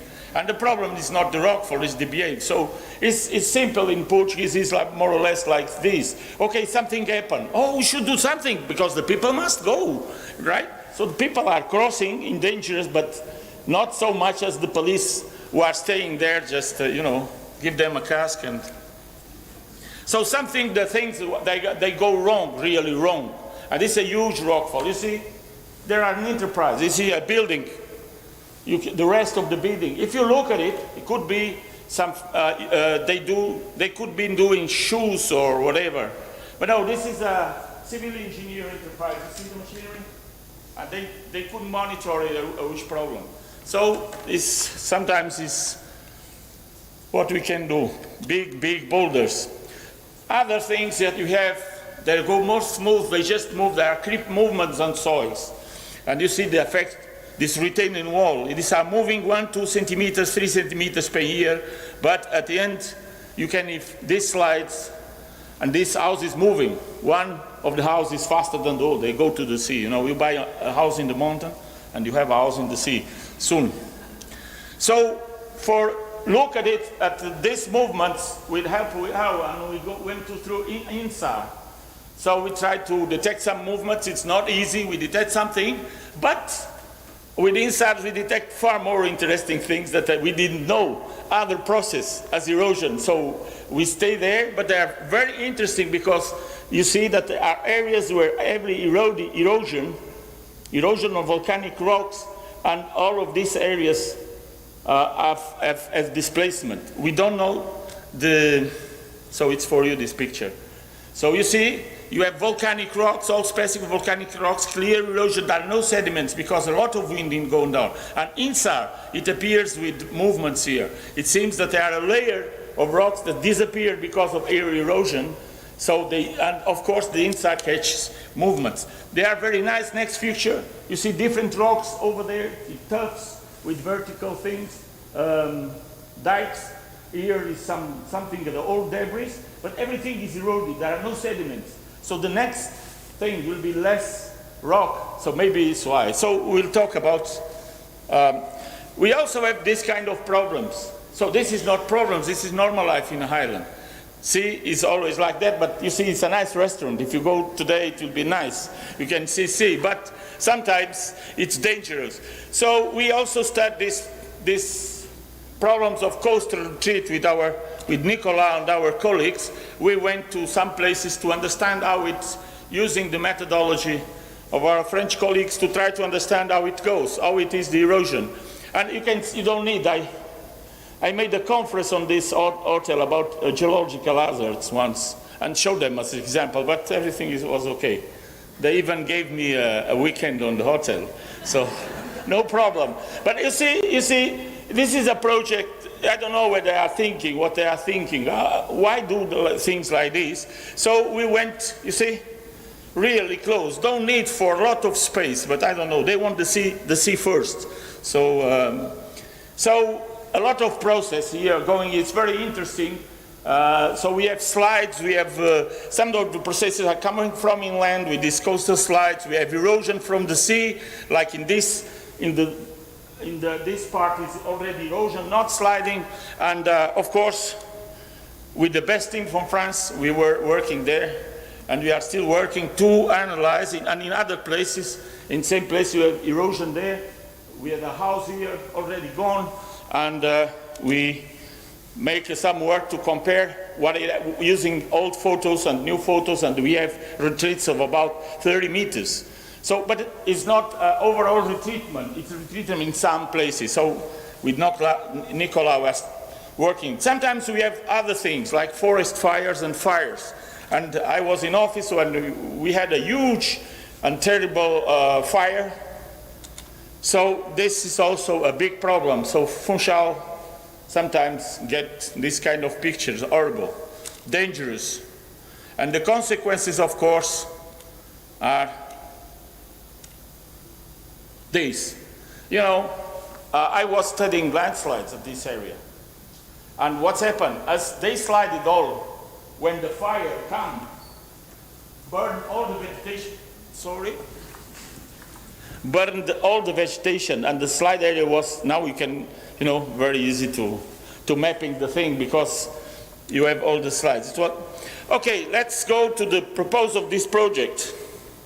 And you know the aim, we are on the final conference, but engage with local community and incorporate local capacity. So what we have done, mainly, I should tell you that this work began in 2014 when I was in office with the same people that are here, Anna and Nuno from Funchal municipality. This work go on, fortunately, and we work with them. So our vision, Madeira Observatory, AGEO platform that will present today, and the input for risk management. So this is, okay, I'll go through.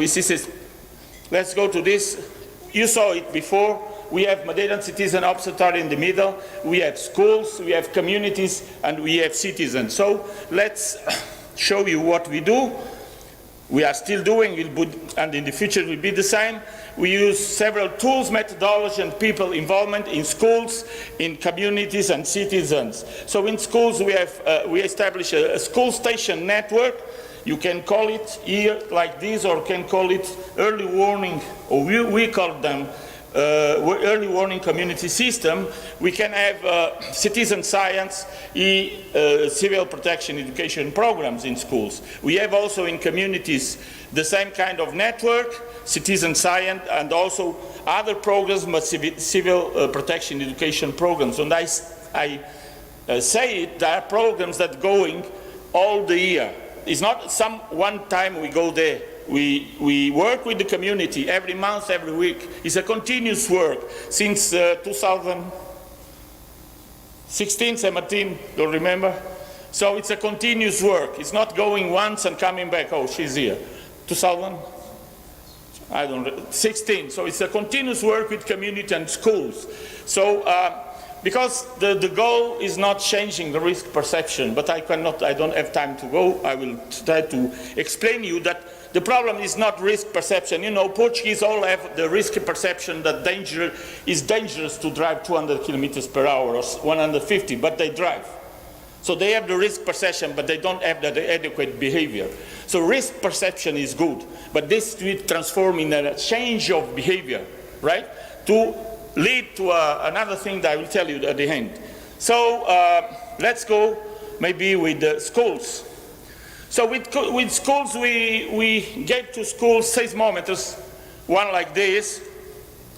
In several schools, we make even some official things. It's good for the project, some pictures, some news, and for everyone. So, and these stations are in schools. They are used for educational purposes, and they are used for analyzing data. This is just to put faces on the people. Anna is there. So what they have a platform. They are the seismometers, and they have the data here. You can reach this data. It's free. You can look at it. Just an example. This is an earthquake from, you remember, Turkey earthquake happened. So it was well resisted by them. So with these things, to speak with the schools, because in schools there are two kinds of programs: civil protection program led by Hannah, and other programs led by the teachers. So they use this data for geography, for whatever. And also we gave them weather stations. So these weather stations, the purpose is just we put in this place. It's a nice place when it's sun.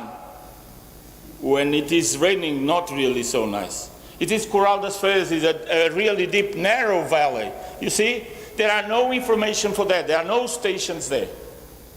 No network of meteorological stations from the state there. So we put there a station. You see, the school and the console. In other school, the same thing. They can access through platforms, free. They can access from our platform, from Levent platform. So if you go to our platform, AGEO platform, you have the data from all the network. For what? For a lot of things. We can use it for things like this. Okay, this is first month we put the station. We never had station there, no data. You see intensity. In 2 days we have. So we had in a normal day something that intensity that is 100 millimeters. So extreme events, or let's say hard events, happen with frequency. These data are raw data. So we have reports every month with this raw data, so people can do science, can give to schools, can say all this program. Also, working in the schools, this is already what Anna does with in the beginning with this civil protection program that goes during all year. With students working, using platforms, we develop a lot of resources, special platforms during pandemic. So this is Sentinel Playground. We use NOAA as well platform. We use this database that we have done with old photographies. You see, they go to the map, they see the old photographs that are put there, and they go there and take the same photograph of today and analyze what the changes are in Newborn. So you see this is 56. Same place now. Okay?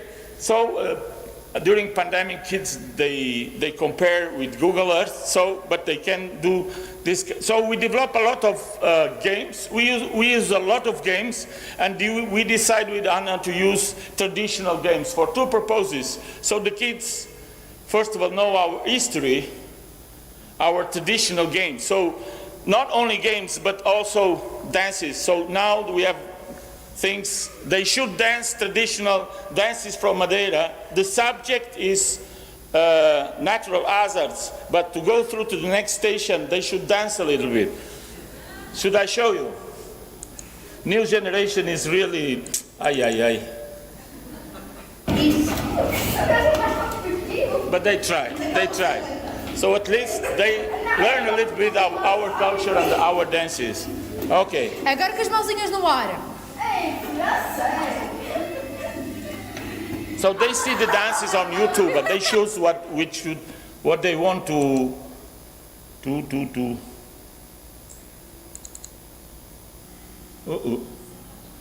Okay, so this is schools. Let's go to communities. Communities do work is harder. Working with communities is very hard. It's difficult, but you have nice results. So it's not obvious that in every community you can, communities are like people, they are different. So in some cases the work goes well, in some others not so well. So methodology the same, so network, citizen science and civil protection education programs. So let's show you. This is the normally work. So we see Anna and discussing with the neighbors, with the persons, just like this, simple contact. So then we have community programs. We meet, at that time was once a week, 2 hours per day, and we discuss with them the theme. They choose the themes, they choose the hours, they choose everything. We bring subjects. So could be explanation, could be whatever lecture, could be things like that. We go to the squares and we do this kind of work. This is about fire in house. So what we do, they are explaining for the citizens on the square. But now we pick up Facebook and we direct stream. And these direct streams are sharing groups. So in 3 minutes we have thousands of people looking and listening at it. So we have a huge impact, huge impact. So we have done it in different situations. You see kids trying to work with extinctors and things like that. Collaborate mapping. So they define the risk zones from their knowledge, what they know, where have lived. So, and the kids also asked us, the kids from the community, these kids are not from school, are from community, to do a summer school for them. So summer school during a week, they have activities because they asked to do. They were complaining that all the program were for elderly people, so they asked us to do so, we do it. So, and sometimes we do drills with them. So now they have, what is a drill? Is in between we gave them these tools, they are permanently in the community, and once a year they do drills with the fire department of the municipality. So it's just a drill. It's very interesting. Very often appears new leaders of the community, and very often there are women. So we began the drill. At the end of the drill we have new leaders, and very often they are women. This is one of them. So people work together, solve the questions, the problems. The kids, they love it, of course. And now they have a house, they have a center in the community, a new house, where they have lectures. At this time, they get diplomas from some of the courses that they have, because it's formal. So they can have also diplomas that they finish the course. And of course, partying, very important at the end. Always. If you work with community, we should do parties, right? With very nice cakes.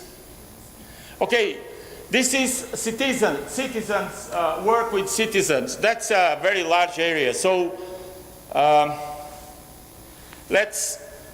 okay, we go through, no, come back. Some appointments.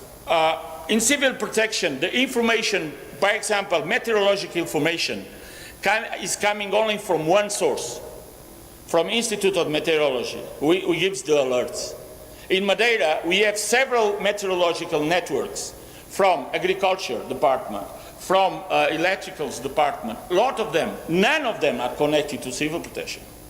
None of them is connected with the platform whatsoever. We are universities, right? We have data. We have some stations, but we are not connected with civil protection. If they ask us, we go. But if they don't ask, they don't have access to our data. So imagine, we are trying to collect information from citizens, that's nice. But they have a lot of other institutions that could help stakeholders, let's call them, okay. So we have tools, apps, social media, web portals, station networks. work with citizens, with groups of interest. We have a lot of groups on Facebook now, meteorological groups. They do very good analysis of weather. Just people that knows and could be very interesting to have data from there. Okay, so our beloved app, we test it, you use it, let's see what's happened. Also, we developed an app from Madeira. In the beginning, remember that all of us developed a app just to people who can send information, occurrence whatsoever. So, and then just an example, because it's very difficult.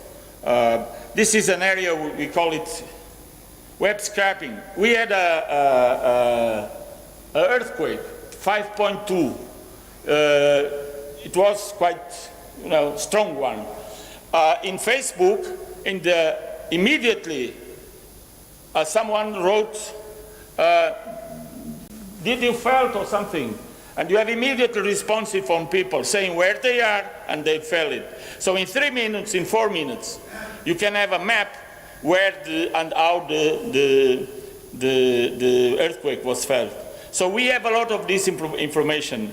And we have already some methodologies, I mean globally, that are studied how to get this information. Sometimes the thing is this is the only information that we get. Okay, that's the tough part of the thing. Our conception of observatories and platforms with the information from the community have a problem, at least in Portugal. We have at least in Portugal, because it's the only that I know well, okay? So, civil protection in risk management, not in planning. In planning, they use other models. But in risk management, they use sequential model of risk management. And this is a pretty tough model. It's like in the army, very organizational. Information comes, and inputs from are not really welcomed. It's not really fit for it. So we have other models like the circular model and multi-level models of risk management. And this multi-level models of risk management is more suitable for participation of citizens. So this is a question of the model of risk management also that civil protection, because these things are political decisions, uses. At this particular moment, it will be tough. If a question was raised, what will be? At the end, whatever app we do, or platform we do, or data we do, the verdict will be a political decision. If we don't have a law that supports it, right? But it will be a political decision. So try to convince that maybe we should use other models like multi-level model or circular model. Civil protection in planning, they use more friendly models. By law, they should listen people, they should meet, it's not a sequential. But in risk management, it's straightforward. It'll be difficult. Okay, I think that that's the most important, and I will read it. The continuous engagement of citizens, communities and schools through citizen observatories helps improve risk perception, bring about a behavioral change. That's what you should do. Behavioral change. Otherwise, it will be the same. In Portugal, the vast majority of forest fires are from people, are behavior things. They are not criminal. They just throw the thing, okay? So this is the real deal, behavior change. A community, a culture of risk, high social control and regulation, and adequate behavior, especially during crisis, is far more resilient and significantly decreases the probability of being seriously affected. I work, and for me, adequate behavior and social control and regulation, just to say it. If you go to one of these communities that I showed you, that we are working with them, and you throw a cigarette, you don't need to call the police. The neighbor will pick up you like this. So you should know that that is social control. We cannot put a policeman, a person from the fire in every corner, in every city. But if the society, if you feel that you should say to someone, it is the wrong behavior, my friend, you should change it. You can't put this thing because I put my house in risk. That is the real goal. So risk perception is okay. Good behavior is better. Social control is the control that guarantees that your behavior will be adequate. Thank you very much.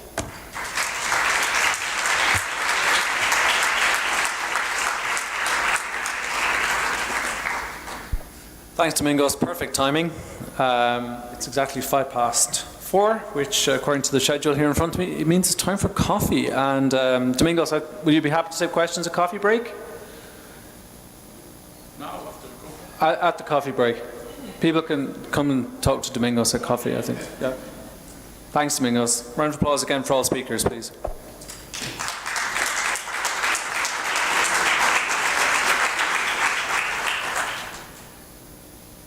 Then we have 20 minutes for the coffee break.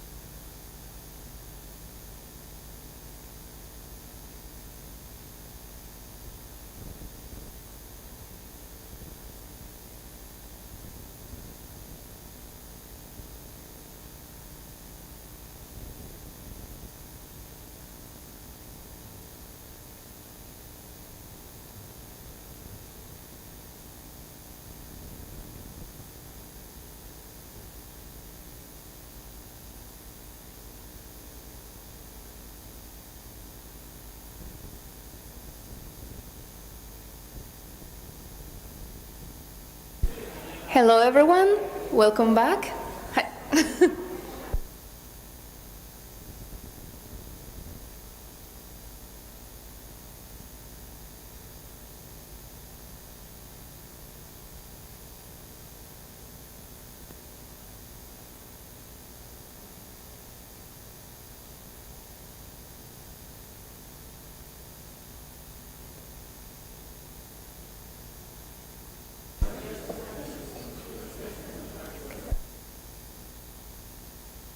Sorry, once again.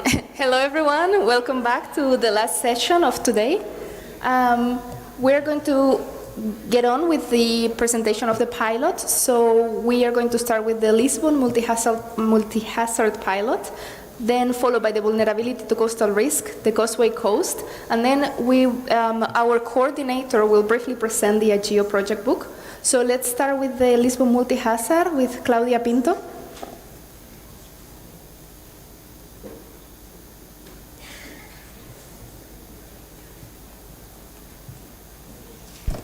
Thank you, Ari and Luisa.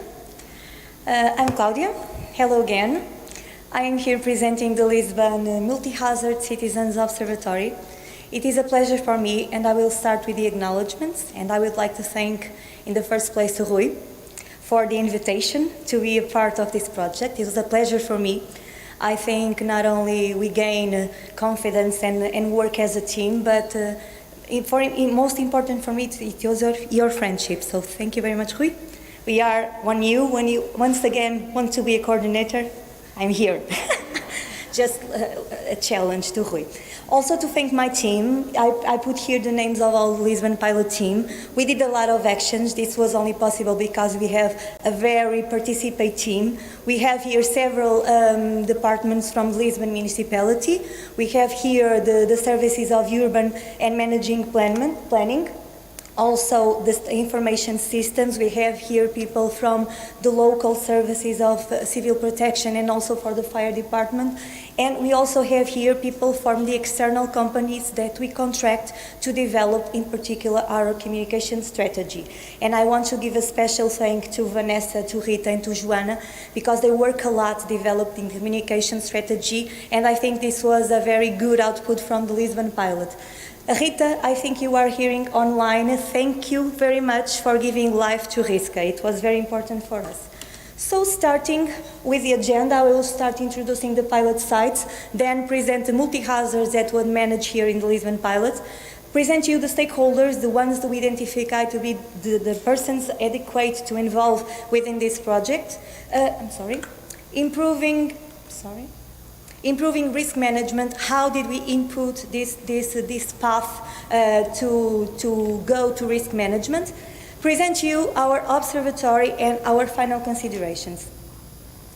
The pilot site. So, Lisbon is located nearby the Tagus River. It's the capital of Portugal. It is located nearby the ocean, okay? So we have a lot of impact from coastal floods. Also a high exposure to natural and climatic hazards. It is a major economic center. We have a high population density and a very high urban occupations. Government and service buildings are located here. So in case of a disruptive event, we'll have serious problems in the decision chain. So we have the exposure, we have the elements at risk. So we have a high vulnerability to geohazards in particular. Also, city buildings and infrastructures are centuries old. So we have a problem with buildings and also with the infrastructure. So the impact of geohazards in this urban context is very high.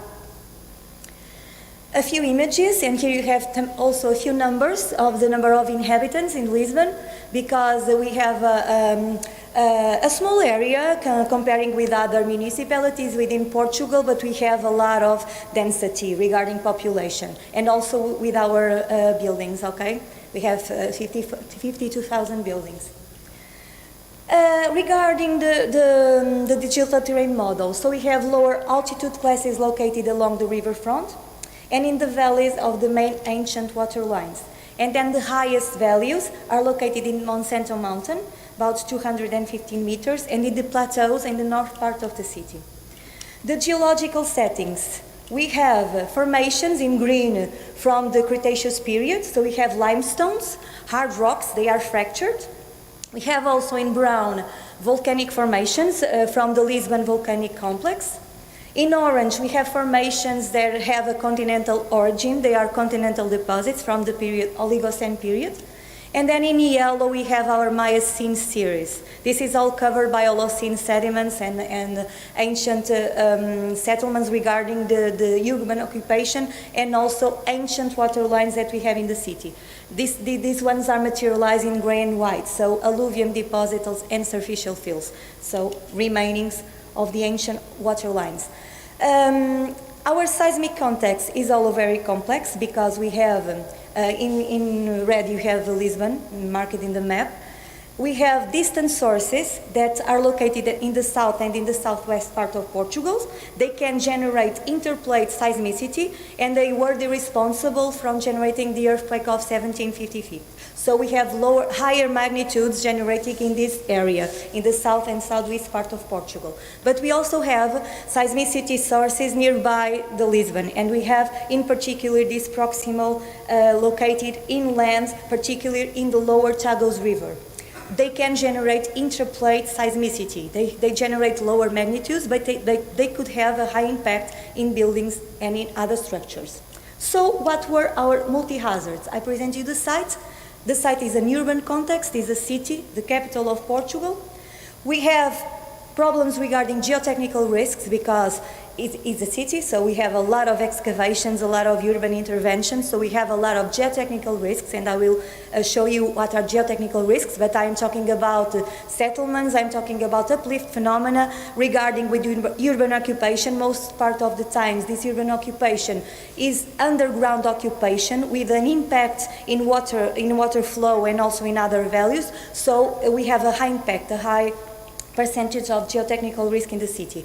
We also have landslides. They can be induced by rainfalls, but they can be induced also by seismicity, by earthquakes. And this is a major problem for us because here in landslides we are not considering also only the natural slopes movements or mass movements, but we are also dealing with problems in retaining walls. So constructed infrastructures, walls, okay? It's a problem for us because in the ancient parts of the city we have a lot of these structures and they offer big problems because sometimes they collapse with huge impact on lives and in economic impacts. We also have urban floodings because we have, as you see in our digital terrain model, very lower areas. They are not only nearby the lines but also associated to ancient water lines. And we also have the coastal flooding. So we are very near the Tagus River and the Atlantic Ocean, so we are exposed to urban floodings. And we are exposed to earthquake, as I've shown you before in our seismic context. So when Rui invited us to participate in AGEO, we were trying to define what were the hazards, and I said, oh, let's study a lot of hazards. I'm very happy because we study a lot of hazards, but I am also very tired because we have to treat all the hazards for all the process for 4 times, okay, for all the 4 hazards. But it was a pleasure. Here you have some images. I also choose photos from Risca, from Risca movies, where you can see the issues, the hazards. So there you have the geotechnical risk, the urban floods, the landslides, and here the earthquakes. I use an ancient picture because the last one, and this picture is regarding an earthquake that occurred nearby Lisbon in 1909, so it's in black and white, but we didn't have earthquakes recently, so we don't have any more recent image. Regarding the stakeholders, we want, because we are a local authority, we are from the Lisbon municipality, we want to engage with, obviously, our municipality services because part of the responsibility to manage the city is from the Lisbon municipality, so we have to be engaged. But we also want to be engaged with the persons, they are the first responders, and they are the civil protection and the fire department. So the civil protection is a stakeholder very important for us, not only the municipality services, but most of all, the people who work in Lisbon parishes. the urban local people, because they are volunteers, they work in civil protection, they know the communities, they know the neighborhoods, they are very aware about the problems of the areas, so they are a specific, very important stakeholder. So here the civil protection puts together the municipality services, but also these parishes and information from our local brigades. Also media. We try to use the social media, the media channels that we were able to use to engage with, to raise awareness, to give information to people, so we use these specific stakeholders. Also the scientific community, obviously, because most of the actions should be studied, and I will show you the process, but the scientific community is an important partner. The local leaders, obviously, and again, we are a municipality, and as Domingo said, most part of this situation should have to be a political decision, because the legal framework doesn't allow us to use directly the information that becomes from citizens. So if it's not a political decision, we will have problems using this. So this is a very important stakeholder. And the citizens, I give to the last, but they are not the least, okay? They are the most important one, and AGEO is exactly to demonstrate that their participation, their involvement could increase and could improve risk management systems. Okay, it was all written here. I just will pass, because I just said everything. Oh, no, I forgot someone.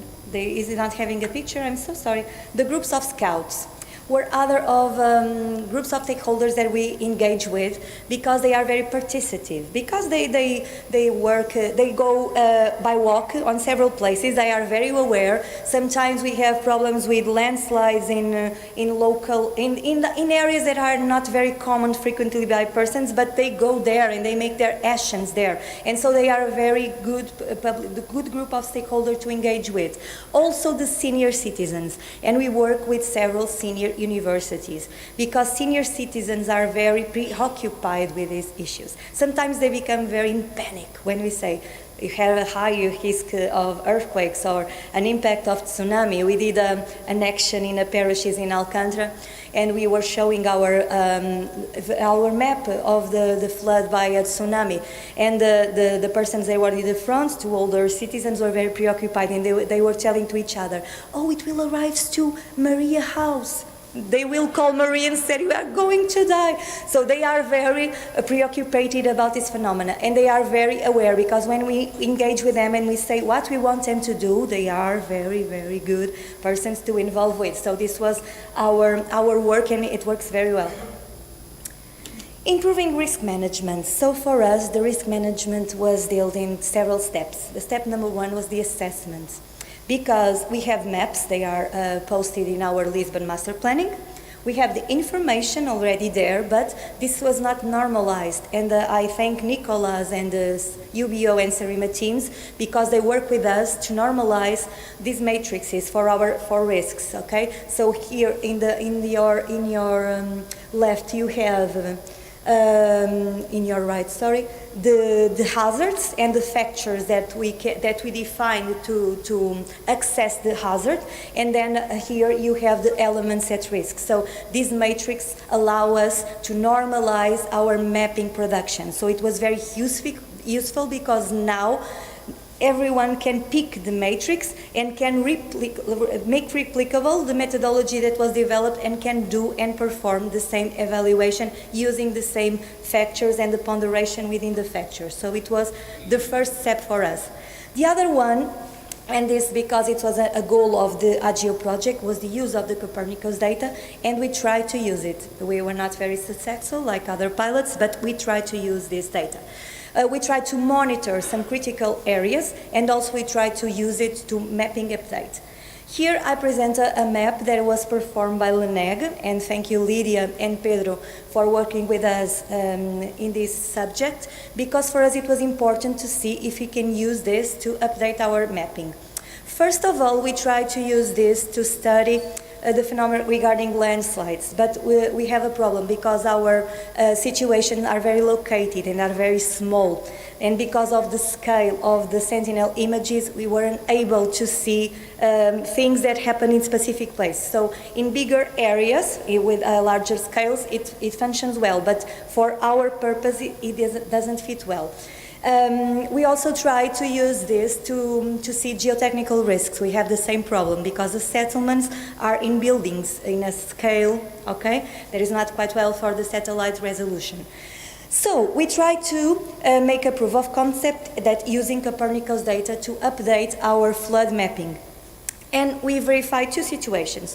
When you use information from Sentinel-2, so the optical images, when an event of precipitation occurs, we have the problem regarding the clouds. Okay, the cloudy weather doesn't allow us to get a good image. So when we use the images from the satellites, we have clouds. And then when we use the images of 2 and 3 days after, some parts are not, the water is not there anymore, so we cannot see. Because for us, this update will allow us to have a real map about the places that get flooded when a heavy precipitation occurs. Okay, so we are also trying to deal with it. We use also Sentinel-1 data from the radar data that doesn't have the problems with the cloudy weather, but then we saw in our last exercise, and we discussed it with Pedro and with Leneg, that some of the areas that were becoming mapped as flooded areas are pavimented areas, the airport. So the radar information was mixing the pavements with the flooded areas. So some situations are not flooded areas. So we have a problem with the quality of the data, and once again, we could not use it directly to demonstrate these purposes, not only to monitor critical areas, not to mapping updating. But I'm very willing, I don't think so Mariana is here anymore, but I'm very on Mariana's thesis because she's studying Sentinel-1 images, and is she doing a lot of procedures, and I think that in the briefly future we'll have the possibility to integrate this at this scale. Here's some images. You have here an image from Alcantara from our last flash floods. It occurs in last December. Okay, this was a picture that appears in our communication, in our journals, okay, social media. So you see the problems. In some areas the water rises more than 1.5 meters and then cars become, okay. So, step number 3, the society engagement. We have to involve the stakeholders. So how we are going to do this? Because we need to build awareness and we need to promote the participation. And the only way to build awareness is to give them information, because we are convicted, and we believe in this proof of concept, that a citizen, if he is properly aware to something, can give us a good contribute how to manage. I give you an example of some situations that we have in Lisbon and that we need to engage with citizens to can monitor the situations. The retaining walls, as I told you before, in some part of the cities these walls are not visible from the outside. So the municipality service, even if they want to, they cannot follow the situation. So we need to go there, to speak with the persons involved and tell them, once a month you use this app, you send us a photo, and we can see the evolution of the phenomena. Okay, if something happened, please call us and check them, and we go there. So people could help us managing these type of situations, because I'm not talking about flooded areas, because everybody see the flooded areas, and the services, the local services, these first responders will be on place to solve the situation. But we need people to inform us from these specific situations that we cannot see, okay, because they are not visible from the outside. And how can we promote the participation? So even though if we build awareness, people are aware, people know what to do, they need to have a simple channel through which they can communicate. And this was our after task, okay? So communication and dissemination are fundamental to success. So give people information and show them how they can participate. And for that, give them information, and then I will detail our communication and dissemination strategy. We develop RISCA. Okay, RISCA, already been very told during this session. RISCA is a character, okay, the character defined for the identity of the project. Okay, RISCA is a geologist. Okay, I will not say any more. The communication tools. Now I will explain you a little bit better of this, okay? So we developed a website. Here you have a print screen of our website. We present here what are the main goals of the Lisbon Citizens Observatory, and we also put here available all the videos that were developed during the framework of the project. As I told you before, we developed several videos, one regarding the AGEO project, 4 regarding the geohazard managed in Lisbon, one from Christmas I share with all the partners. It's available, you can see, because Risca has duets and other people have giving gifts to people, and the gift was the AGEO app.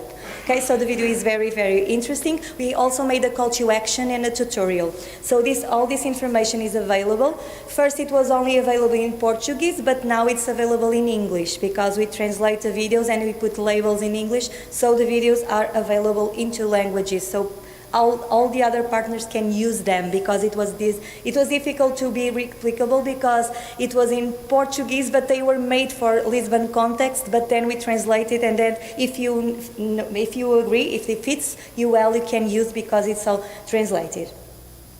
Also some flyers. This one is a flyer regarding the Lisbon pilot. So we put here the information with visual basis regarding the Copernicus and managing systems. So we have information from Copernicus, the information from citizens, all together could allow us and could help us to manage the risk in our city. At the center, you have the information regarding the app AGEO. We developed an app for Lisbon pilot. It was based on AGEO software, okay, because it's our license agreement with Geographic Information Systems. Carlos, a colleague of mine, developed an amazing app that I will show you in the future slides. And then you also have here the QR code, so you can download the app and you can see and can report.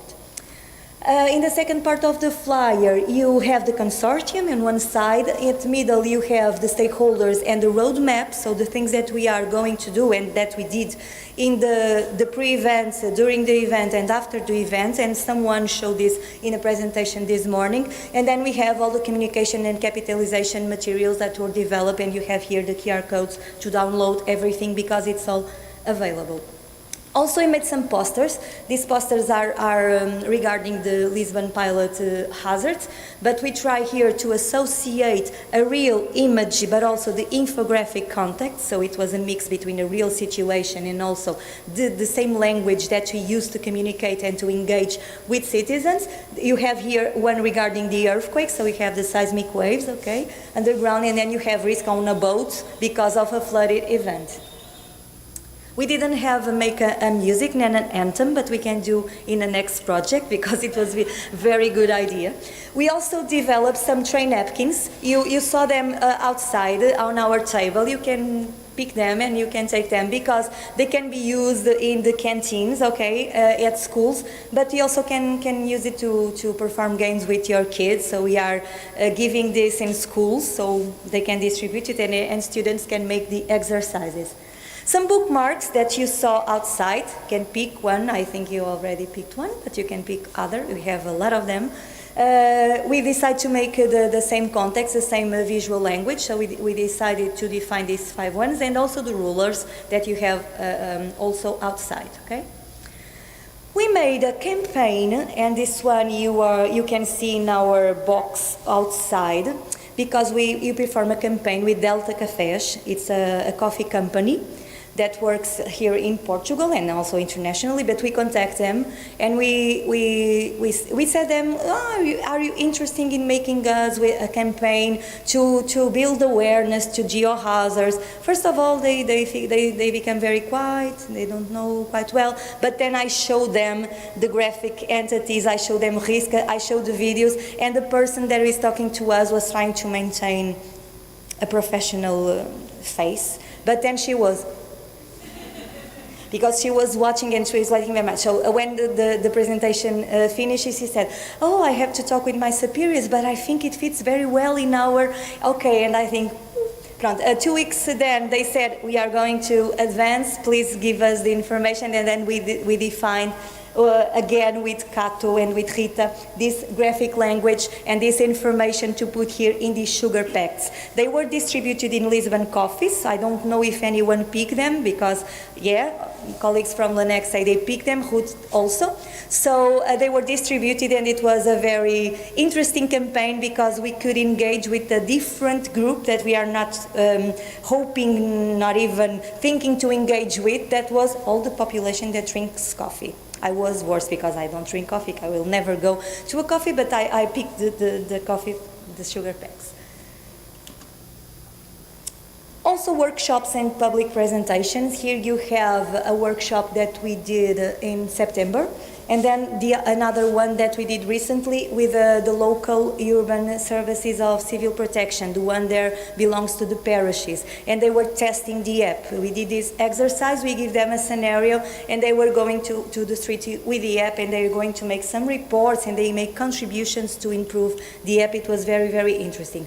We also participate in the European Researchers' Nights. We also consider that is a very important forum to participate because there are people from several places, from several ages, with several interests, and so it is a very good way to show them the work developed. We present information not only about RISCA but also about the Trem. There is a project developed by the IST and from my colleague Monica Ferreira, who I shared with the IST half a time. Monica is mine at 50% of their week. And I'm very glad, Monica, I love you. So we participate here in Researchers European Night. All again, public presentation, and I will tell you the story about this one because it was very curious. I think people in Lisbon municipality don't know that Monica was a colleague from me, okay? Because we hired Monica at half of the time, okay? And then they said to me, I want you to make a presentation because this was in a real estate saloon that occurs last year in Lisbon and will occur again now in the beginning of May. And so we invite an investigator from Sarish, from the IST. I don't know if you know her, she's called Monica. No. Oh, it's quite nice. And I call Monica, we are going to do a duet. So, okay, so Monica and I did our professional things, and she was talking about one thing and I with another, and I thought, okay, this was combined before, okay, because we work in this project together, but it was very interesting. The actions in schools, Monica already presented to you in this morning. So we targeted the kindergarten students to secondary, so we worked with kids from 3 to 5. They were amazing. They were the ones I liked the most because they are generally interested in what we are saying. The ones from the age of 17, they are not interested in everything that we are saying. They only want to ask me if they can surf a tsunami. The first times they asked me that, I say, you cannot. The last time they asked me that, I said, you can. Surf a tsunami, please. Okay, so it was different to engage with this type of students, but it was a pleasure to do this. We did, as Monica said, also 107 actions in school since November to March. We are almost dying because of that work, but we engaged with 250 pupils. It was a pleasure, and we have the involvement of 15 Lisbon parishes. It was very, very interesting. We didn't only made actions to students because we know that teachers are a very important figure here, and most of the teachers are not very, how can I say? I was talking with a participation, with Anna, and she was saying, I am a professor of biology and geology, but I love geology. And I say, oh, me too. But most of the teachers here in Portugal, the ones that give biology and geology, they don't like geology. So geology is, I have to give just the rocks. So it's not interesting, okay? So we give them content so they can make geology interesting because it's interesting. I don't know why everybody's not geologist, okay? This is the thing. When I saw you, this is my first thought, okay? So we treated also the teachers. We make a presence action. You see a picture here. We have 30 participants and then 180 online session. And the sessions were not obviously to give them the information about what is a geohazard because obviously they know, but we give information about how to make practical actions to teach what is a geohazard.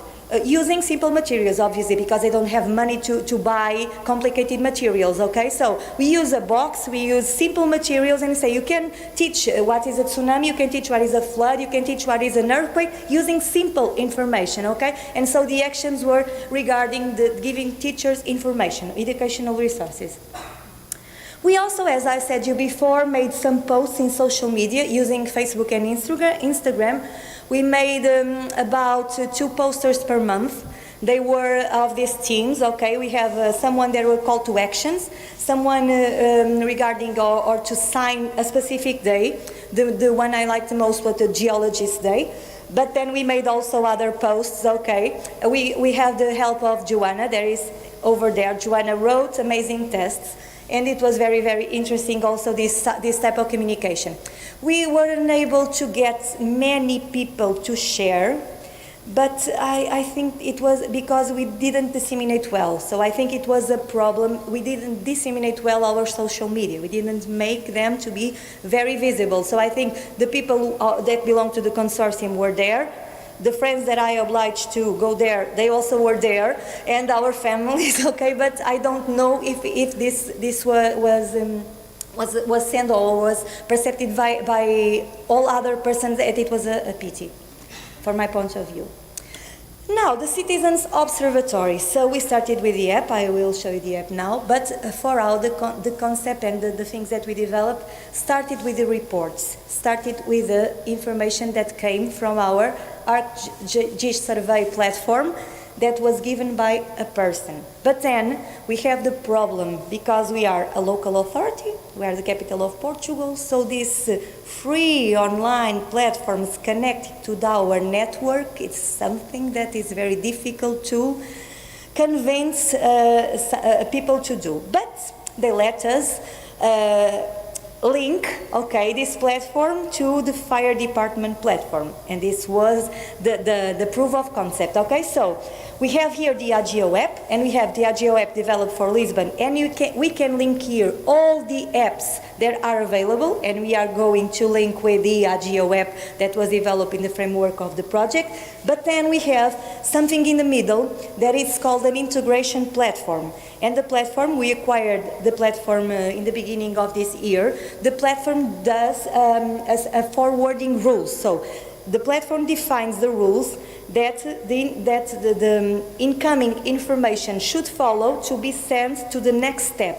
And the next step is the link to the services, the municipality services. So we have the management systems, we have the local fire departments platform, we have the civil protection platform, and we have other platforms. We have a platform that I think I presented in the beginning of the project that is called Na Minha Rua, in my street. That is an open platform that persons can communicate and can report problems that occur in public areas and in buildings, but all these platforms are functioning in Lisbon. They have several departments that deal with them and that management, and we have to assure that this information should be very well typified, very well defined, and then with the specific rules, this will be treated and sent to the specific services. Because if we have an emergency situation, this should go to the fire department or for the civil protection. But if we have a problem in a road, in a pavement, this should be sent to the municipality services that are responsible for the pavement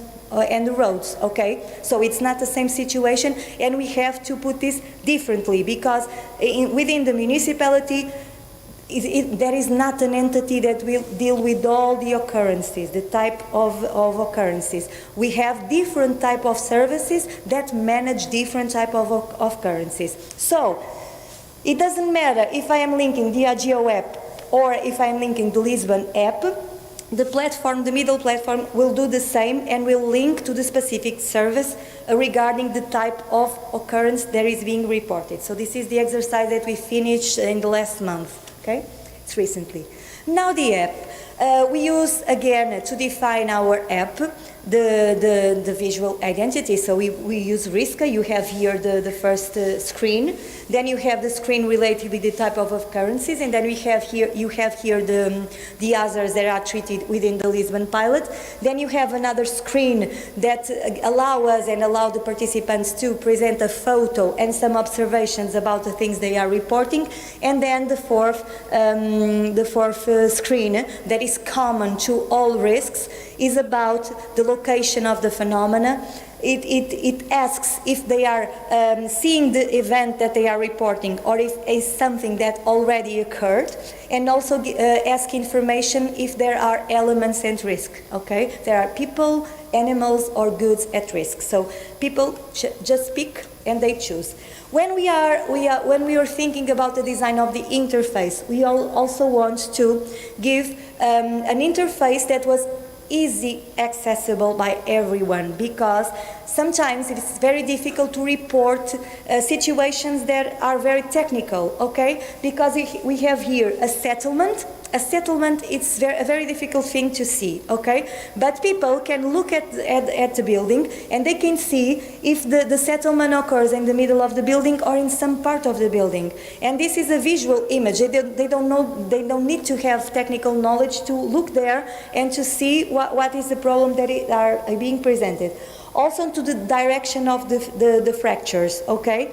They mean technical things. If they are in a vertical position, in an horizontal position, these have technical significance. People don't need to know what this means. They also need to look and to see the fractures they are watching in buildings, what it seems like in these pictures. And then when they are reporting the damages, we also use the screens, and we use the mock-ups about the damages occur in buildings, occur in green areas, or occurred in the roads, occur in water lines, and now the quantification. Because, okay, in this part people look, but how to quantify a mass movement? If am I watching, or if I'm walking through a place and I see there occurs a landslide, how can I report the quantity of the mass dislocated? It is very difficult because square meters, no one knows how to evaluate, a common citizen, okay? So we use a graphic image. So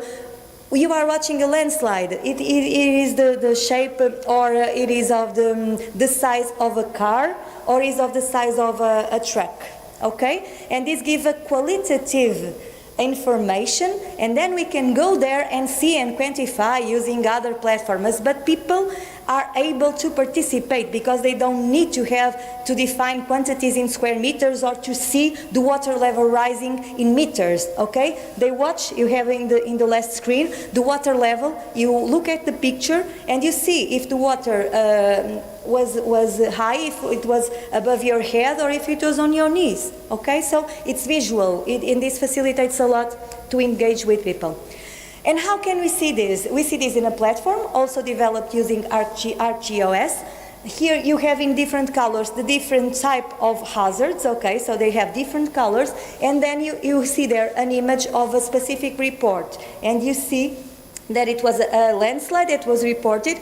Someone put 11 pictures about that landslide, and then you can see using that report what people are reporting and deal with it.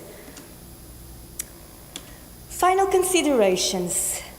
We have the problem regarding COVID pandemic, that difficulty at the beginning of the project, because we have scheduled several dissemination actions that we were not able to do, because in the beginning, if we already had engaged with the stakeholders, it would be easier because we already have made the contacts and we know who they are, and we can make online actions with them. But we did not connect with the stakeholders before the pandemic, okay? So we were unable to do it, and one of our major groups of stakeholders were schools, and students are at home. So the COVID creates a huge problem, but it was, obviously, we go further. We also have several difficulties related with the implementation of a citizens observatory in Lisbon risk management systems because of something as already spoke, that was the legal framework. So we don't have a legal framework that allow us to use directly this information in our risk management systems. It also inputs several constraints related with the use of the contributions. So we have to go further, and we have to deal with this issue because it is an important issue and should be addressed briefly. The system itself, the risk management, depends on several entities from national, regional and local governments. So it's a chain of command, a chain of decision, very complex, okay? Also not working was the low awareness of the stakeholders about geohazards, because when we try to engage with them, most of us are not very aware about this situation, so it was an interesting process. I agree with Domingos. I think the perception is not the problem, but the behavior, and the behaviors can be changed, and we notice that in our actions, because in the beginning people, they don't know how to report something. They want to tell us what are the problems in their parishes, but they don't know how to explain it. And in our last workshops, I have problems with settlements and with uplift phenomena. We go, whoa, okay, so people can be aware, they can be taught to report and to give information. But this situation of the low awareness also make it difficult to implement the app in a daily routine. And now for the future we are trying to put the app in use in the municipality services. Here we have a more favorable situation because the app is within the municipality. We also have other apps of citizens observatories, so I think this app will continue to function because as long as I work in Lisbon municipality, it will function. And now tomorrow we are going to show you the link to the fire departments, and I think the last steps will be to link with other platforms, and I think AGEO app will be maintained. It's all. So thank you again. It was a pleasure again. Thank you, Rui.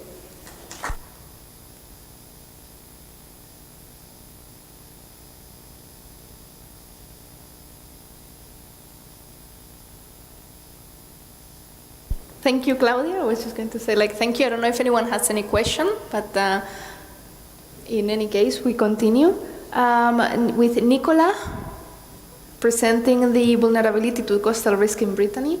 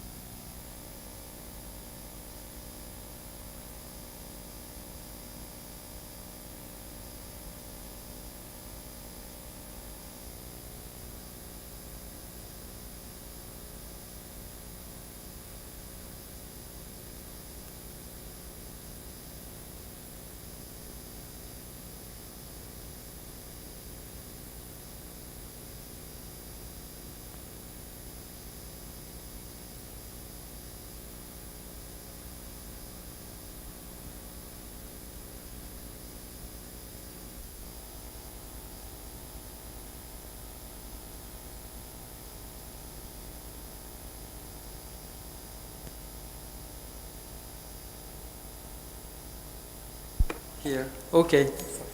I'll start again. Good afternoon, everyone. I'm Nicolas Redantec from University of Brest. So I'm going to talk about the Brittany pilot on coastal risks of erosion and marine flooding.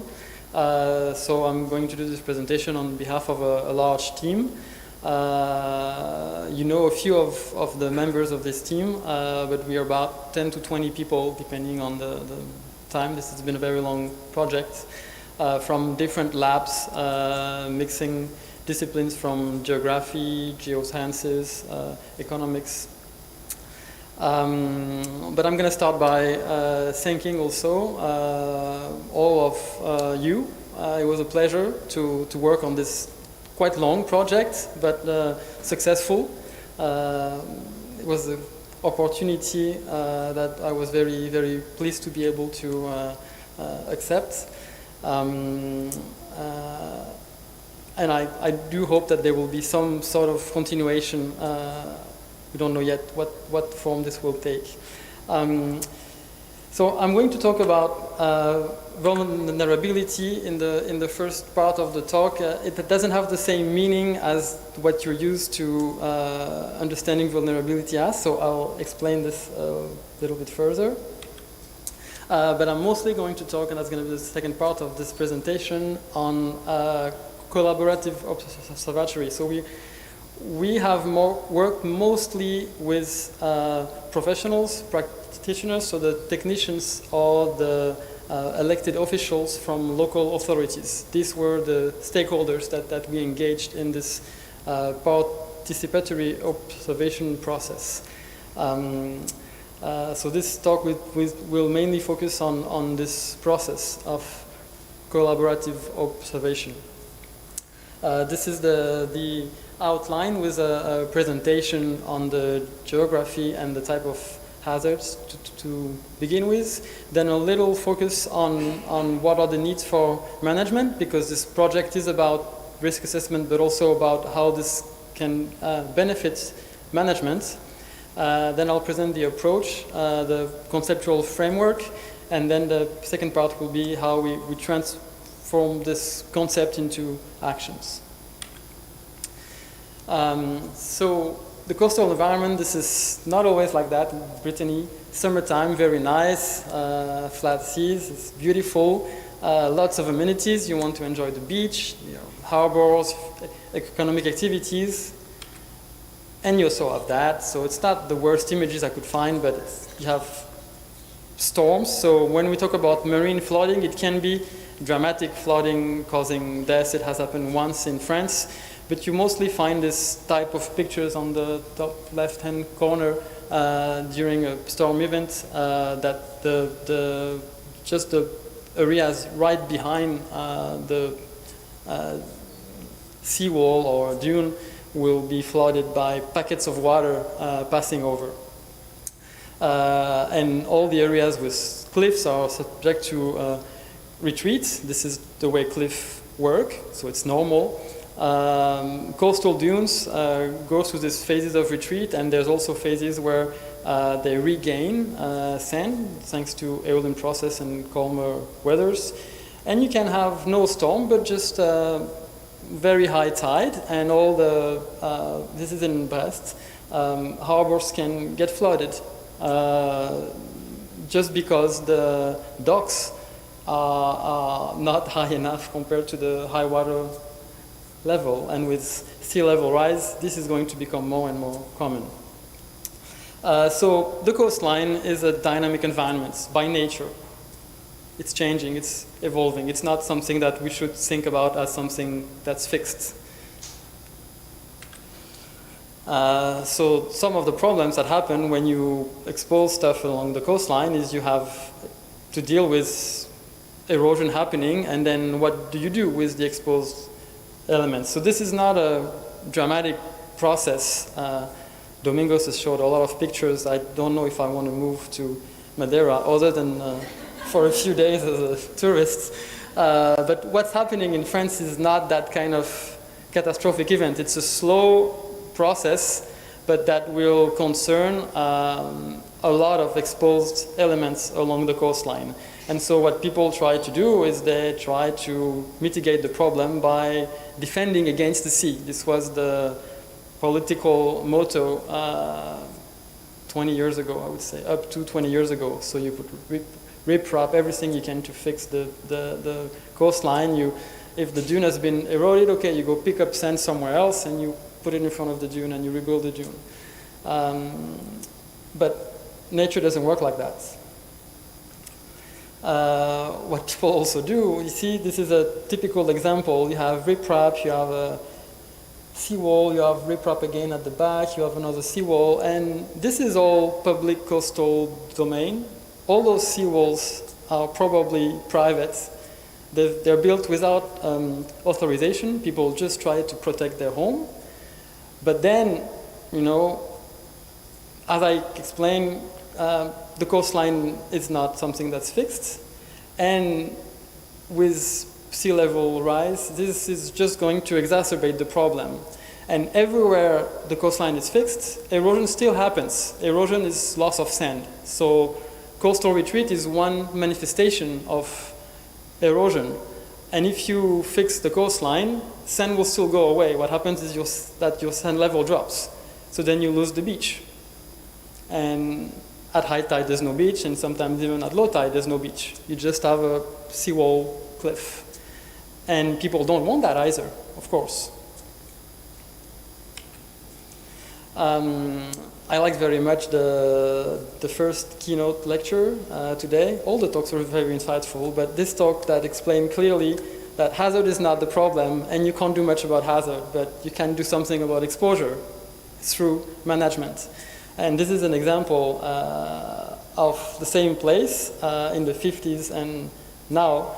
And clearly, people should not have built there. Half of the city is in marine floodable area. And they're now orienting their strategy towards building walls around the city. It's going to be like Saint-Malo, for those who know Saint-Malo in France, where they already have meters high walls and they're now thinking to raise them. But there's no limit to that. So clearly, we're facing the consequences of coastal urbanization. So a little bit of larger scale about what our pilot looks like. As Rui said, it's not a location, it's the entire coastline of Brittany, very long, 4,000 kilometers and change, because it's very intricated. It's not a straight coastline. The north, south, and western parts are not exposed to the same forcing agents exactly, and the topography is not the same. You have more low-lying coastlines on the south side and more rocky cliffs and soft cliffs on the northern side. What's important in that is that it's very diverse. So if you want to understand the processes or just monitor what's happening, a limited number of sites will not be enough to get representativity of what's happening. So you need to multiply the observation sites. Now if you look at erosion, compared to other parts of France, like the southwest of France, Aquitaine, the percentage of the coastline in retreat is not much. It's 6% according to a national reference indicator by CEREMA that's built comparing photographs from the aerial photographs from the 50s and from 2011. But this is, and that's what's shown on the map on the right, it's scattered all over the place. And you usually have small communities, a few homes that are threatened. So it's widespread, which can make it more difficult to address. If you take another look at that, not looking at retreat rate, but looking at the maximum distance of coastal retreat that can happen during a single event, and this information is important when you try to do future coastline projection. You want to take into account the average rate. You also want to take into account the maximum retreat that can happen in one event. You get values up to 100 meters. This is a lot of coastline distance lost in one storm. And this is widespread, with the western part of Brittany being more affected. The top right panel is taking a different approach, just focusing on beaches, gravel beaches and sandy beaches, and you see that the 6% that you had before is a bit different now. If you consider beaches only, it's about a third that's in retreat, a third that's actually prograding, and a big third that's stable, more or less. And in this pilot, we're mostly focusing on coastal erosion because if you want to do long-term monitoring, that's the easiest marker, indicator to follow. But we're also working on flooding, and the way that we address this is by looking at potential flooding areas. So this is just a map of low-lying areas, and again, except for Mont Saint-Michel area, maybe, you see that all the coastline is scattered with potentially floodable areas. Now I move to the second part of this presentation is what do we need for management, coastal risk management. I'm not going to go in all the details through this slide. The idea was to have the two entries, the risk assessment and the risk management. And looking through sort of a thought process of here are my issues, what questions do I ask myself, what tools and techniques do I need to mobilize to answer these questions, and what products do I get in the end. And so we're going to follow the risk assessment. You need exposure maps. You need hazard maps to cross and get risk. You need to get an idea about future trends. Is it going to be worse or not? You need to set priorities, okay? And then what tools? Well, you need to understand all the forcing processes, the hydrodynamics. You need to be able to do projection, and you need to be able to collect data, okay? And in the end, what you want is you want a better understanding of the process so that you can design models that work well, and you need databases. You need national databases to have references so that everybody uses the same protocols, basically.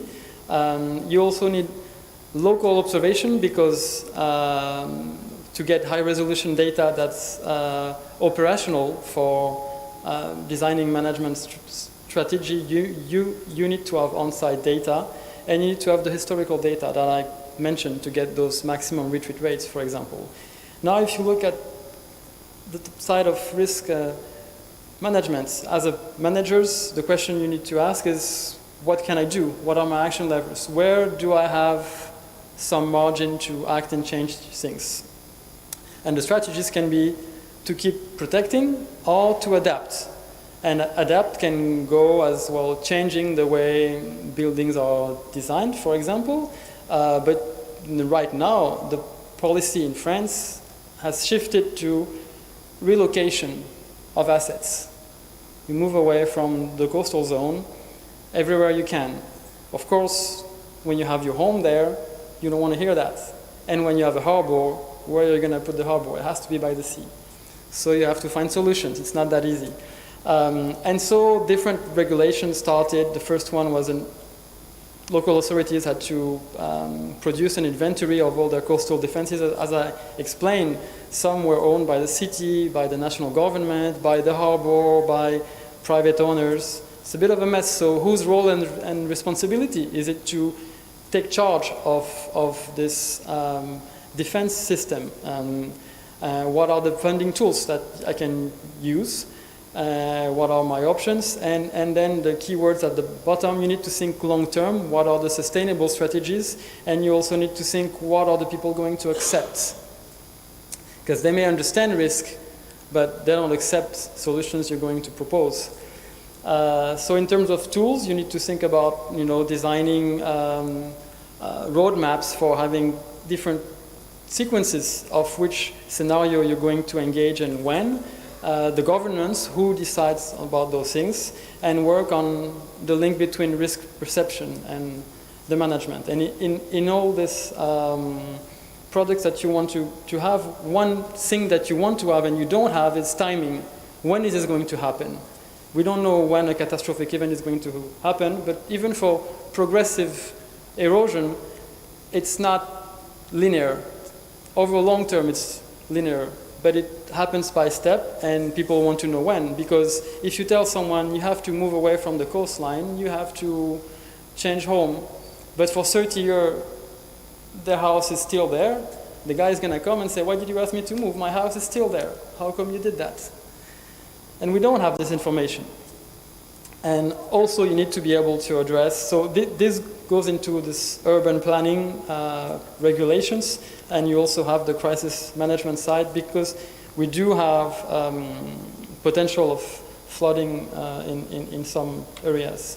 So I've tried to translate all those needs in what I feel was important is to promote the collection of long-term observations. As you will see, we don't have so many sites where we have long-term observation, and aerial photograph approach is not necessarily precise enough to get accurate retreat rate, and it's not enough to be able to use as an input for models, for example, for process-based models. And when I talk about long-term observation, I'll explain that later, but it's not only about hazards. It's also about exposed elements, and it's also about the management strategy. Keep a record of the management scenarios that have been applied. We think it's important to promote an integrated approach, so to not disconnect the risks from the management. The management also affects the hazards, and it's important to keep some sort of an idea of what is the trajectory that has been followed in terms of the management. And social representation, we've talked about this in different presentations today. The idea is to bring some understanding about how people appreciate or not. And sometimes they, as has been said, they may understand things, but they still don't change the behavior. So what will be acceptable? And because adaptation policies will only apply if they are accepted. If they're not accepted, it will be a struggle. Like people will go through legal cases until eventually they die and they don't care anymore. But this can block the process of adaptation. Co-design to relate, I said academics, but expertise in general with operational management by coastal managers. And this requires capacity buildings for local authorities. I'll explain that later. I want to take a little break to explain things about the legal framework for coastal risk management. The current context is a transfer of responsibilities from the national government to the local scale. Before, the government would generate maps and get the attention of the local authorities when there was a hotspot for risk. Now it becomes a responsibility of the local authorities to produce the maps and to transfer them into urban planning. That means that they will be responsible if they allow buildings to be created in areas that they were not supposed to. And the problem is that the national government does not provide the technical help that is required here. There's been a transfer of responsibility, but not a transfer of expertise. This will create very strong discrepancies between the wealthier places who will have the human resources and the technical expertise to act upon this, and the more rural places who just, in a municipality, sometimes you get one person who's the responsible of technical services for all environmental issues. He cannot be knowledgeable about coastal risks. So what local authorities typically do is they work with contractors. They have to comply with a new regulation. They hire someone, they will have a report, and then that's done. And then there's another regulation arriving, and there's another report, and they've checked the box, but they don't build expertise, and they don't connect everything. So they can't have an overall strategy. So this is important to change this framework. And the last point here that I want to make that is important, for some reason in France, coastal erosion and marine flooding are considered very differently. It's two completely separate departments at the government level, and flooding is considered as a catastrophic hazard when erosion is not. It means a lot of different things in terms of how people can get compensation, financial compensation, if you ask them to move, for example. If their house is under flooding threat, they will get paid to move. If it's erosion, they won't, basically, to make it short. And it's a problem when, in fact, you can have coastline erosion that will create disappearance of a coastal dune, and then you will get flooding behind on the back of the shore, because people may wait until the dune just disappears, but if there's a catastrophic flood before it's completely gone, they will say, oh, it's flooding, it's not erosion that ate my home, basically. And this makes life difficult. Now I'll talk about the methodological concepts, and I'll explain what we mean by vulnerability. So, for everyone it's very clear, hazard and exposure makes risks, and then vulnerability in engineering science comes as a third factor to modulate risk. And by systemic vulnerability here, we take into account the natural phenomenon, the hazard, with all the structural, which is the exposure, but also the management and the social representation. And the idea is to take all those four components and look at them in a coherent way in order to be able to aggregate the information. And I like very much as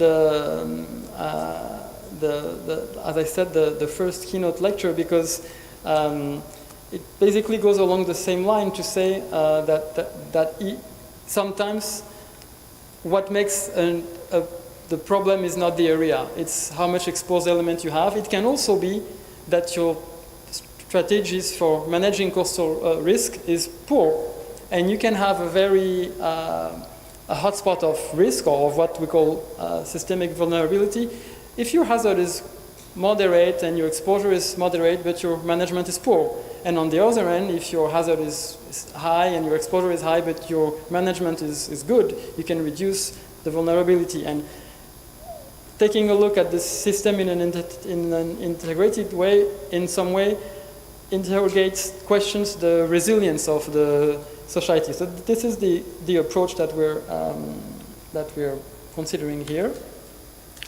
And the other part of this framework is to say that all of these components individually, they evolve over time. So the first one is so of course, coastal retreat, as it's easy to understand that it's not linear over time. Exposure can also change. There is a massive movement of exposing more elements along the coastline, but it comes in phases, and you can also have sectors that are not used anymore. If you think of harbors, for example, that have been where the activity has dropped, and often cities wonder what they should do, and in many cases, like in Brest, which is not really, it's hard to believe, but they're now building hotels and business sectors, and even exposure can also change over time. I'll explain a little bit more in detail the spatial and temporal variation in risk management. And in social representation, it's basically what I explained in the first slides. In the summertime, the coastline is great.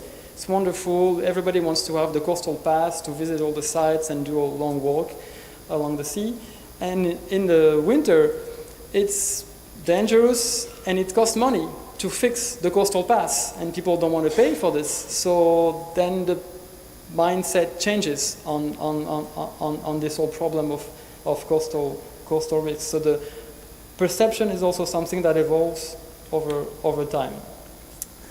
Just one example to explain how management affects hazard, and poor management can worsen hazard. So every time you modify sediment transfer along the shoreline, you will usually do harm because you will deplete the sand supply to down the stream of the longshore transport of sand.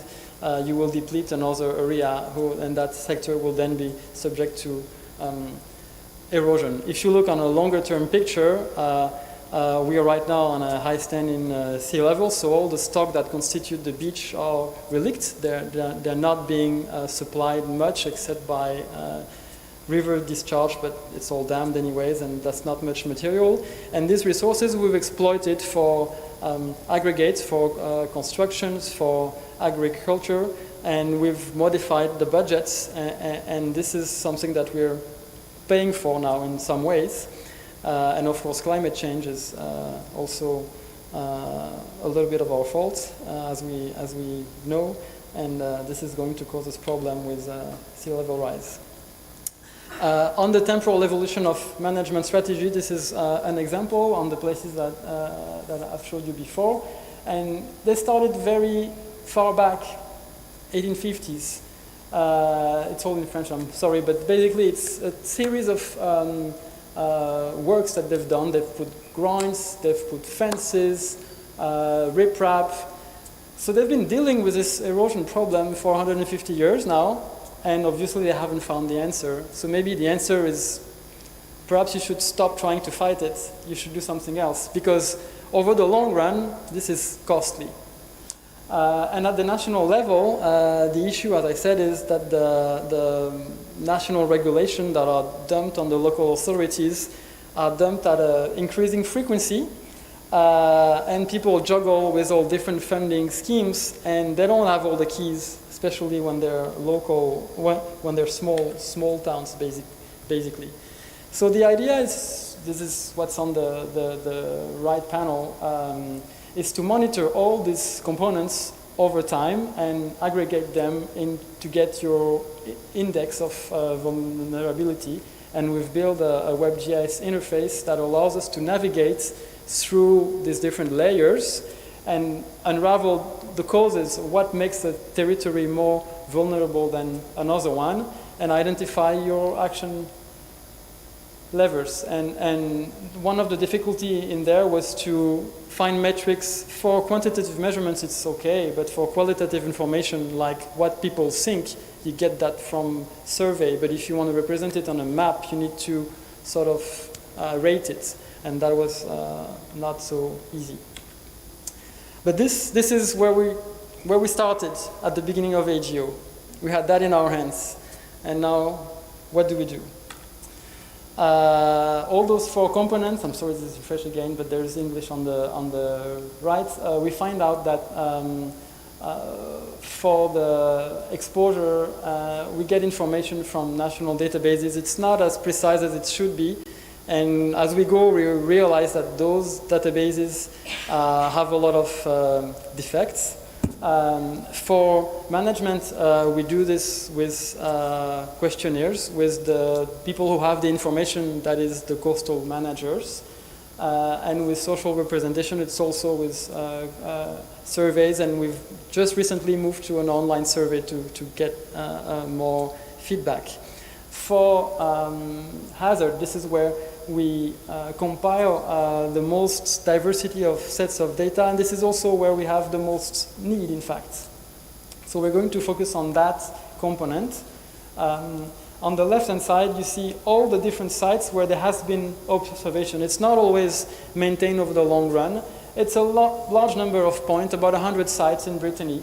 But that's not enough for 4,000 kilometers of coastline. And how we do that at the university, we use costly equipment, like used to be a laser scanner. Now we use photogrammetry with drones. It's less costly, but the technical level for processing is quite high.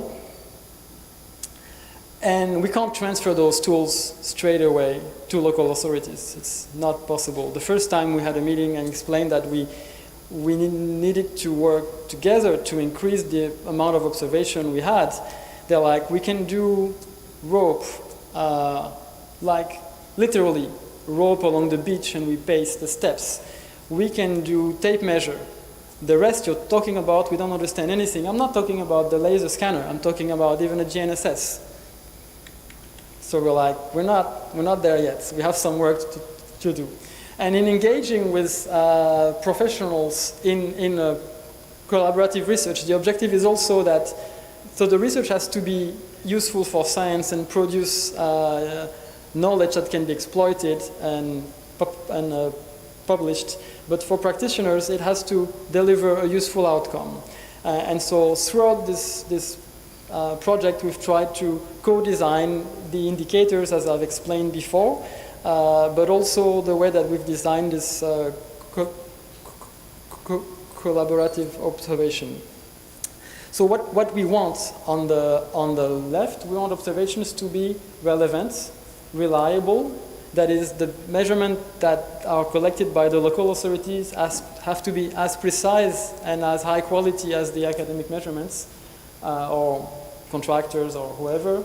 It has to be feasible. Then you start into questioning what are the good measurements to take, how often, with which tools. And the problems for the local authorities is it going to be useful for me? And as time goes by, and as we've talked with them more and more, it's become more and more obvious to them, which is good. But the key problem becomes the available time they have for this and the technical level. So we've had to work a lot on optimizing the protocols. So the different steps to set up collaborative observation was to do a lot of training, provide supports throughout all stages from data collection, processing, archiving, interpretation, trying to optimize the measurement protocols and the measurement tools, and provide platforms from analysis to decision aids. And at the end of this process, the local authorities who have engaged in this collaborative measurement action, they now produce data that are equivalent to the scientific observation standards.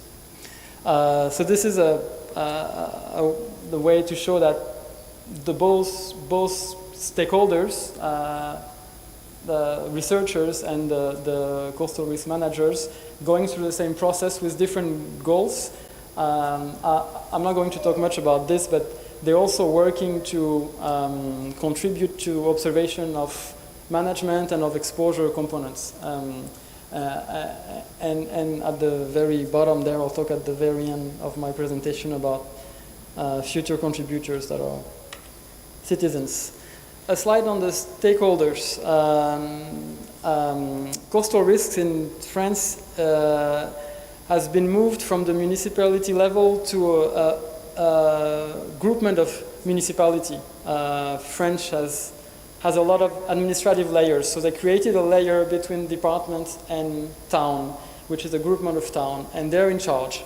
So this is a part of them represented there on the right, not all of them, but we are working with this nested approach.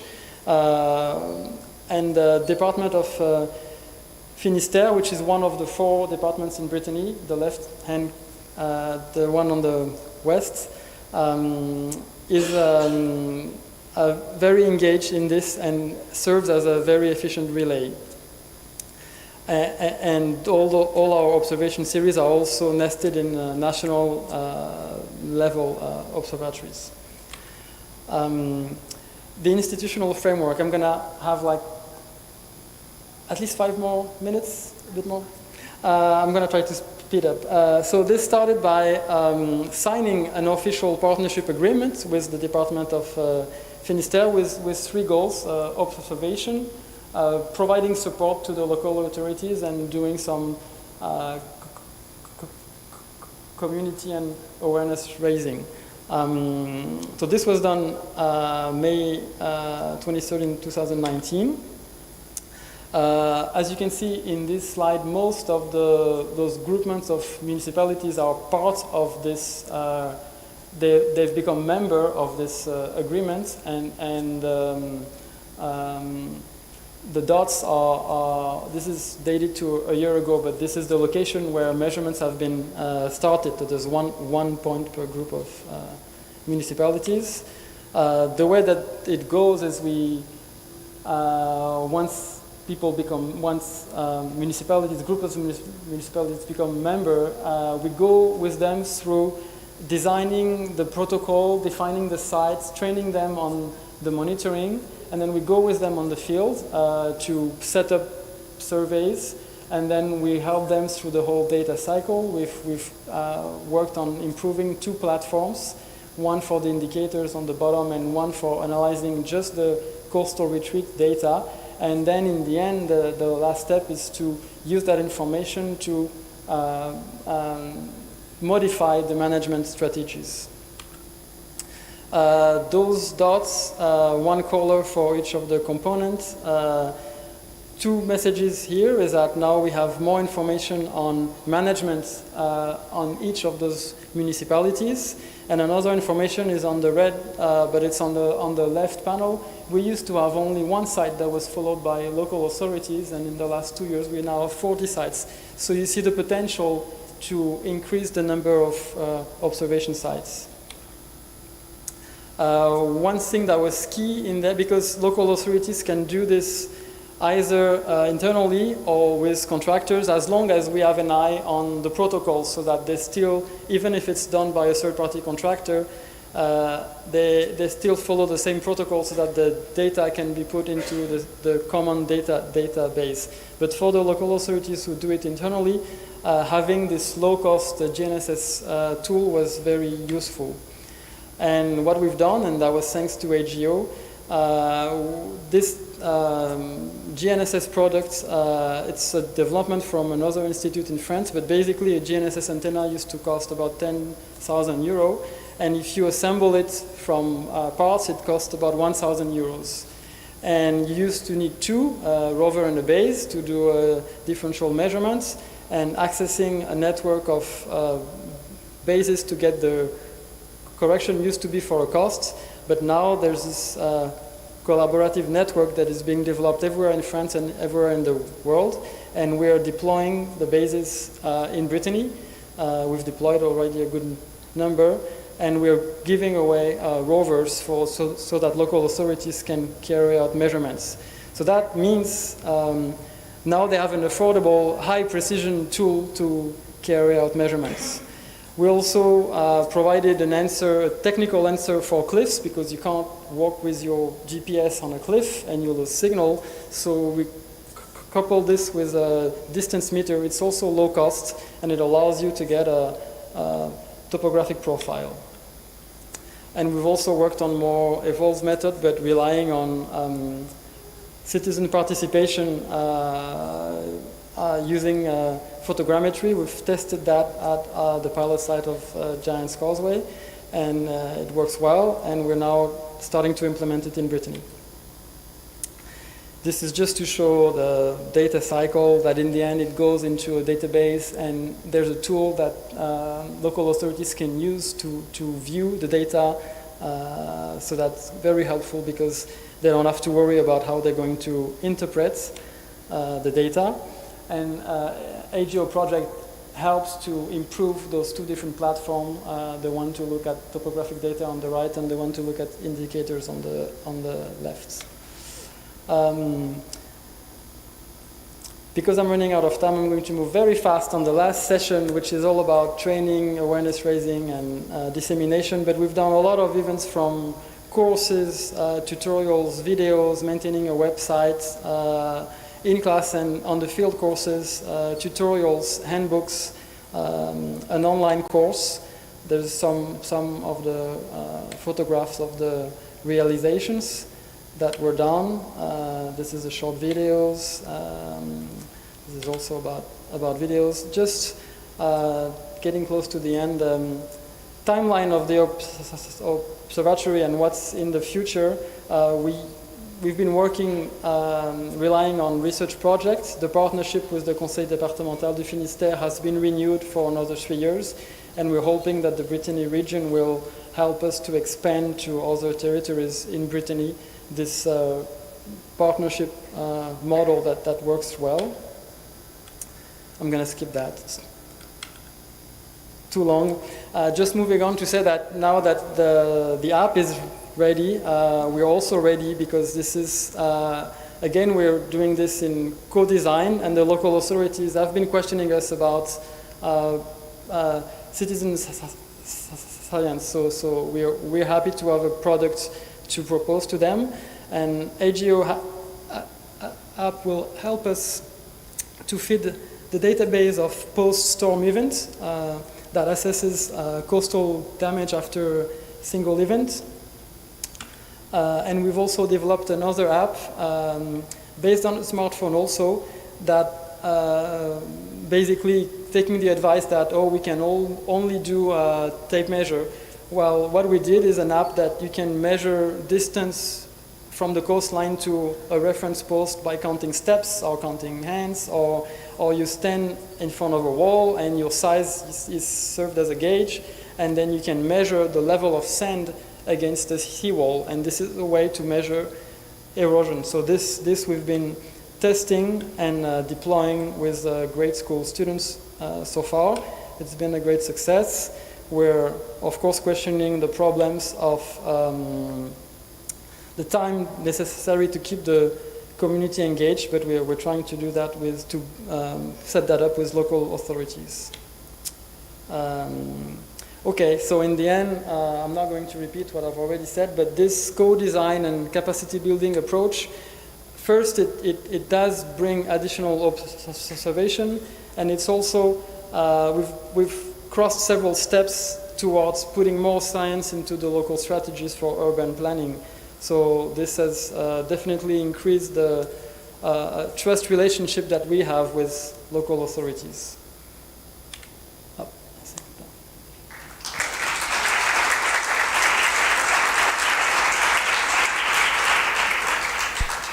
Thank you so much, Nicolas. Is there any question for Nicolas? No? Thank you.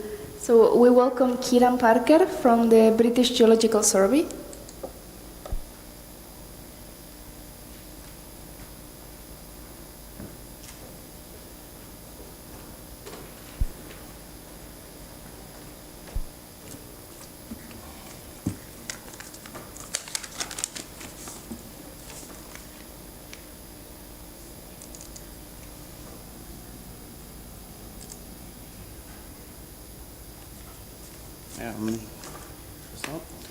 Thank you, Ariana.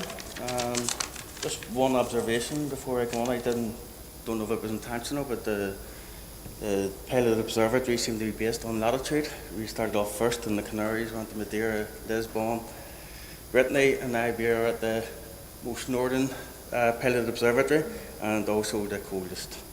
So this is the Causeway Coast Pilot Observatory. It's my name up there, but it's also all of the work that was carried out was also done by my colleague Kirsten Lemon, who we heard from this morning. So just give you an outline of what we're going to talk about today. We'll give you an overview of the pilot itself, the pilot site, the objectives of it, the site monitoring which was carried out, some of the engagement which was covered in this morning's session, and some of the legacy of the project so far. So the Causeway Coast pilot is located on the very north coast of Northern Ireland, and you'll just see it there. It's two sites. One is the Giant's Causeway on the west, and the other is Carrick-a-Reid on the east. As you can see from those images, the north coast is an area of secluded bays and very steep cliffs. A little bit about the geology, because the geology plays a very important role in the hazards which are encountered at the site. The County Antrim in Northern Ireland is covered in basalt rocks. These were formed around 60 million years ago during three phases of volcanic eruption associated with the opening of the North Atlantic. In between those phases of extrusion, we had periods of non-volcanic activity whereby weathering processes created laterite horizons which are geotechnically very weak compared to the basalts. So this is our first site. This is Giant's Causeway. This is a site that is very well known globally. It's an area of very high tourism, and this is a map of the Giant's Causeway itself. The one thing about the Giant's Causeway is it has huge cultural and geological and also economic significance to Northern Ireland. The area itself, the visitors at the site, brings in around £500 million per year to the local economy. So it is a very important economic aspect, but it's also, as I say, geologically and culturally very significant. So we concentrated on one section of the Giant's Causeway, as we can just see here on the west side, From the causeway centre, you can see a network of paths which run at the top of the cliff, but also run at the base of the cliff, with interconnecting paths taken from the base to the peak. We concentrated in 3 areas: Port na Bow, Port Gunny and Port Noffer. You might see from that map itself that the public path from Port Noffer is actually cut off from a major landslide that occurred in 1994.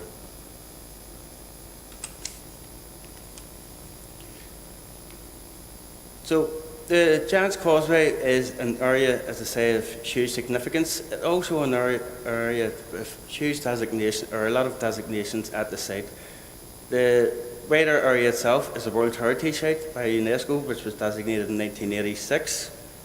And you can also see a lot of the local, European and international designations that are on site. And one thing just to mention is the National Trust, whose logo you can see there, operate the day-to-day management of the site. The Giant's Causeway itself has 6 main landowners, including the Crown Estate, the local council, National Trust and 3 private landowners. So this is the second pilot site. So this is Carrick-a-Reid. So this is located approximately 14 kilometres east of the Giant's Causeway. It's the remnants of a volcanic vent, which is a rocky island that just lies off the main coast of the headland. It's famous for its rope bridge, which is 20 metres long, which crosses over a 30-metre deep chasm into the Atlantic Ocean. It was first erected in 1753 by local fishermen to access the salmon areas of fishing just off the coast. And today it is visited by around 500,000 visitors per year. Just when I do mention the visitors per year, I have to acknowledge this was pre-COVID. COVID did have a very large impact on it. Between the 2 sites themselves, they bring in 1.5 million visitors per year. So this is just a list of some of the key stakeholders involved at the project. The World Heritage Site itself is overseen by a steering group, and I'll not go through them all. You can see them all here listed there. Who are all involved in the local management and ensuring that the World Heritage Site meets its requirements, and the day-to-day running, which is operated by the National Trust. So geohazard impact on the Antrim coast. As I mentioned, County Antrim itself is formed by a number of volcanic eruptions around 60 million years ago. So it's a plateau which is composed of very steep cliffs, very rocky, and it's also underwent a lot of rotational large blocks slumping on the east coast particularly. So the geohazards were really formed. You have these lulls in volcanism resulting in these weak layers being developed. It's also underwent a number of tectonic events and further eruptions. It's been exposed to different environments from subtropical right up to today's environment, which is a lot less than subtropical. And it's also been shaped by a number of repeated glacial advances and retreats, and since then it has underwent quite a significant marine undercutting. And it's also, more in the last few hundred years, the human intervention element at the sites. So there's been stone extraction, there's been recreational, there's been infrastructure, roads and paths, as well as commercial development at the site. And just some of the images that you can see there are just some of the hazards, how it impact what is known as the coast road, which runs around the Antrim coast itself. So on the Causeway coast itself, one of the things we spoke about, we've heard today, is about exposure. There's a lot of things that we can't control about the hazards at the site. The geology, the morphology and the rainfall. Those are the 3 main factors which are creating the landslide hazard at both sites. So while we can't control that, we can look at reducing that risk through better developed management plans, monitoring, much better awareness and much better understanding of the processes because the processes which occur at one site are not universal. They're different site by site, and they can change actually within small distances. So this is just an overview of the Causeway Coast pilot. It was really to look at monitoring to gain a better understanding, to establish the observatory to provide more information and awareness of geological hazards. Kirsten did mention this morning about the lack of awareness by the public on geological hazards. Even the word geohazards appears to be very ununderstood, if there's such a word, by the public, but we have looking at changing that. We're also looking to develop the education and outreach programme to get the general public to assist us in monitoring, and it's also to work with the site managers at the site so that we can better characterise the risk and also assist the site management through the risk management plans.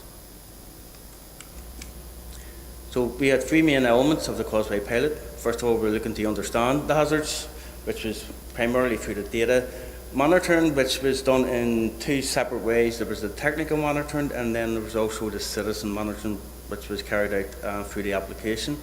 And these were also feeding into the risk management of the site, and which underlies all of that is the education and outreach. So first of all was understanding the hazards. We carried out a review of all the historical research which had been carried out at the site, and also including the information that's currently held by the Geological Survey. And as part of those projects, it's been previously assessed there's 11 different types of landslides which occur in the Giant's Causeway alone. So it's a very dynamic and complex area. And as you can see from some of these maps, in one bay alone, you may have 6 or 7 different slope failure types occurring. And we also, to understand the hazards, we have been working with the National Trust themselves, who have been collecting landslide data, recording it since 2009. From 2009 until 2020, they recorded more than 400 events. And if you work that out, that is almost one event every 10 days, which is impacting the site. When these occur, this actually has on numerous occasions closed down the site to the public, and that does have an economic impact as well, and also greatly impacts the management of the site. We carried out a series of walkover surveys throughout the whole project. These are just some of the images of the landslides which occurred during the project. As you can see there on your right, it's my left on this. This is a large block failure just underneath the Carrick-Reid Bridge itself. That block failure occurred in January of 2020 and actually resulted in the road bridge being closed for a period of weeks. But you can see these block failures don't occur as often at Carrick-Reid as they would at the Giant's Causeway, but you can see the location of these has much greater impact. One of the things about the risk management plans for the Carrick-Reid Island itself is emergency access to the island if an event occurs, because it is so rocky there is no way for helicopters to get in and also to get people off the island. You can see there these other images are from the Giant's Causeway, where we had a number of different types of landslide occurring.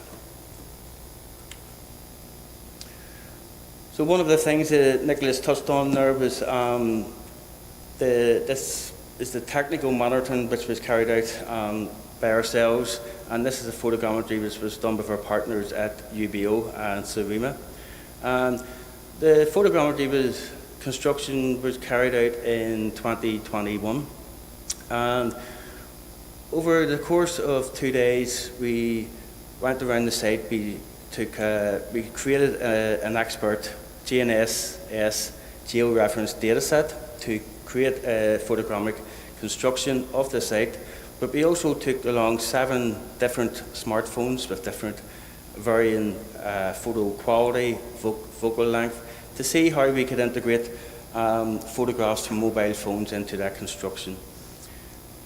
As part of the work, 6 tests were carried out, put through the software to see how that reconstruction could be created.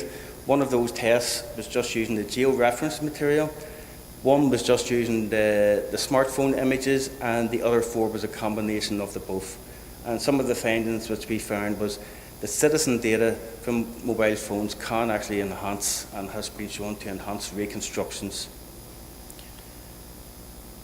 The second element of the technical monitoring was LiDAR surveys, which were carried out along the Giant's Causeway. So with LiDAR surveys, we have millimetre scale reconstruction of the morphology of the site. This, combined with the photogrammetry, both create a common reference system of the site data set, showing us the down to millimetre scale the reconstruction of the site at that date and time. There is plans to carry out further work. There's a LiDAR survey, a second one, repeat survey being carried out as we speak. But for future reference as well, we will be able to look at these data sets and we will be able to repeat the work that was carried out and do further reconstructions, which over time will evaluate the erosion rates and changes which are ongoing at the site. These will also help us identify the areas which we are most at risk and the areas which are changing at an increased rate compared to the other areas. So when we come to the monitoring, it's the citizen monitoring element that is a major part of the observatory. One of the things that has to be said and has been mentioned by a few of our partners today has been the impact of the COVID pandemic. We really were looking to get the Citizen Observatory set up in 2020, and as you know, Northern Ireland, like pretty much the globe, went into lockdown in March of 2020. Overnight, the sites went from welcoming 1.5 million visitors a year to 0 overnight. It also had a great impact on the outreach that we could carry out across the region. As you would expect during these lockdowns, all events were cancelled. However, we did start rolling the app out in September of 2022 with the test application. Between September 22 and January of 23, there was 93 events recorded on the Causeway coast. Most of these, the vast majority of these, were actually captured by the National Trust staff, who do monitor it on a day-to-day basis and record that information, and it goes into the platform, and as you can see there, it records important information, including the GPS, the date, the time, and also the type of rock or the type of landslide that occurred, if it's known to the member of the public. But it's also proved to be a very useful application, and the first type of its kind being used in Northern Ireland when it comes to geological hazards. And I think its success so far, from our pilot site view, has been its ease of use. It takes less than 1 minute for a person to take a photograph, load it into the app, and actually just upload it to the platform. It's a very simple step-by-step guide, and it's been proved by the National Trust, who are the main user at the moment, to be a very effective tool of recording all of these events. We have started rolling it out to the public as well through some of the outreach programs that Kirsten mentioned earlier, and we have some recordings of events so far from them. And we will, as time progresses beyond this project, are looking to roll it out right across the region so that we can get it used for all the different types of geological hazards across the sites, or across Northern Ireland.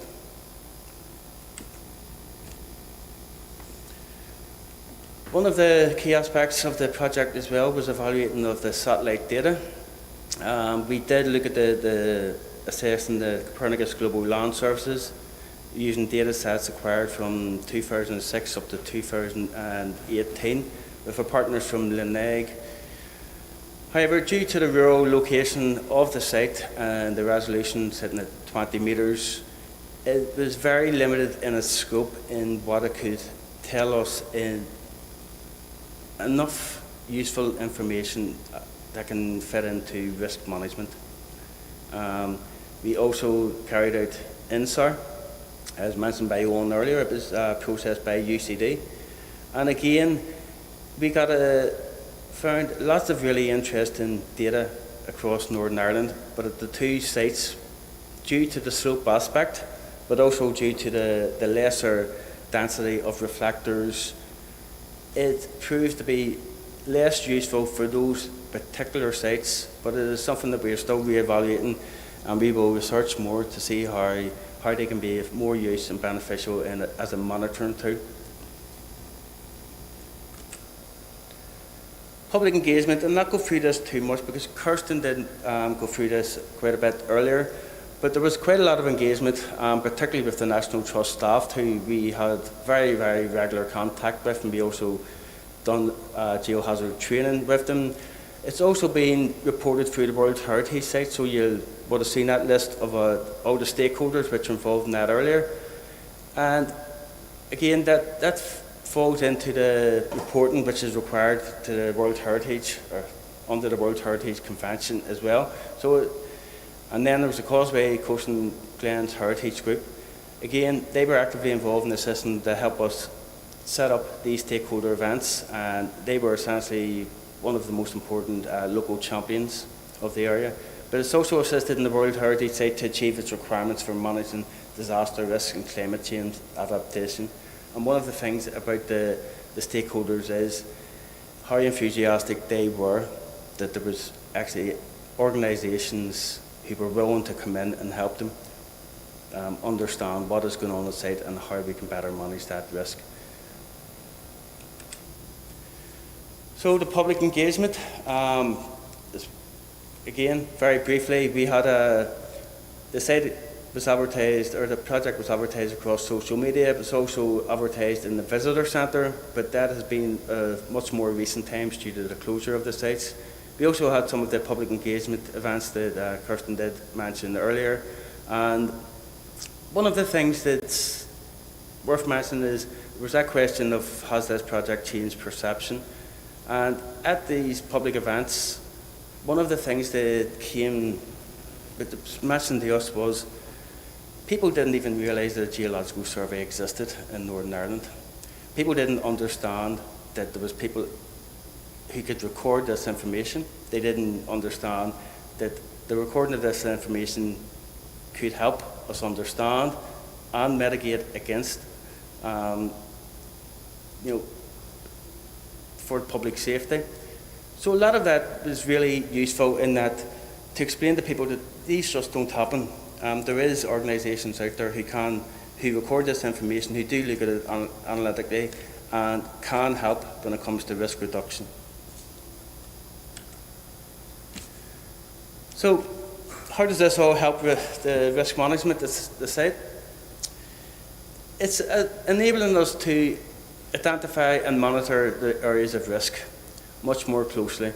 The Giant's Causeway World Heritage Site, and even just the general north coast of Northern Ireland, which is under risk, is quite a large area, and you cannot monitor all of that all of the time due to the resources that we have. So it allows us to concentrate the monitoring resources into those specific areas of high risk. It's also increasing our understanding of the risks, and particularly the processes that take place which are causing it, and in this instance it's particularly rainfall. And it's also helping us to understand some of the critical thresholds, particularly in the rainfall. We are looking at taking the information which has been gathered from this AGEO project, and we are going to be working with institutions to combine that with climatic data as well to understand those critical thresholds much, much better. It has improved citizen awareness incredibly. One of the things, even just to mention, it's not just the citizens, but also on the satellite data. Satellite data wasn't really used across Northern Ireland at all. Since the start of this project and some of the engagement that we've had with various government departments and public bodies, there is now a Northern Ireland Earth Observation Steering Group and an Earth Observation Users Group. We have also implemented the use of the emergency mapping services from Copernicus as well, and it's rapidly moving forward by a lot of the public bodies who are seeing the usefulness of satellite data not as the answer to all the solutions, but again, as another monitoring tool which can help them to achieve their aims in public safety. And it's also, to say, it's looking to minimise the impact of public safety and tourism at the sites. So the legacy, so we have increased knowledge of geological hazards at site. As I just mentioned, much better improved awareness of satellite data and services, and this has been moving at a very rapid pace over the last 12 months in the public sector in Northern Ireland, where we have virtually every government department now looking to acquire satellite data and make use of it. And it's also expanding the awareness of geological hazards, as mentioned earlier, and it's also provided a very important asset in monitoring tool that can be used very easily by the public and can be used almost instantaneously, because a mobile phone is what almost every single person has in their pocket when they're out. It's also enhancing the risk management. It's giving the site managers, the National Trust, much better information, up-to-date information, and it's being recorded much better. And that is going to help them to achieve their aims to reduce the risk and reduce the closures on site as well, which has the big impact. One of the lasting legacies is going to be the stakeholder relationships. This is proven to be a crucial aspect for any work that needs to be carried out. I work in the Geological Survey. The Geological Survey cannot stop geological hazards. We can't bring in all of the policies that are needed, and we can't stop the exposure. But what we have is a number of stakeholders who have risk management plans in place and also have conservation aims as well. And it's getting all of those people in the same room together to get to work for a common goal. And that's been a very important aspect. And also another aspect, again, is the project partnerships. Working with the various partners, 13 of them across Europe, what we're seeing is we aren't in isolation in dealing with the landslide issue in Northern Ireland. We're actually working with partners across various areas of Europe who have the same problem as well, and we're doing this similar type of research, and we can now communicate much better with each other and do our shared learning in that. And I tried to rattle through that as quickly as possible so as not to delay anyone for their dinner. So in that, thank you very much.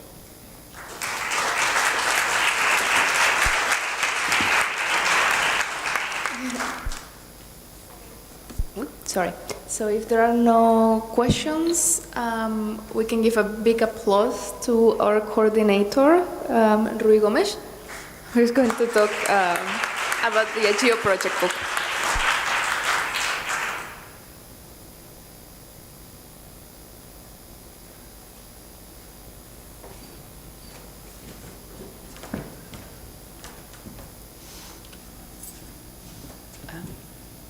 First, I'll stop.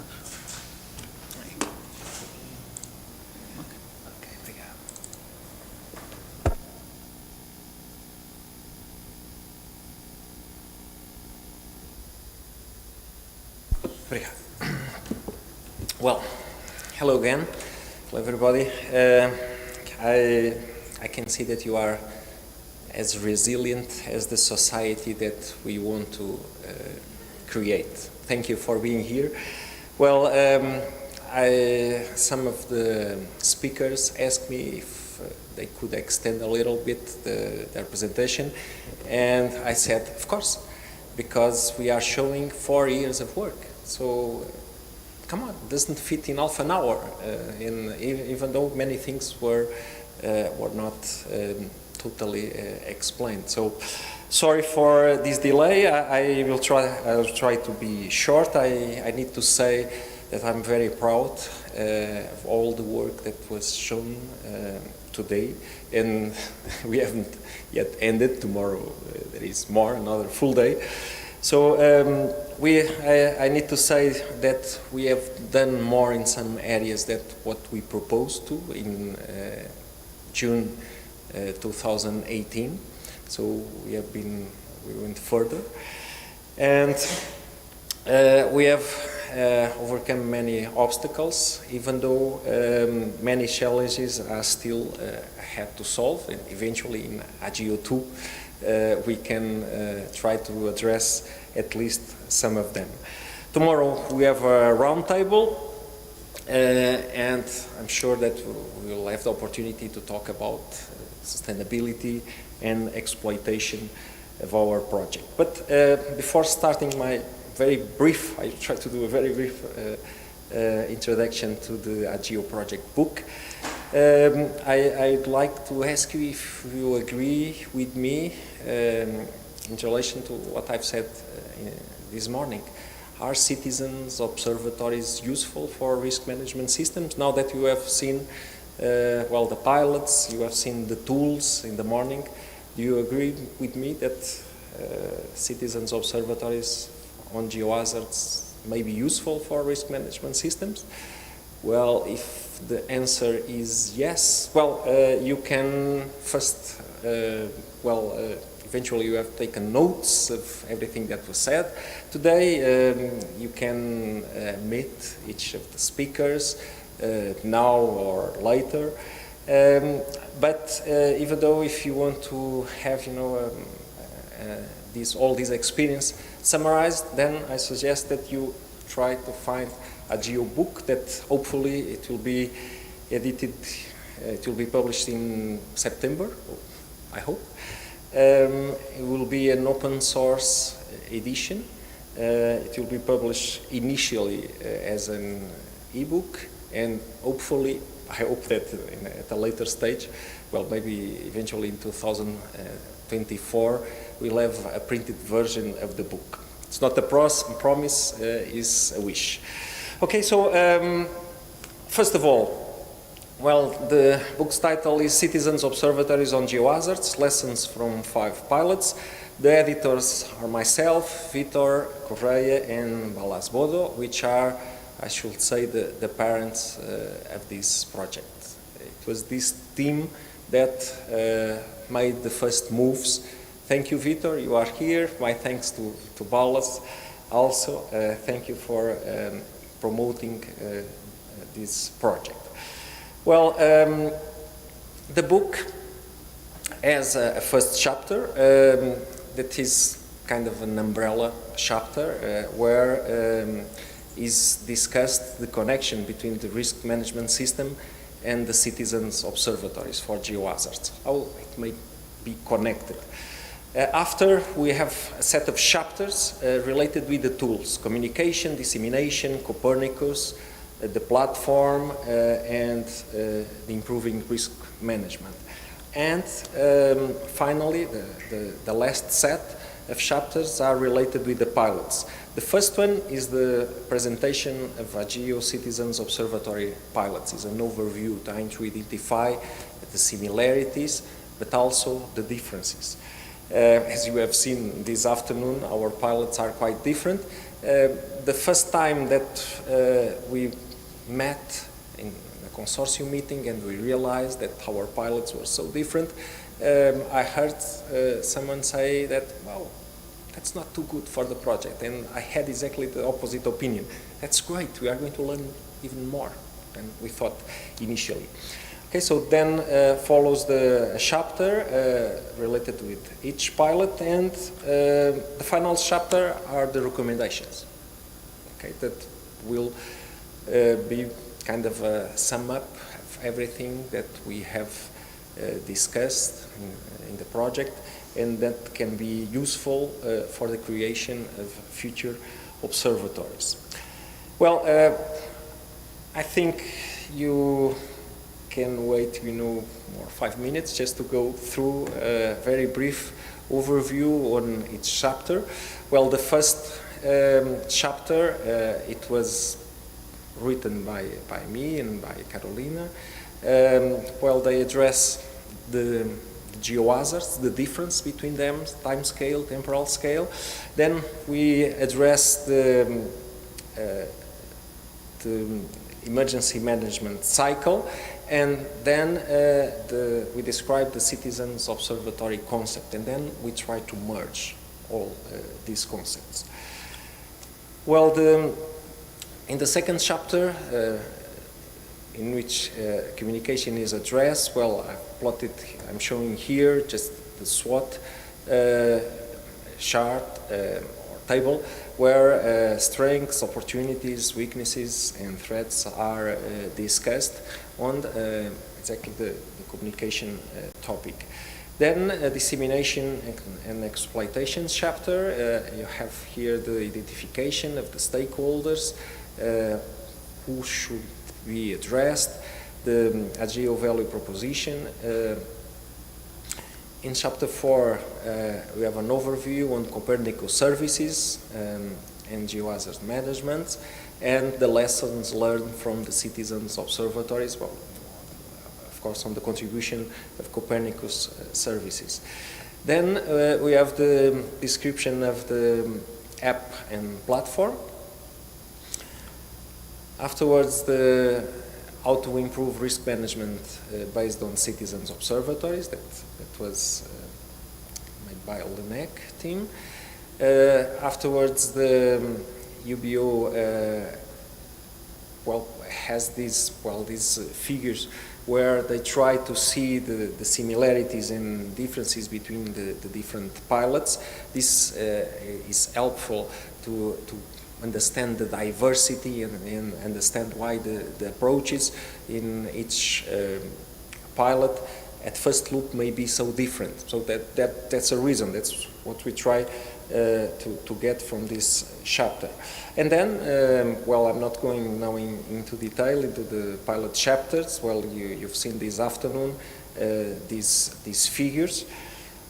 So first Canary Islands, then Brittany, then Lisbon, Risca all over, as you can see, the Giants of Causeway, Madeira pilot, and finally the recommendations. Okay, so I hope that I've opened your interest to this book. Hopefully, as I said a while ago, in September it should be published. Okay, thank you so much, and hope to see you here tomorrow. Thank you.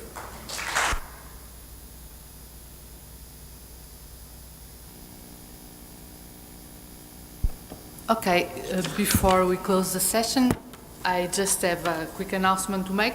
You all know the social dinner in the Lisbon Center. If we arrive on time, maybe we can see the sunset over Lisbon. Is by the balcony. So you have the invitation for the AGEO's members and stakeholders also invited, and you have the address and the QR code with the location. See you there.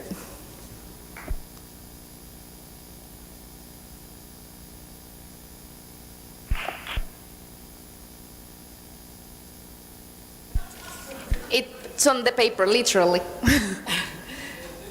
Yes. It's roundabout Marquês de Pombal. Also, you have a QR code.